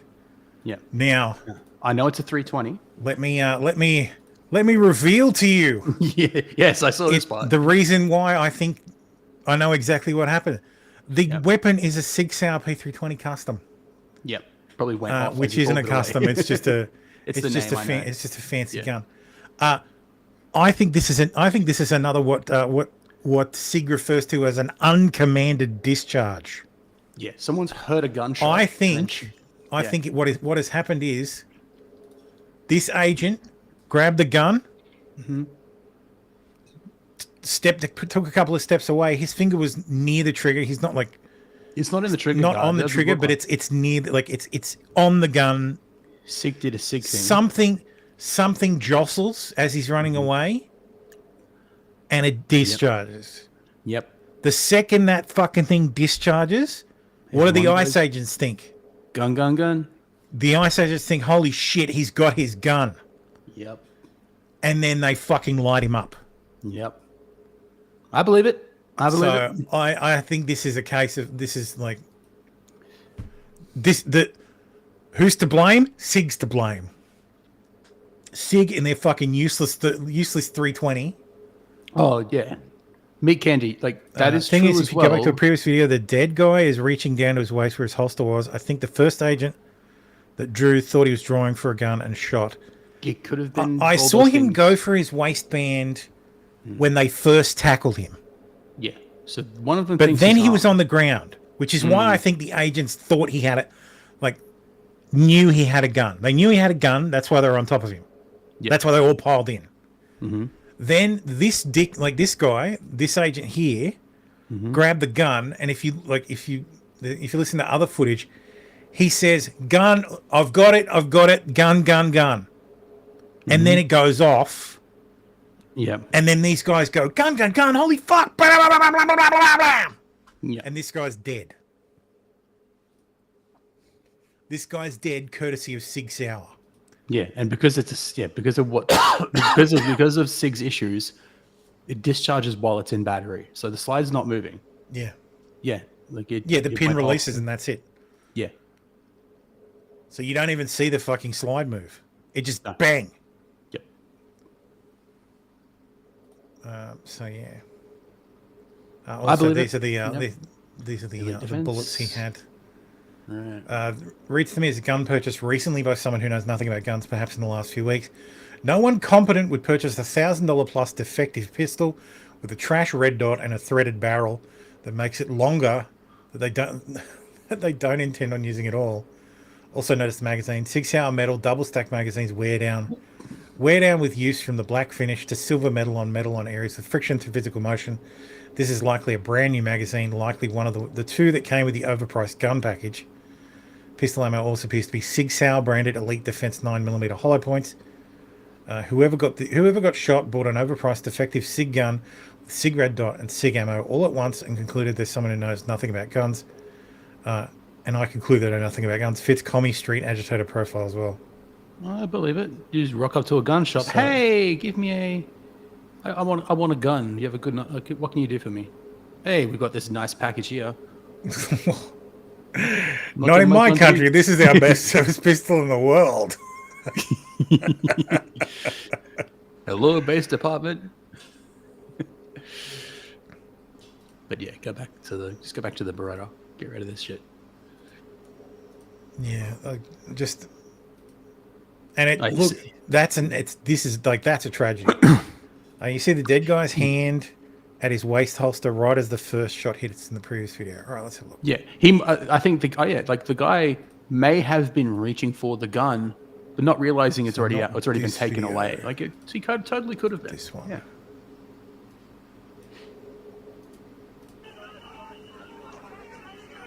Blurry green. Let's go to super slow motion. Action replay. So where's the guy in the brown? So this is him now. I'm trying to. Oh, there he is. The one who just got recoiled. No, there he is. He's got his hand in front of him. I don't think he's reaching. Hang on. He could just be trying to stand And honestly, up. I don't think it matters. It doesn't matter. Like, he could just be trying to stand up. Yeah. The second these guys heard the shots, look, even if I'm there, I hear that shot. I assume this guy has gotten a hand on his gun. Yeah, assuming it's him. Yeah. So and hindsight doesn't matter. Like hindsight, we're all like me and the guys. We're tackling this guy. We know he has a gun because we saw it when we put him down. Mm-hmm. Yeah, could be. That's true too. Tomorrow, people can have more than one gun. Yep. But I'm saying these guys didn't know the agent in grey got the firearm. All these guys know is this guy they had on the ground. Yeah. They thought they had him immobilized. They just heard a shot very close to them. Yep. Basically behind them. Yep. And they immediately pull back to, like, they all get up and pull their service weapon. Yeah, and bam, bam, bam, bam. And once one starts firing, that's it. And even if they heard the agent say, "I've got the gun," the next thing they heard, they're not going to put two in. Yeah, they're going to. Even if they heard that, yeah, then tomorrow's thing comes into, oh well, he has a second gun. That would be the assumption. If you just heard a gunshot after you heard the agent say, "I got the gun," well, yeah, awful but lawful. Casey still. So my first thought was that's not a typical CCW weapon, person's weapon. SIG, yeah, full size SIG, and then fucking full size SIG in their waistband at the front. Yeah. Like, do you want to blow? It's a fucking P320. Do you literally want to blow your dick off? Well, I can't think of a worse weapon in a worse location. He's a male nurse, so maybe. What's the company in Florida that makes guns? They make like weird guns. PSA? No. Weird guns. You said. Sorry, I don't know. They make a 5.7 with a stripper clip that holds 20 rounds. It's very cool. I've seen a few fucking reviews on it. I'm like, Jesus Christ, I wish I could buy this. But yeah, it's no magazine. It's very compact. 5.7. It's ugly too. Yeah, Keltec. Keltec, yeah. Keltec, yeah.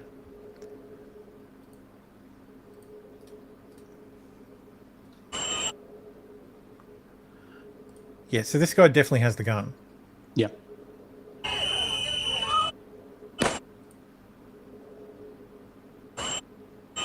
Because he even looks at the firearm. When it fuck. I didn't do that. Like I really do think that was not a negligent, like an uncommanded discharge. SIG doing SIG things. SIG doing an uncommanded discharge. I believe it. Totally plausible. Because I don't think this guy has a second firearm and got his hand on it and was like, I'm going to kill these motherfuckers. No. And he's got it pointed down and away from him, or what? Like he's trying to keep it safely. Because I saw like someone was like doing like, oh well, here you could see it hit the ground. You can see the bullet hit the ground. He got his hand on his gun. I'm like, what the fuck are you talking about? That's not. There's nothing there. You're literally circling empty space. There's not a bullet impact there. Okay, says I never liked Keltec. I've heard they have a pretty bad rep. Yes, they're not the best guns I've heard, but yeah, this 5.7 with like takes 20 rounds off stripper clips is cool as hell. Like it's tiny, it's like perfect concealed carry. Let me find it. Sub 2000. Yes, I'm over 18. 5.7. No, that's a normal magazine. Why are you not giving me stripper clips? The Keltec PR 5.7 or 5.7. 5.7. Keltec top loading. Features. Yeah, I got it. Yeah. Keltec weapons. Yeah, I got it. There it is. Yeah, that's the one. Yeah. Yep, stripper clip to the top. It's not a mag. It's a clip. Thanks, Charlie. Yeah. Like, how cool is that? I'm not a fan of stripper clips. I think that's cool. It's cool though. Yeah. Stripper clip's tiny, so you can carry extras. It's double stack. So yeah. Yeah. I think it's great. And it's 5. If it's And it's 5.7. If as far as ammunition goes, your level 1 armor ain't doing shit. Yeah.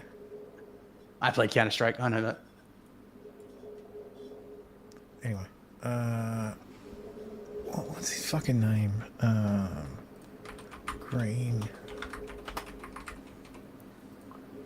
Green Beret Nap Time. That was the guy. Like, I saw this as I was scrolling earlier. I'm like, dude, what the fuck are you talking about, bro? Here's it slowed down. First shot was from a position and angle that originated from the suspect, and the impactors on the pavement can be witnessed. What?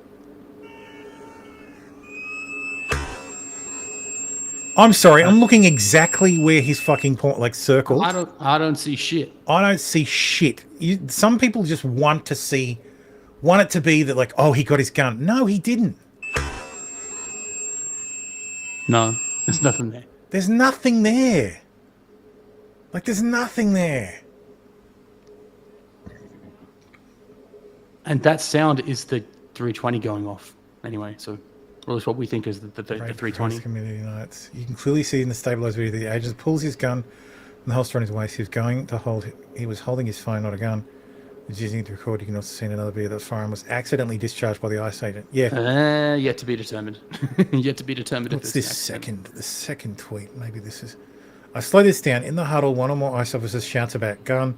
This caused another officer to draw his sidearm. Another officer removed the man's sidearm, then walked away, and it was discharged negligently. I don't think it's negligent. I think it's a P320. The SIG P320 is notorious for negligently discharging. No. Negligent discharge is when you accidentally fire it. Yeah.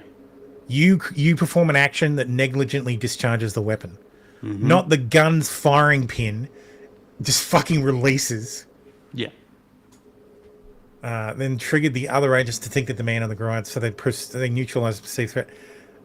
It is an incredibly unfortunate accident. Yeah, I agree. But he did not. This was not an accidental discharge by the looks of it.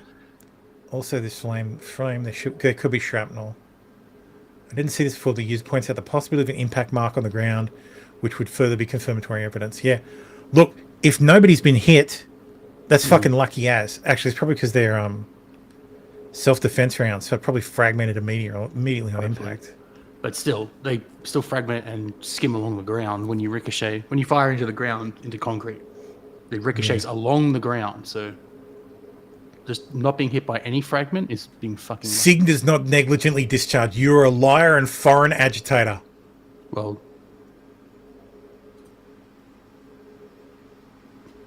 What meth are you on is quite literally observed on tape doing so in dozens of environments. No, not negligent. Not negligent discharging. Yeah. That's what, yeah. But he's saying the SIG does not negligently discharge. And then he just redirects to... Which is bullshit. It absolutely fucking does. Yeah, it absolutely goes off. I've seen it. I've fucking seen it. Yeah.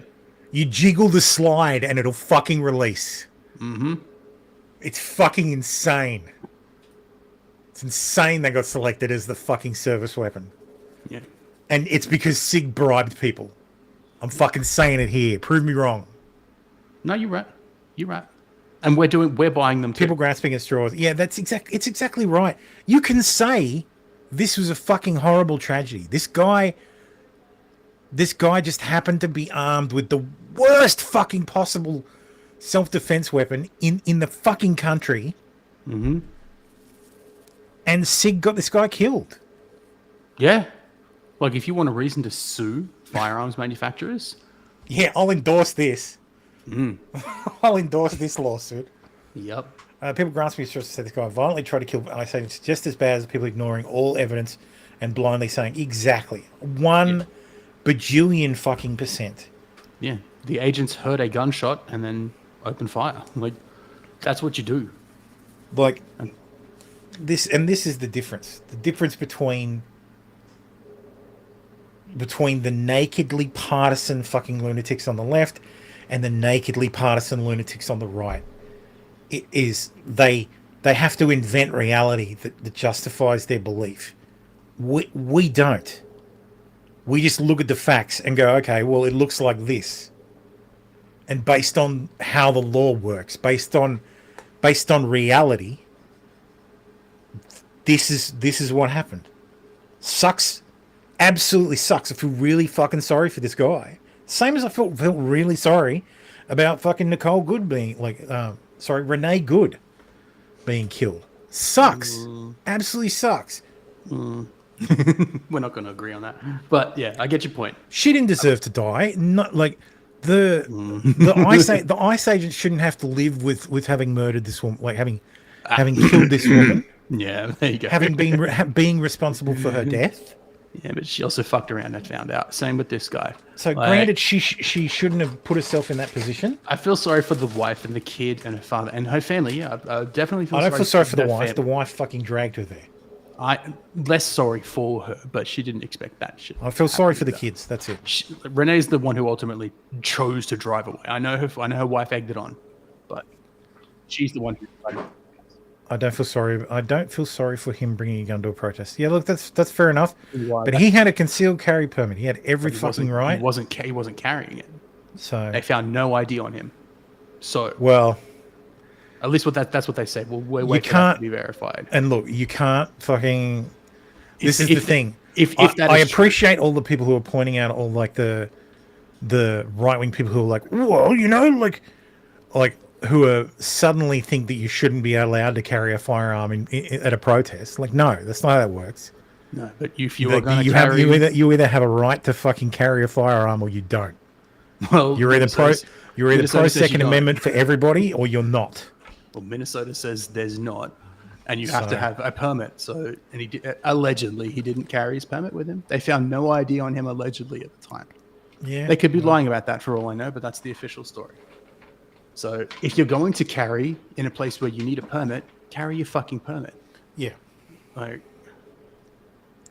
I would be interested to see how long he has been a concealed carry permit holder. I reckon it'd be very, very new. Because I think the indications on the weapon indicator he probably hasn't even like put like 2 or 3 clips through it yet. Yeah, me candy. That's ultimately the big problem. I get it. Even as a person who doesn't own a gun. Fucking 37 degrees outside right now. Yeah, it's scorching hot here. Like, yeah, you're carrying a weapon openly in public, and then you try and get into physical conflict with cops. That's dumb. That is dumb. That's why I don't. That's dumb, but it doesn't mean you should your life should end for being dumb. No, it shouldn't. But there's plenty of people who do dumber stuff who deserve to die. It is, but he also chose to fight cops, and that's a potential. Don't do it. This is a potential result. Look, I think know these things. I think his ICE had had a woman down and we're going to arrest her. This is the problem. When you encourage the entire concept of de-arresting people, yeah, you are asking for this to fucking happen. Mm-hmm. And the thing is, all these groups that talk about de-arrest, they're dealing with de-arrests in situations where it's riot police. Yeah. And the riot police have tear gas and they've got a baton and they've got a shield. They generally don't. They generally won't carry their fucking sidearm. Mm. They'll be armored up, so it's much harder to hurt them. Yeah. Those are the situations the de-arresting is for. Is for. They're applying it to a situation that is thousands of times more dangerous. You are literally engaging with federal agents who are armed, and they have no idea what the fuck you're doing. Yep.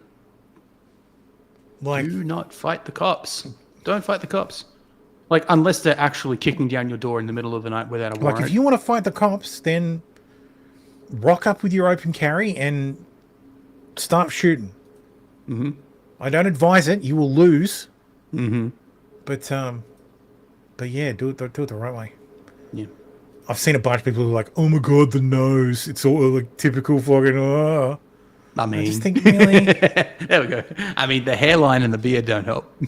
Leave the immigrant rapist children alone. Yes. God. Early life section, yeah. Every single time. Can't be every. It's also nice. Disavow. Disavow. Very much disavow. Of course, riots broke out immediately. We just have a few moments here, but So it funny seems when to they're be waving some the smoke is Minnesota rising. I don't know if flag. these are smoke bombs. It was peaceful Somali when we flag began to 2.0. talk, and we noted that rhetoric really matters now, and calming tensions really matters. What are we seeing on our screens now? What's your analysis of this? Yeah, I mean, they're trying to keep things calm and, diffuse the tension. Again, Kaylee, this is not what agents ever want to have happen. It's insulting to hear this governor make it seem like, this is the wild, wild west and this is what they want to be doing. This is not what they want to be doing. They are literally enforcing the laws. These are targeted interactions. These are targeted operations. Not every one of these operations are targeted. In some cases, they are just trolling. Now, not trolling, but trolling. Yeah, this is TRAW. They're simply doing There their is, job. and look, 100% these guys are told to do this. They're told to do it because it's if Minnesota's not going to cooperate, you just go in there and you find people who are brown and you ask them if they're U.S. citizens, and if they're not, then you deport them. And again, without the details of who the subject is, whether they were someone that they were arresting, if whether you're not a they citizen, were a bystander or protester, if you're an frankly, alien, when you're you looking have to at have the your deadly papers force on you. policies, You that's must. That completely is the law. irrelevant. For them, they are literally looking at Sounds like fascism, Tim, having to have your papers on you at all times. I know, right? I've been subject to those laws. So. Yeah, no. Imagine having to carry a piece of paper with you everywhere that tells you that the government has approved. Yeah, you. I'm literally wearing a fucking star on my chest, right? Yeah, no, I've got my COVID vaccine passport as well. Oh yeah, I wasn't thinking about that. I was alluding to that. anyone in Minneapolis and frankly anywhere in the country. It's only been a couple of years since I was over there, so I'm law like, no, I enforcement have do to have their my job. copy of If my you don't passport. wanna run into My problems, I had all my papers with me. They're all the time. I don't have any. We just have a few moments here, but it seems to be some smoke is rising. I don't know if these are smoke. Has he made a fucking statement because he's a fucking moron? AG Bonding, we sent Governor Walz a very strong letter. Well, we sent him a strong letter. We sent him a very nice letter. Local media has reported extensively on the cooperation to de-escalate this situation.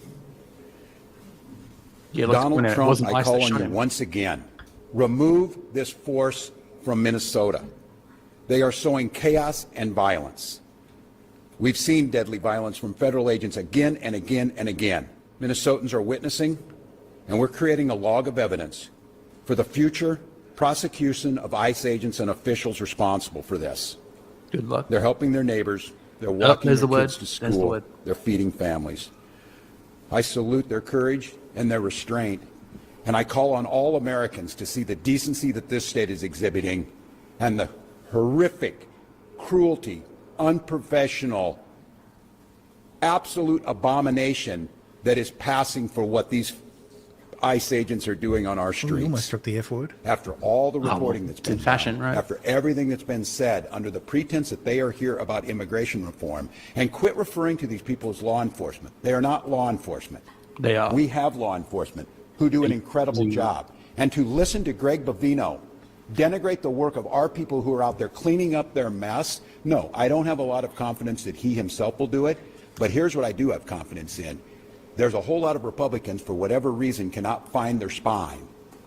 But they might find the ability to know that they're not going to win another election as long as they live unless they stand up for what's right and stand up for the rule of law and stand up for human decency, and that's the moment. And look, I speaking to the people of Minnesota right now, I hear that scream from you, and I'll continue to plead and ask you for peace, and I know the answer is you ask us for peace and we give it, and we get shot in the face on the streets coming out of a donut shop. My confidence is, and I say it to Minnesotans, as I've said, Who's getting exercise your shot First in the Amendment face coming rights. out, like- Speak out, bear witness, and document legally.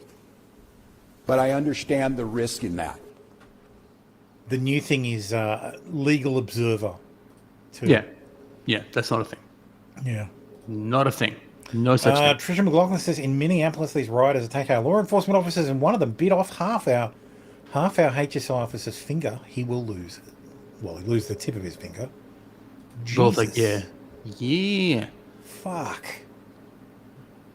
I'm betting he's the biter. Yeah, it looks like there's blood streaks. Oh, dude. That's a fucking long fingernail. Damn. Oh no, that's the fucking That's other not- end. Yeah, it's the other end of the bone. It's the knuckle. No, that's the Yeah, fingernail, but that's the tip here. Yeah, which means that'd be the pink bony part would be the knuckle. Yeah. Yeah. Jesus. That's your first knuckle. Jesus, fuck. Minneapolis Director of Emergency Management Rachel Sayri says what she sees in the city is similar to what she saw in conflict zones in Yemen, Haiti, Syria, Iraq, and Ukraine. My background is in international humanitarian response in conflict zones in Yemen, Haiti, Syria, Iraq, and Ukraine. What I've seen here is what I've seen there. A powerful entity violently and intentionally terrorizing people, making them afraid to go outside so they can't earn a living, so that kids are forced out of school. This has a lasting generational impact.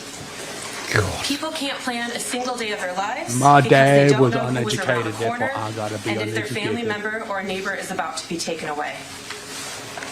In these times, There's the word again. you see both the best and the worst. The worst is the terror and the feeling of helplessness. The best will continue to be our community's response.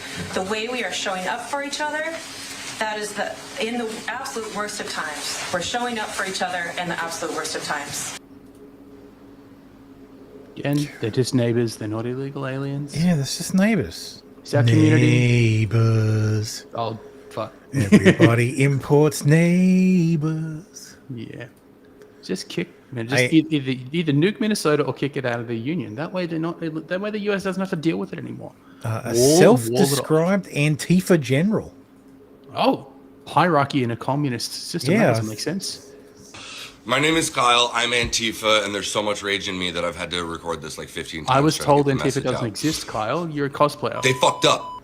He's even got an Antifa tattoo Yes. on his chest. Okay, go watch my other videos. Doesn't matter if you're not here and you're not caught up. You missed the fucking fight. But if you are, it's time to suit up. would get through that. Vest. Yeah, I was just going to say, this is why you need that 5.7, me, Kenny. It's on the ground. Nicollet and fucking 26th.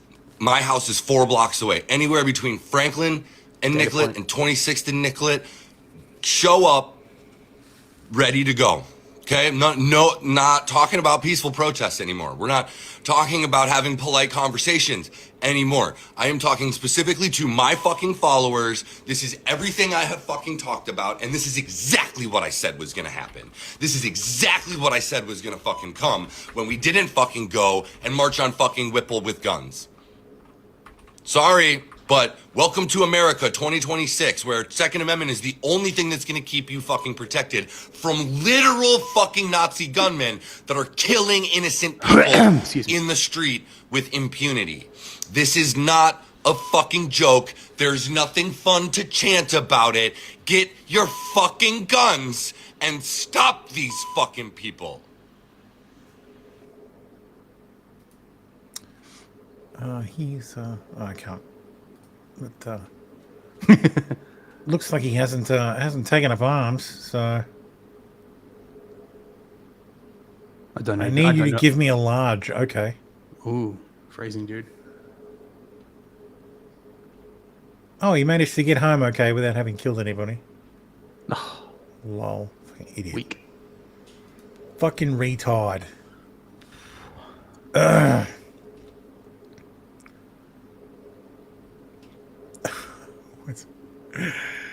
Indirection Act now. Yes, we need to institute the Indirection Act. I just noticed because what's the Indirection Act? What's the Indirection Act? Hey, look over there. It's the Redirection Act. Anyway. Yes, indirect force. Yes, that's that enough work. of that. Let's talk about something that was alluded to earlier. The Department of Polymarket, reliable narrator that they are, It says the Department of War confirms the existence of directed energy weapons with plans to scale.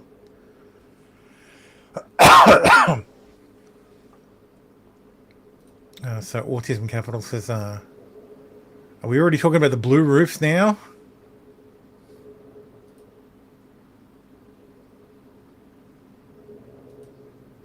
And of course, Grok continues to give people exactly what they want.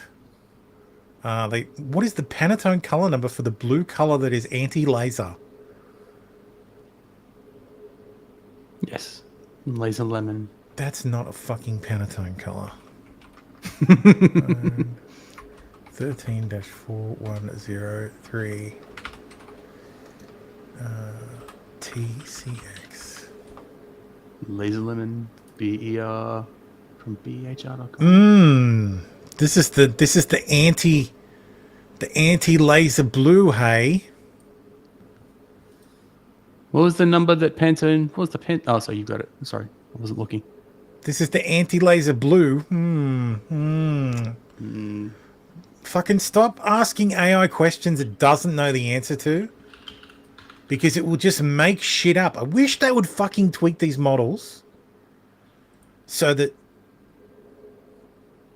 if they don't know the answer, they just fucking say, I don't know the answer to that. Instead of just making something up. Like, just fucking bullshit. It's like, there's enough people on Twitter that just make shit up out of whole cloth. Like, what did he call it? Like, fucking laser lemon. What the fuck? Ridiculous. Anyway, let's talk about some TDS. President Donald J. Trump has penned a deranged letter to the Norwegian Prime Minister. I think I actually have it here.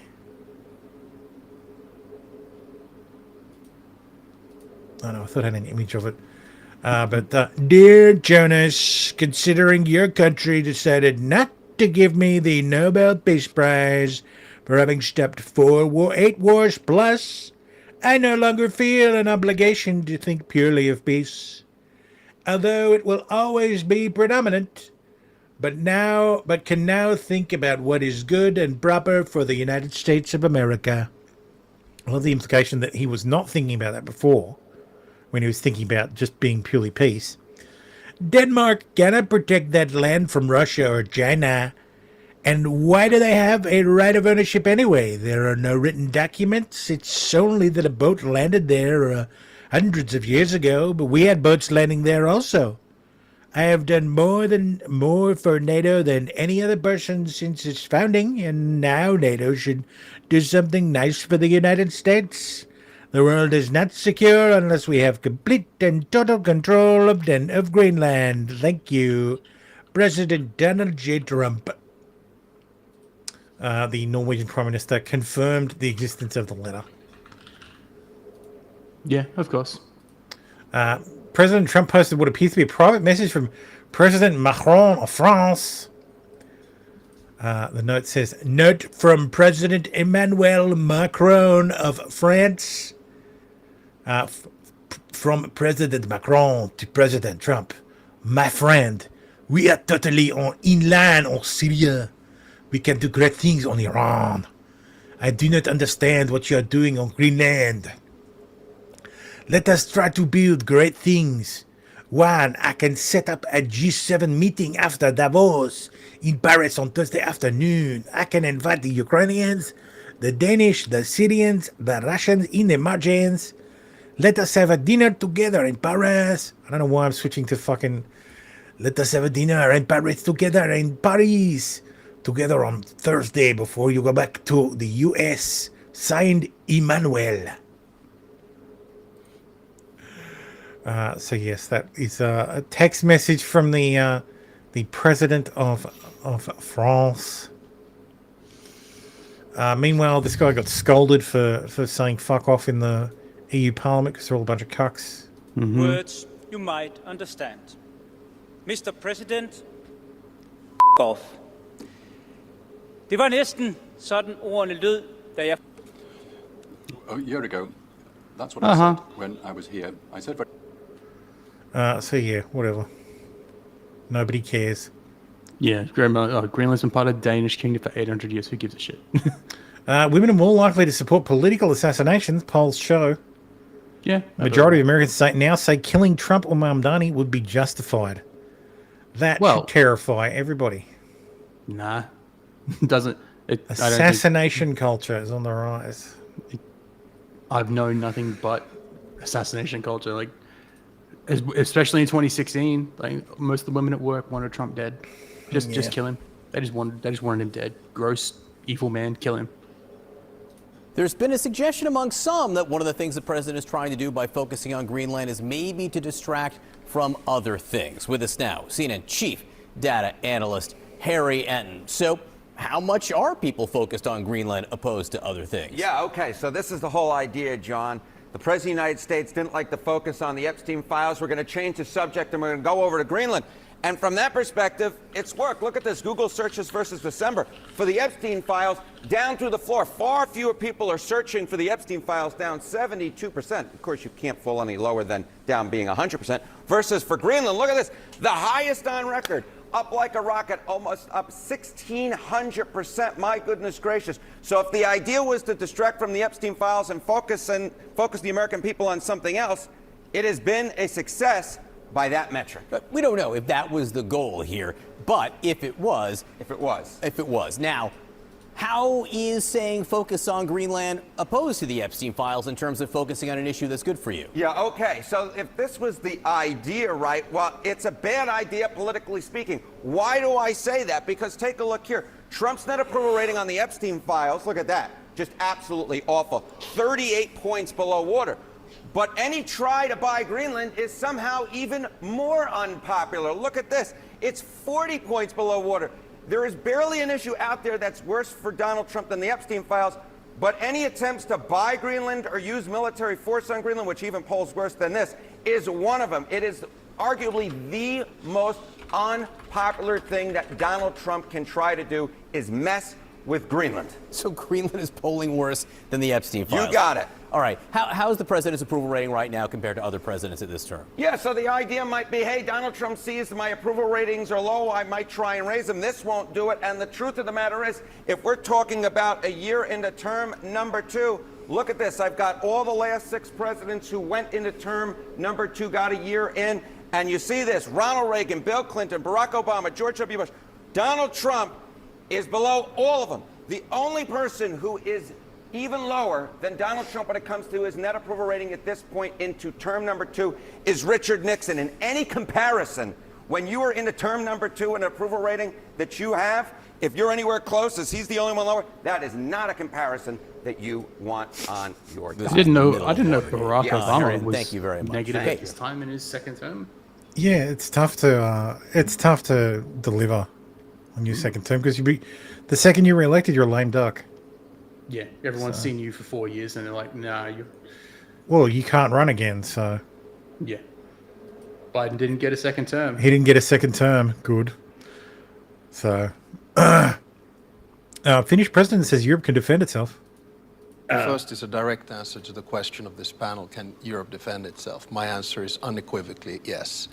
Without the Americans. Without the Americans, I mean. How? Well, look. But you're relying on them for these key elements. You've said earlier that Europe can defend itself without the Americans. If it comes down... not exact, Mike, so that's not a quote. Well, it is a quote. More or less, more or less. Let's, we'll go back to the transcript. Let's stick to the left on this one, yeah? More or less, more or less. Russia News says something serious is happening in America. The first footage from Andrews Air Force Base after the sudden return of Air Force One. The scene in no way suggests it was a minor issue as being claimed. Official narrative, power system malfunction, but the speed of the turnaround and return, along with intensity of security measures upon landing, points to a state of maximum alert. Trump was immediately transferred to a backup aircraft to depart for Davos, as if they were racing against time. Reporters on the ground at the heart of the event described the atmosphere as charged with tension. No one believes the presidential aircraft, equipped with billions of dollars worth of technology, would suddenly fail in this way.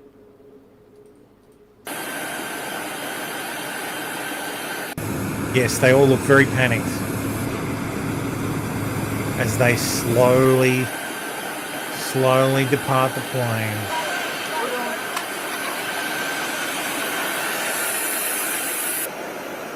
So yes, about an hour into the flight, there was an electrical issue, and rather than just travel on, they thought, well, we're only an hour out. We'll do chuck a Yui, get the backup plane, and that'll be it. And that's what they did. And this idiot's like, oh my god, let me just and they straight away, yeah, it was a 3-hour delay. Yeah, nothing happened. Trump got on a plane. Is now in Switzerland. Yeah, it's the Sun. 8.3 X-class flare hit the US. Malfunctions are expected.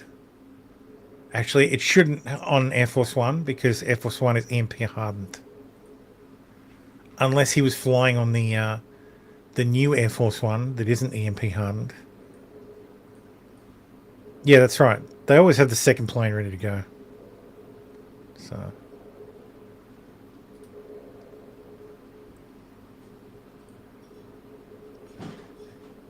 Ultimately, Trump got to Davos, though. So. Yeah. More bunch of leftist reporters now having a meltdown after Trump handed out a booklet of his administration's wins of 2025, with the win 243 listed as stripping notorious crackhead and grifter Hunter Biden of his taxpayer-funded Secret Service detail. All right. I had one death to report this week. The new AF1 is not in service yet. No, I mean the one he got from the Qataris. Shannon Brooks says, I've got some very sad news. My friend, the legendary artist of the Hedge Knight graphic novels, Mike S. Miller, has just suffered a stroke. Oh, he's not dead. Just had a stroke. Okay, well, I put this in the wrong section. Oh, well, he's fine then. You can recover from a stroke. Mike said, about Christians, Shad, you're a Mormon. Stop. Yeah. I didn't realize Shad's a Mormon. That's hilarious. You don't know Shad? Shad's a Mormon? Yeah, Shad. Yeah. He's a Mormon. Yeah. So he's a Christian Muslim. He's a Christo Muslim. Basically, yes. Him and Jazza. Yep. Oh, okay. Nick Kenny says that's what I'm talking about. Won't be in service until July. Oh. Female teacher 38 fired over claim she sexually abused a child who was under 16.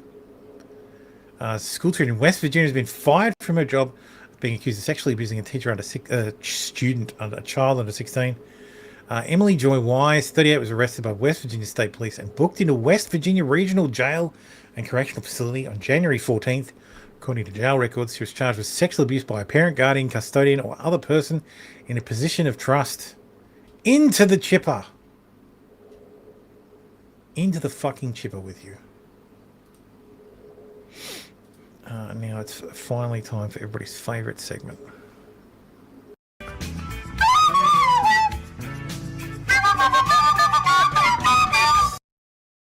Did I miss racism news, did I? Oh, yeah. Oh, okay. That's okay. Next week. It's fine. Police seize hundreds of weapons after law expansion. In the 6 months since Queensland government expanded knife crime laws, make more than 82,000 people have been scanned with hundreds of weapons seized. And these are some of the examples of the devastating weapons that have been seized from people in public. How dare they carry them? What the fuck? This looks like tools. Yeah, like just knives. This is literally an axe. Yep. Pair of nunchucks. That's a pair of homemade nunchucks. Looks like a flail down the bottom left. Yeah, that's a flail. Props if you're carrying that in public. Random shivs, saps. By the looks of it, just blunt objects that you swing. Like fucking. Police seized 603 weapons, made 1,280 arrests, and laid a further 2,424 charges across Queensland. This includes 12,193 people scanned and 68 weapons seized. Oh, well, violating the civil rights of almost just over 12,000 people to get 68 weapons. There's nothing wrong with that. That's perfectly reasonable. Fucking What's civil Christ. rights? I've told you, Tim. Explained before. We have our rights are granted by God. Royal Navy sends HMS Anson to Australia despite submarine shortage. So the Royal Navy submarine HMS Anson arrived in Gibraltar last week, her first stop after sailing from Fastlane on the 10th of January. It was officially confirmed last year that a boat would be going to join the Submarine Rotational Force West in Western Australia during 2026. They've got a really small number of SSNs, which are nuclear attack submarines. So they don't have ballistic missiles. They tend to have like stuff like Tomahawks, but they're designed to hunt other submarines. So Australia's going to borrow one of them for a while. The Labor's hate laws passed despite a divided coalition.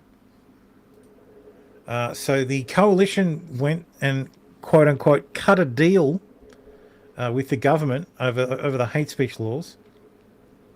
I was about to say what coalition, but this must have been before. This was before, yeah. So they cut a deal with the government.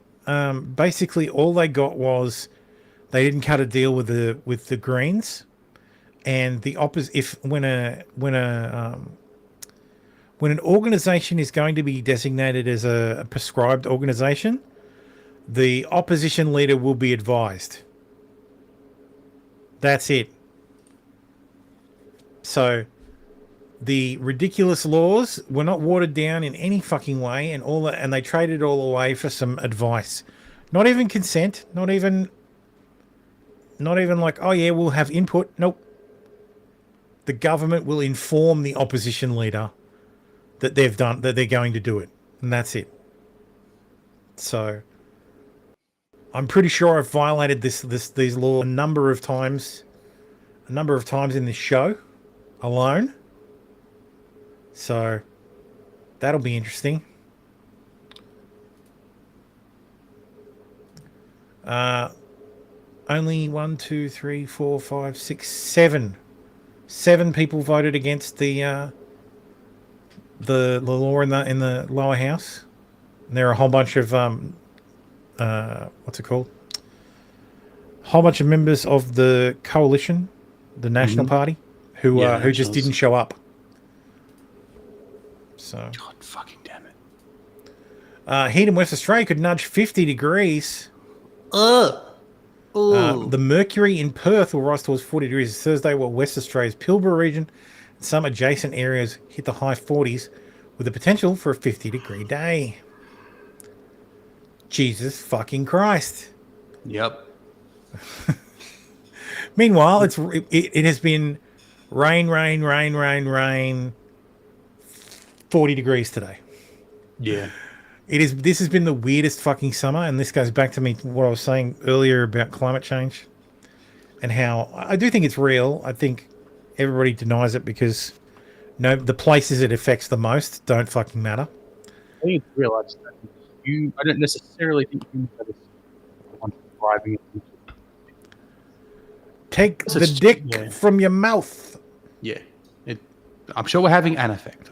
Yeah. I'm sure we're having some kind of effect. But yeah. Net zero in Australia is not going to stop it, though. The idea that we're the main driver of it, though, I don't quite buy that.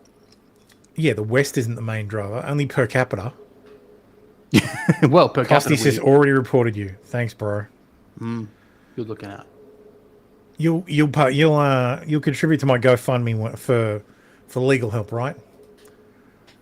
West Australian police seize and crush dozens of e-bikes classified as illegal motorcycles in state's dramatic crackdown on hoons. Look at this ridiculous shit. Like, oh, we're so tough, we're crushing bikes. Crushing push bikes. Why don't you just up the... Well, I suppose I was going to say, why don't you change the licensing? Well, it doesn't work because you already need a license, so... But yes, Coalition was on the brink of as the Nationals quit shadow ministry. So because the senators in the House voted against the bill, the hate speech bill, they went against the what's it called? The cabinet decision. And if you go against the cabinet decision, you can't sit in cabinet. It's called cabinet solidarity. So essentially, when cabinet makes a decision, they make a decision as one unit. And if you're a member of the cabinet and you vote against something that the cabinet has agreed that they will vote yes on, and You've you got to vote leave no, cabinet. Yeah. you have to offer your resignation. Yep. So they Now go to the backbench. leader of the party can choose to not accept the resignation, but in this case, she accepted them. So do they go to the backbench? At which, they go to the backbench. Yeah. Yeah. At which point, the Nationals basically said, "Okay, we're done with the coalition for a second time in 12 months." Yeah. So yeah, it'll make it very interesting for next year's election. Yeah, I can't remember who I was talking to. Maybe I was talking to myself. But if Albo was smart, he'd call an election soon. Do it while they're He'd fractured. call a snap election while they're fractured. And yeah, and he'd probably get in for he'd probably win again. But he'd probably do better than he would do in once, because what's going to happen is if the coalition stays split, the Liberal Party will field members in. So if you as part of the coalition agreement, they agree not to run candidates. So the Nationals agree not to run candidates in Liberal seats, and the Liberals agree not to run candidates in National seats. Yeah. That's gone. So the that's Nationals gone now. could run, 156 seats or 170 something seats? I can't remember the fucking number. 152, I think. Could run in every seat in the country and in the Senate, and maybe they'd take a whole bunch of seats from the from the Liberals, and the Liberals could do the same. Yeah. It's made all the more complex in Queensland, where the Liberal National Party merged into one party. Yeah, it's not a coalition. And now I have no idea. I have no idea what the deal is in Queensland. I don't either. I don't think they know. No. It was always a bad idea.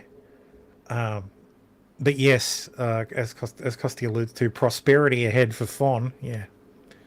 Pauline Hanson's One Nation Party is the big winner out of all of this. They were already gonna pick up a whole bunch of national seats and Liberal seats. Yep. They were gonna. So this, if it goes on long enough, the Nationals don't join a coalition with One Nation, then yeah, it'll make for some very interesting results. You'll have Liberals, Nationals, and One Nation all fighting over the right. You'll have Labor fighting over the centre and the left, and you'll have fucking the Greens fighting over the left.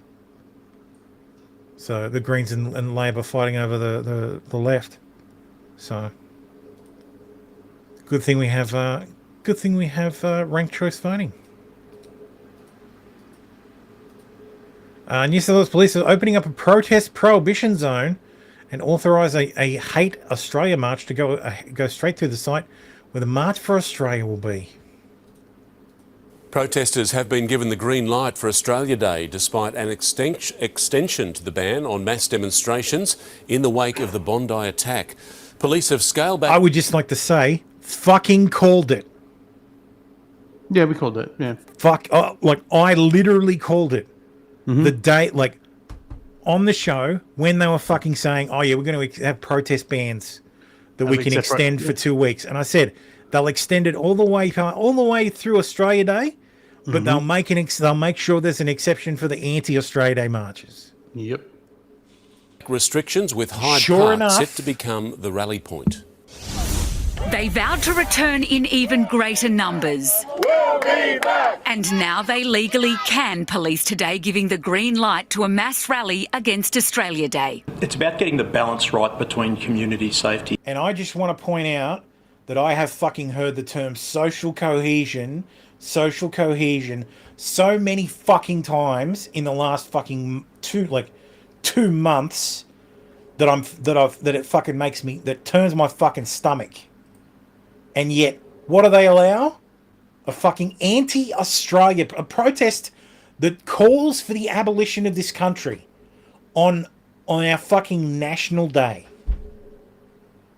That's not, but don't worry, we care about social cohesion. Fuck you, you lying cunts. You don't give two shits about social cohesion.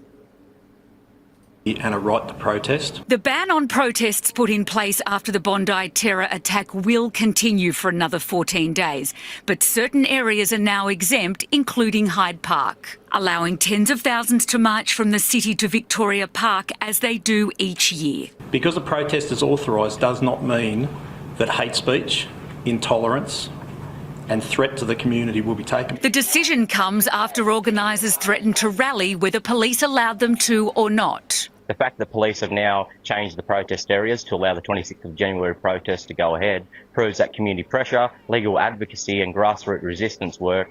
Up to 15,000 people are expected here in Hyde Park for the Invasion Day protest, and police warn they will be watching very closely, with more than 400 officers rostered on just for this event. There will be zero fucking arrests on the pro-Australia, on the anti-Australia side.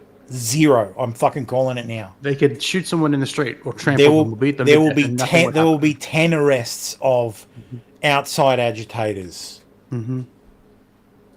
As to anyone seeking to hijack one of those protests there, I'd say think again. Clementine Cuneo, 7 News.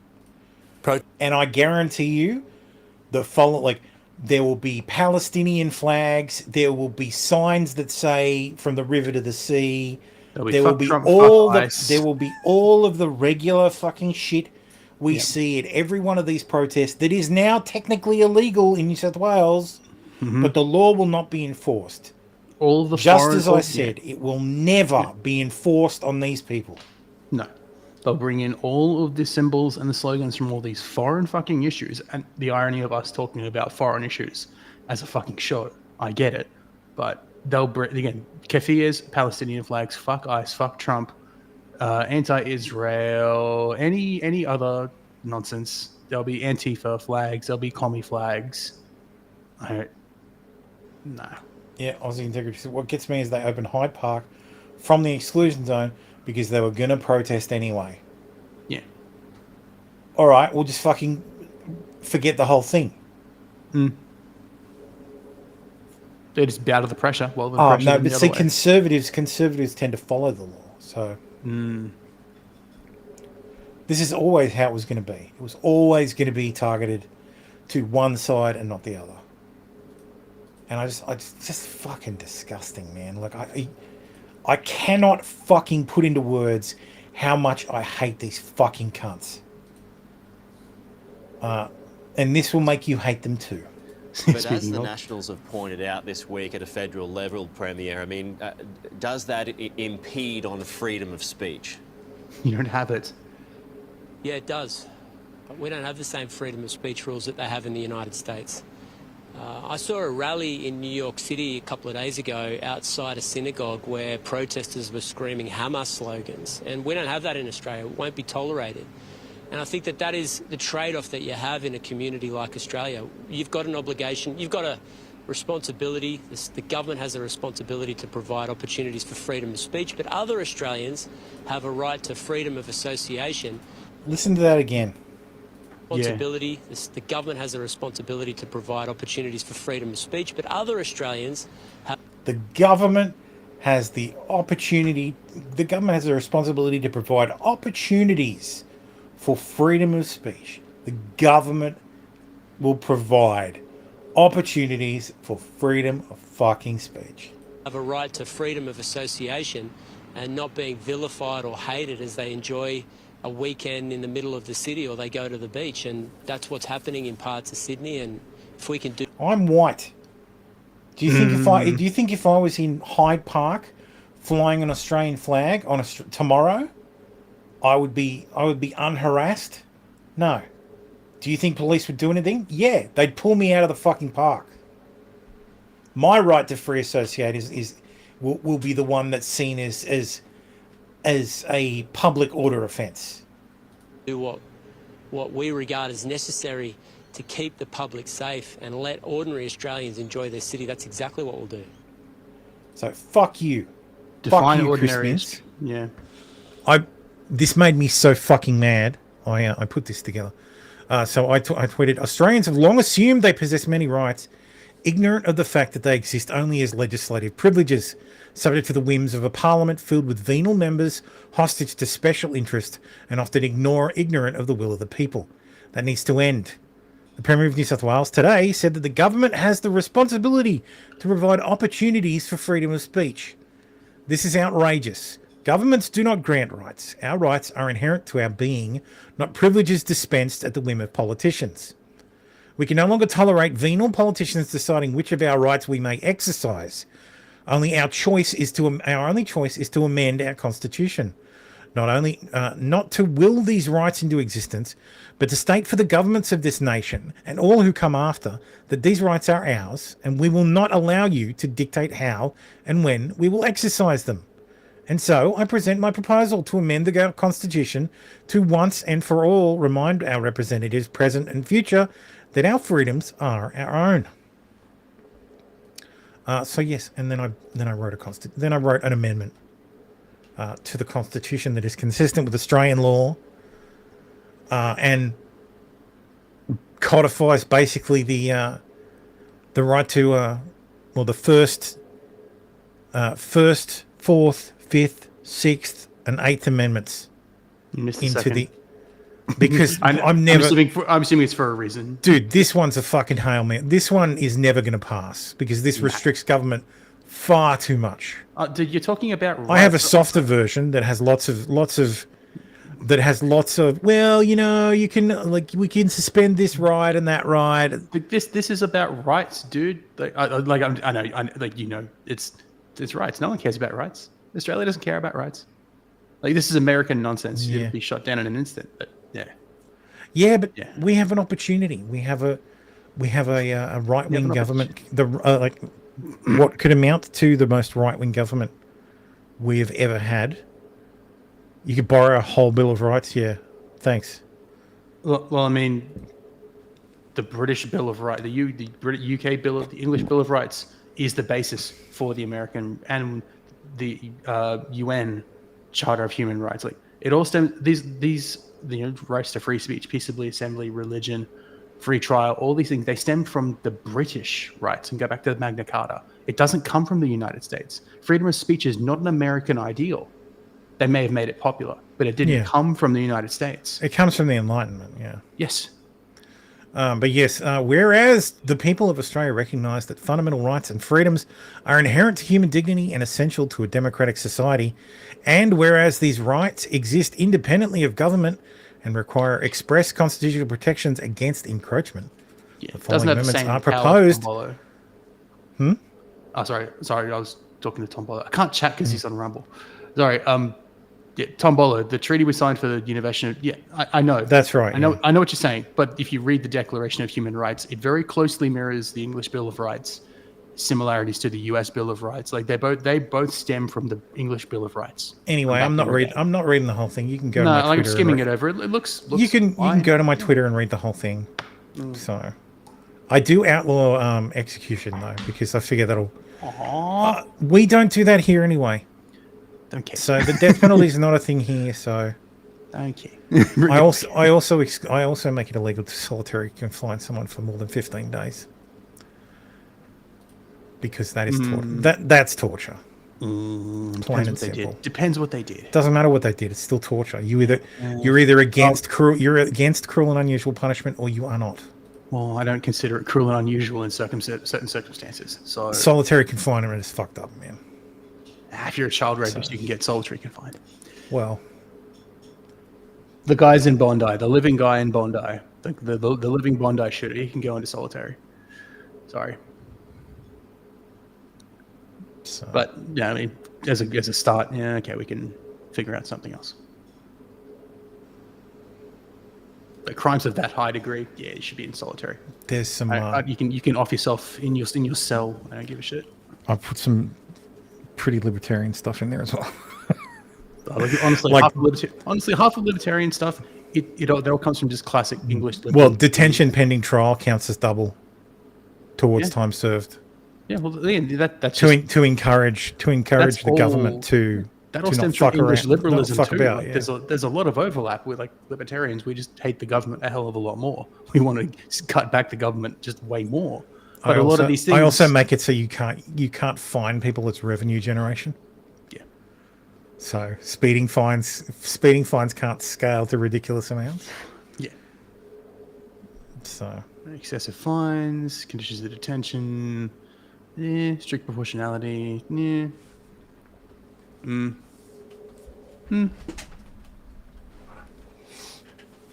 But Australia doesn't care about rights, so. Well, I want to make them. I want to make them care about rights. Yeah, but we don't want rights. Rights are American. Rights means freedoms, and freedoms means danger. So No, we have them already. I want people to fucking care about them. So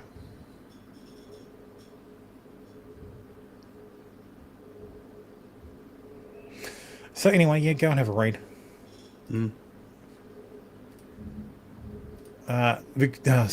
Queensland has rejected the national gun buyback.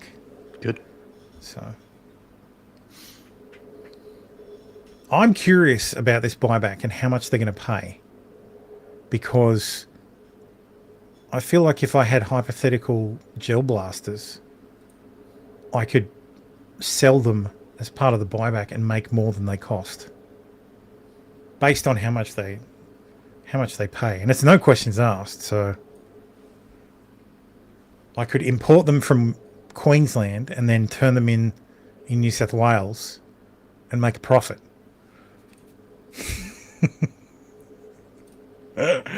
like the 3D printing guy from Texas. He just printed a whole bunch of firearms and then handed them in for gift cards. So, anyway. From TV star to accused terrorist, friends break silence after scientist was charged with plotting Australia Day attack as his chilling messages are revealed. Sefer Yazdi, 24, was arrested by counter-terrorism cops. See, we can arrest people before they commit the crimes. Isn't that incredible? A PhD student is accused of plotting an Australia Day terror attack, as was a wannabe actor who once landed a role in a Hungry Jack's television commercial. Sefer Yazid, 24, allegedly planned the attack for Monday's celebrations in Queensland to promote a new phase of civilization powered by artificial intelligence. I don't have a 3D printer, me, Kenny. He's accused of targeting a Gold Coast event, allegedly posting online that he would be leading Australia Day riots at the popular tourist strip. So he's probably going to go down, what's it called? Callahan Avenue? I don't know. You've never been to the Gold Coast? I don't know the street names. Okay. Cavill Avenue, sorry. He bought bottles of alcohol, wrapping paper, and a blanket between January 4th and 9 in preparation for the attack. Acquaintances described him as a quiet person. So he was gonna do a terrorist attack in the name of AI. On one of the most fucking bogan, drunken party places in fucking Australia. Sure, mate. I'll be leading the Gold Coast riots on January 26th. Like, do you want another Cronulla? This is how you get another Cronulla. The wrong fucking place to pick a place to fight, mate. This guy sounds spastic. I recommend learning how to shoot guns at shooting ranges while you can. Before I leave the battlefield on January 26th, I have a few wishes in case I die. I will be leading the Gold Coast riots on Gosford riots. Oh no, I've given the game away.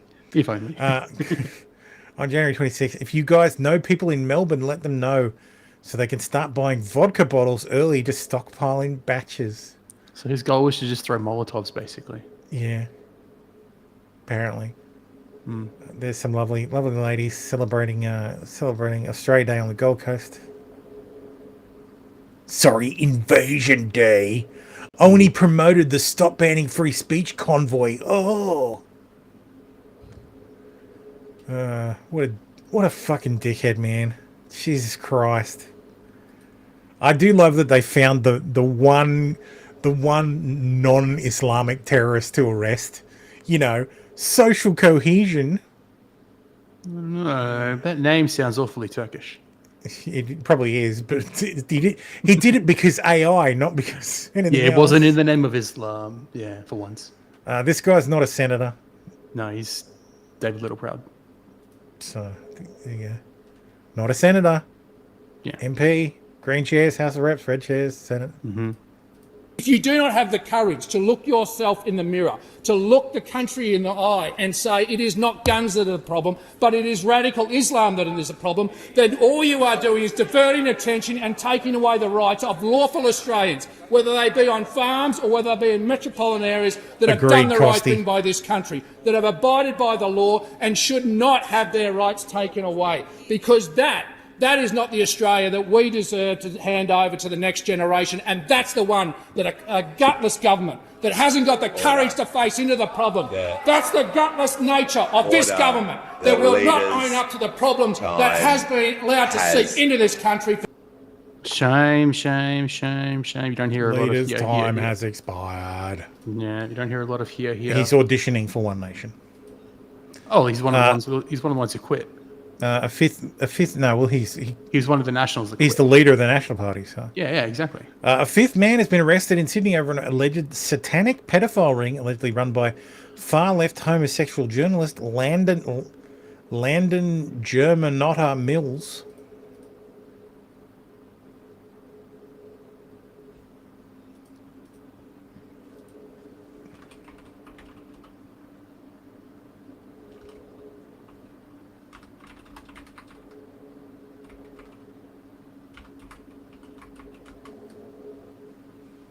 Do they make you open up your own fucking paddy wagon or something, or is he cuffing himself?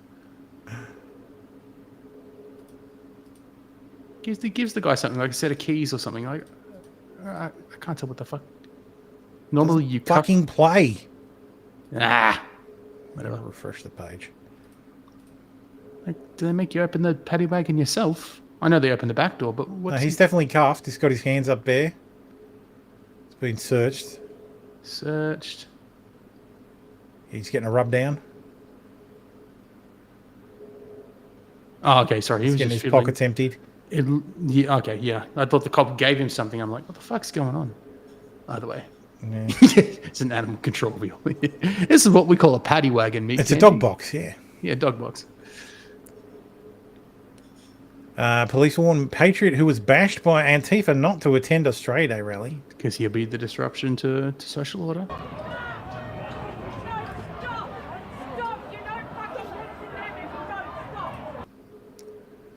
Video seen by Notice. The news shows two officers who said they were there from the mental health unit turning up at Mr. Murphy's home on Wednesday to tell him they were concerned about him due to his complaints about how the investigation had been handled.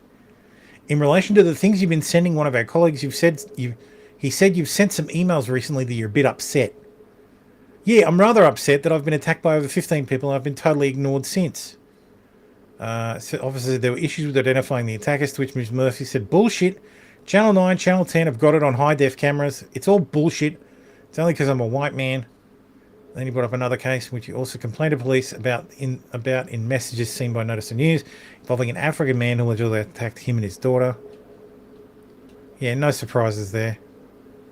I've seen a lot of anecdotal evidence that tons of people in the past year have lost their firearms license because they've experienced depression. Yeah. Mental illness. So somehow New South Wales Police find out that, you probably from prescriptions through your e-health record. Yep. And then go, oh, I see you've been taking some medication. Well, it says you got a firearms license. Well, we deem you to no longer be a fit and proper person. Mm-hmm. Oh, that's right. It was a lawyer. It was a lawyer talking about the new laws, and he was saying he had 5 or 6 clients in the last few weeks who had come to him, basically saying that they've had their license pulled because they're not a fit and proper person, because they've had a case of the SADs, and now he can't even appeal it. He had submissions in with the Administrative Appeals Tribunal, and they went and cancelled the appeals because they can no longer be appealed. So, yeah. Violent extremists who destroyed 2 colonial monuments in Melbourne yesterday have released a propaganda video boasting about their crimes. It includes the lines "Kill all colonisers" and "Death to the white race." The following action took place on sovereign unceded Wurundjeri Wurrung land. Glory to all the Indigenous people in fighting for self-determination and their land's return. You're not getting it back. It's not fucking unceded. It's not fucking stolen. It's conquered, bitch. Fucking deal with it. We will pay you lip service. We will change some fucking names. We will name some fucking suburbs. But that's it. It ain't yours no more. Get over it.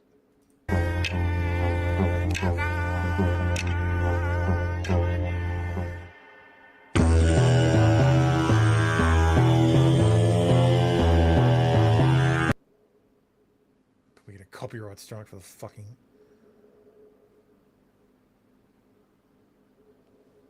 I'm sure Victorian police are putting in lots of effort.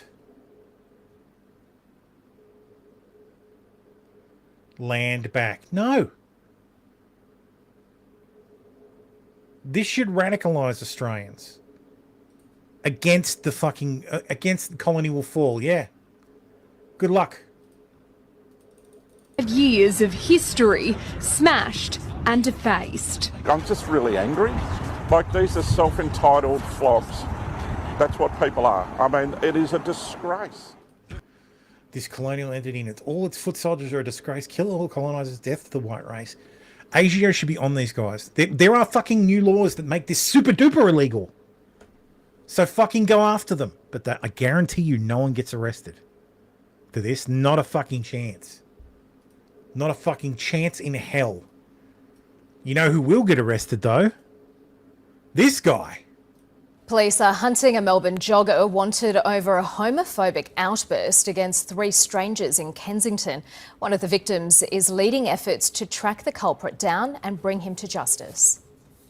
At 6 p.m, I was here at JJ Holland Park in Kensington. It was a confrontation so unexpected, so shocking, Brad Cresswell decided he had to film it. He's running past, I'm stood there, the 2 men stood here. He was this man, a male jogger in his 50s, doing laps of the Kensington Reserve. And he says, all you poofters need to get the out of Kensington. It's offensive behaviour. That's a summary offence. But the incident didn't end there. The Joy FM newsreader decided to stand up to the man. I'm running this way and I'm like, did you just call those 2 guys poofters? And he said, yes, I did. They're all disgusting. They're all perverts and need to get the out of Kensington. Victoria Police just will not. Now, you know, I would take this to a magistrate and I would just play this segment. And I would say, all right, if what I said was offensive, the news doesn't think so. Yeah, they're not censoring it. The person who was offended didn't think so either. Happy to use the word on social media.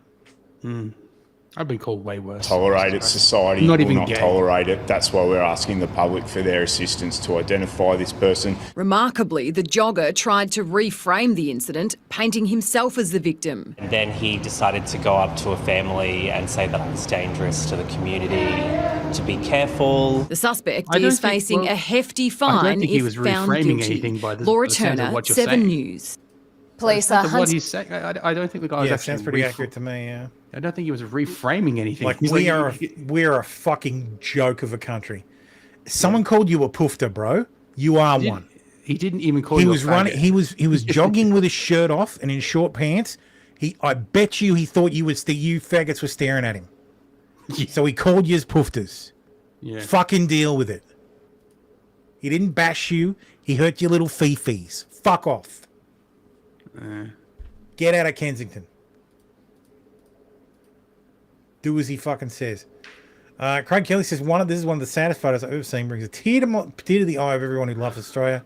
In the name of political correctness and the pursuit of a woke agenda, we've imported a culture that hates our way of life and told them they don't have to assimilate.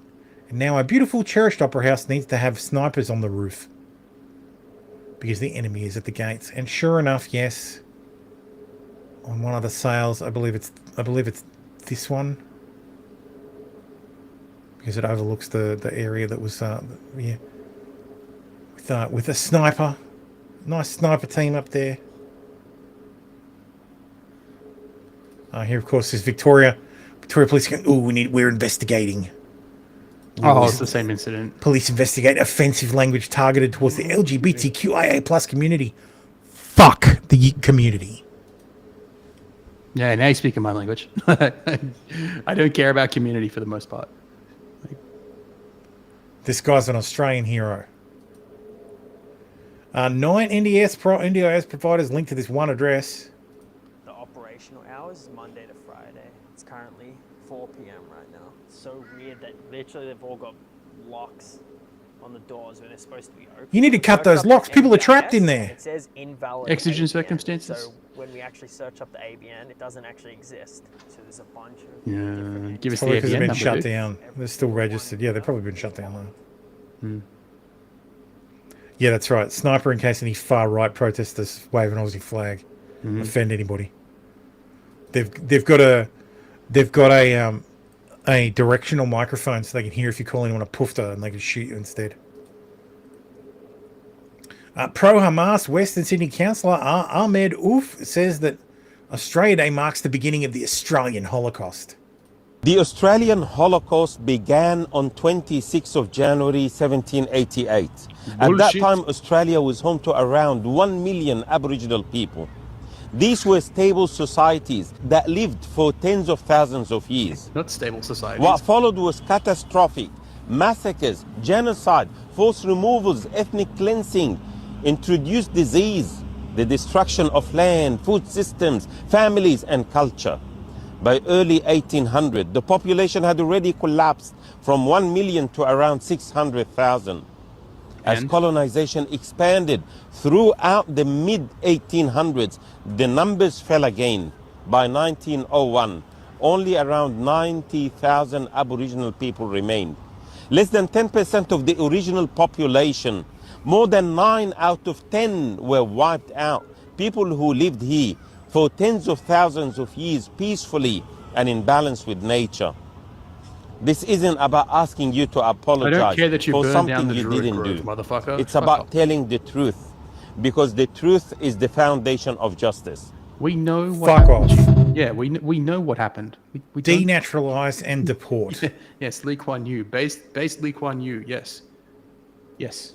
We need more skilled and trained workers, but we must watch the social consequences of importing too many immigrants. I'm not interested in advice from Asian emigres on what should be in Singapore. Their advice is worse than useless. They have no sense of shame, or they would stay and help their own countries progress and their fellow countrymen live less wretched lives. Instead, they flee to greener pastures and give us advice.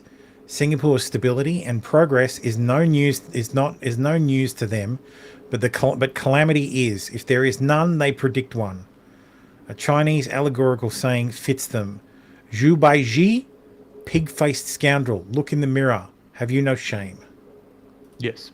Based fucking Lee Kuan Yew. These Muslims don't give two fucks about the Aboriginal community. They're here to exploit any fault lines they can. Yes. Exactly. Because they see allies. Because if you can fracture the country, then you can fucking do whatever you like. Mm-hmm. It's like, yeah, we know we wiped out the Aboriginals. That's what happens when you have no culture, no technology, and then a whole a technically advanced civilization rocks up on your shores. Like, yeah, it was fine. That's the way the world worked. We don't do that anymore. Yeah, there was about 1 million of them spread across the entire fucking country. Yeah, and we only have 27 million now. Like, Yeah. it's many of which aren't even born here. Like, So- it's Like when you, Basic and that's the thing. leftist. If you're dealing with population densities that low, how is it that well? So number one, the trip so in order to bring something like smallpox to Australia, you'd have to be infected just Where as you you got on the boat. Yeah, because it would have Then died you'd off. have to survive the boat trip with smallpox. Yep. But you'll be isolated on the boat. Yep. then you'd have to survive the trip. After you've survived, you are still infectious. Yep.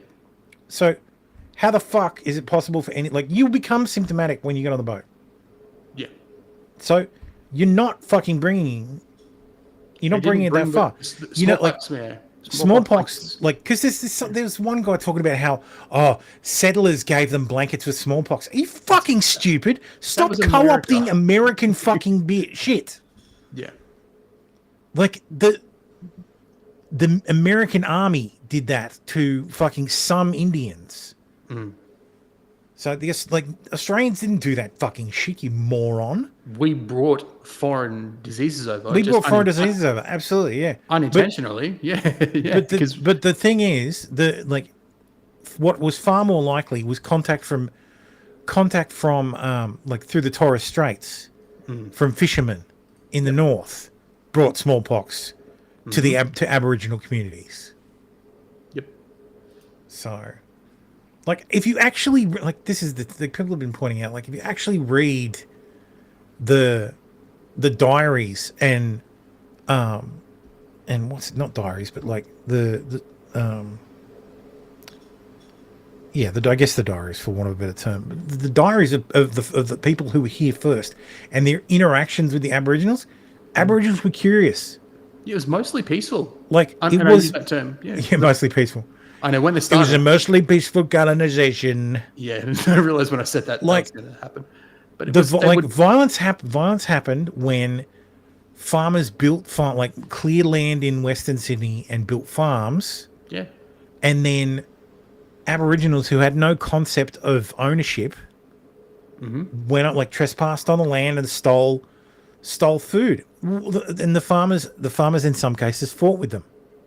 And then offered them fucking jobs. Yep.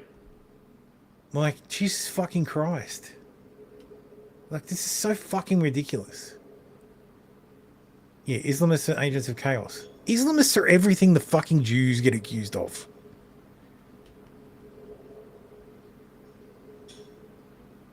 Fucking ridiculous. Anyway. Apparently, the University of Canberra offers a graduate certificate in LGBTQIA plus policy. So, I guess you can go and get a degree in LGBTQIA plus policy. I want to know what. That's right. Oh yeah, the boat stopped to Jakarta. Yeah. Study next. Australia. So, I think Mick Kenny says, I think you all engineered a bioweapon to kill abos in the 1800s. Yeah, that's right. You've got us. What you will study. That's why there's more Aboriginals today than ever. Foundations. Population of Aboriginals in Australia. As of 2021, there are 984,000 people identifying as Aboriginal or Torres Strait Islander. So we're back to the original numbers. It's projected to exceed 1.1 million by 2031. It of course helps that anybody can identify as one. But anyway, let's finish up with whores. Whore news. Britney Spears suffers major wardrobe malfunction in sheer bodysuit as she twerks to Cardi B.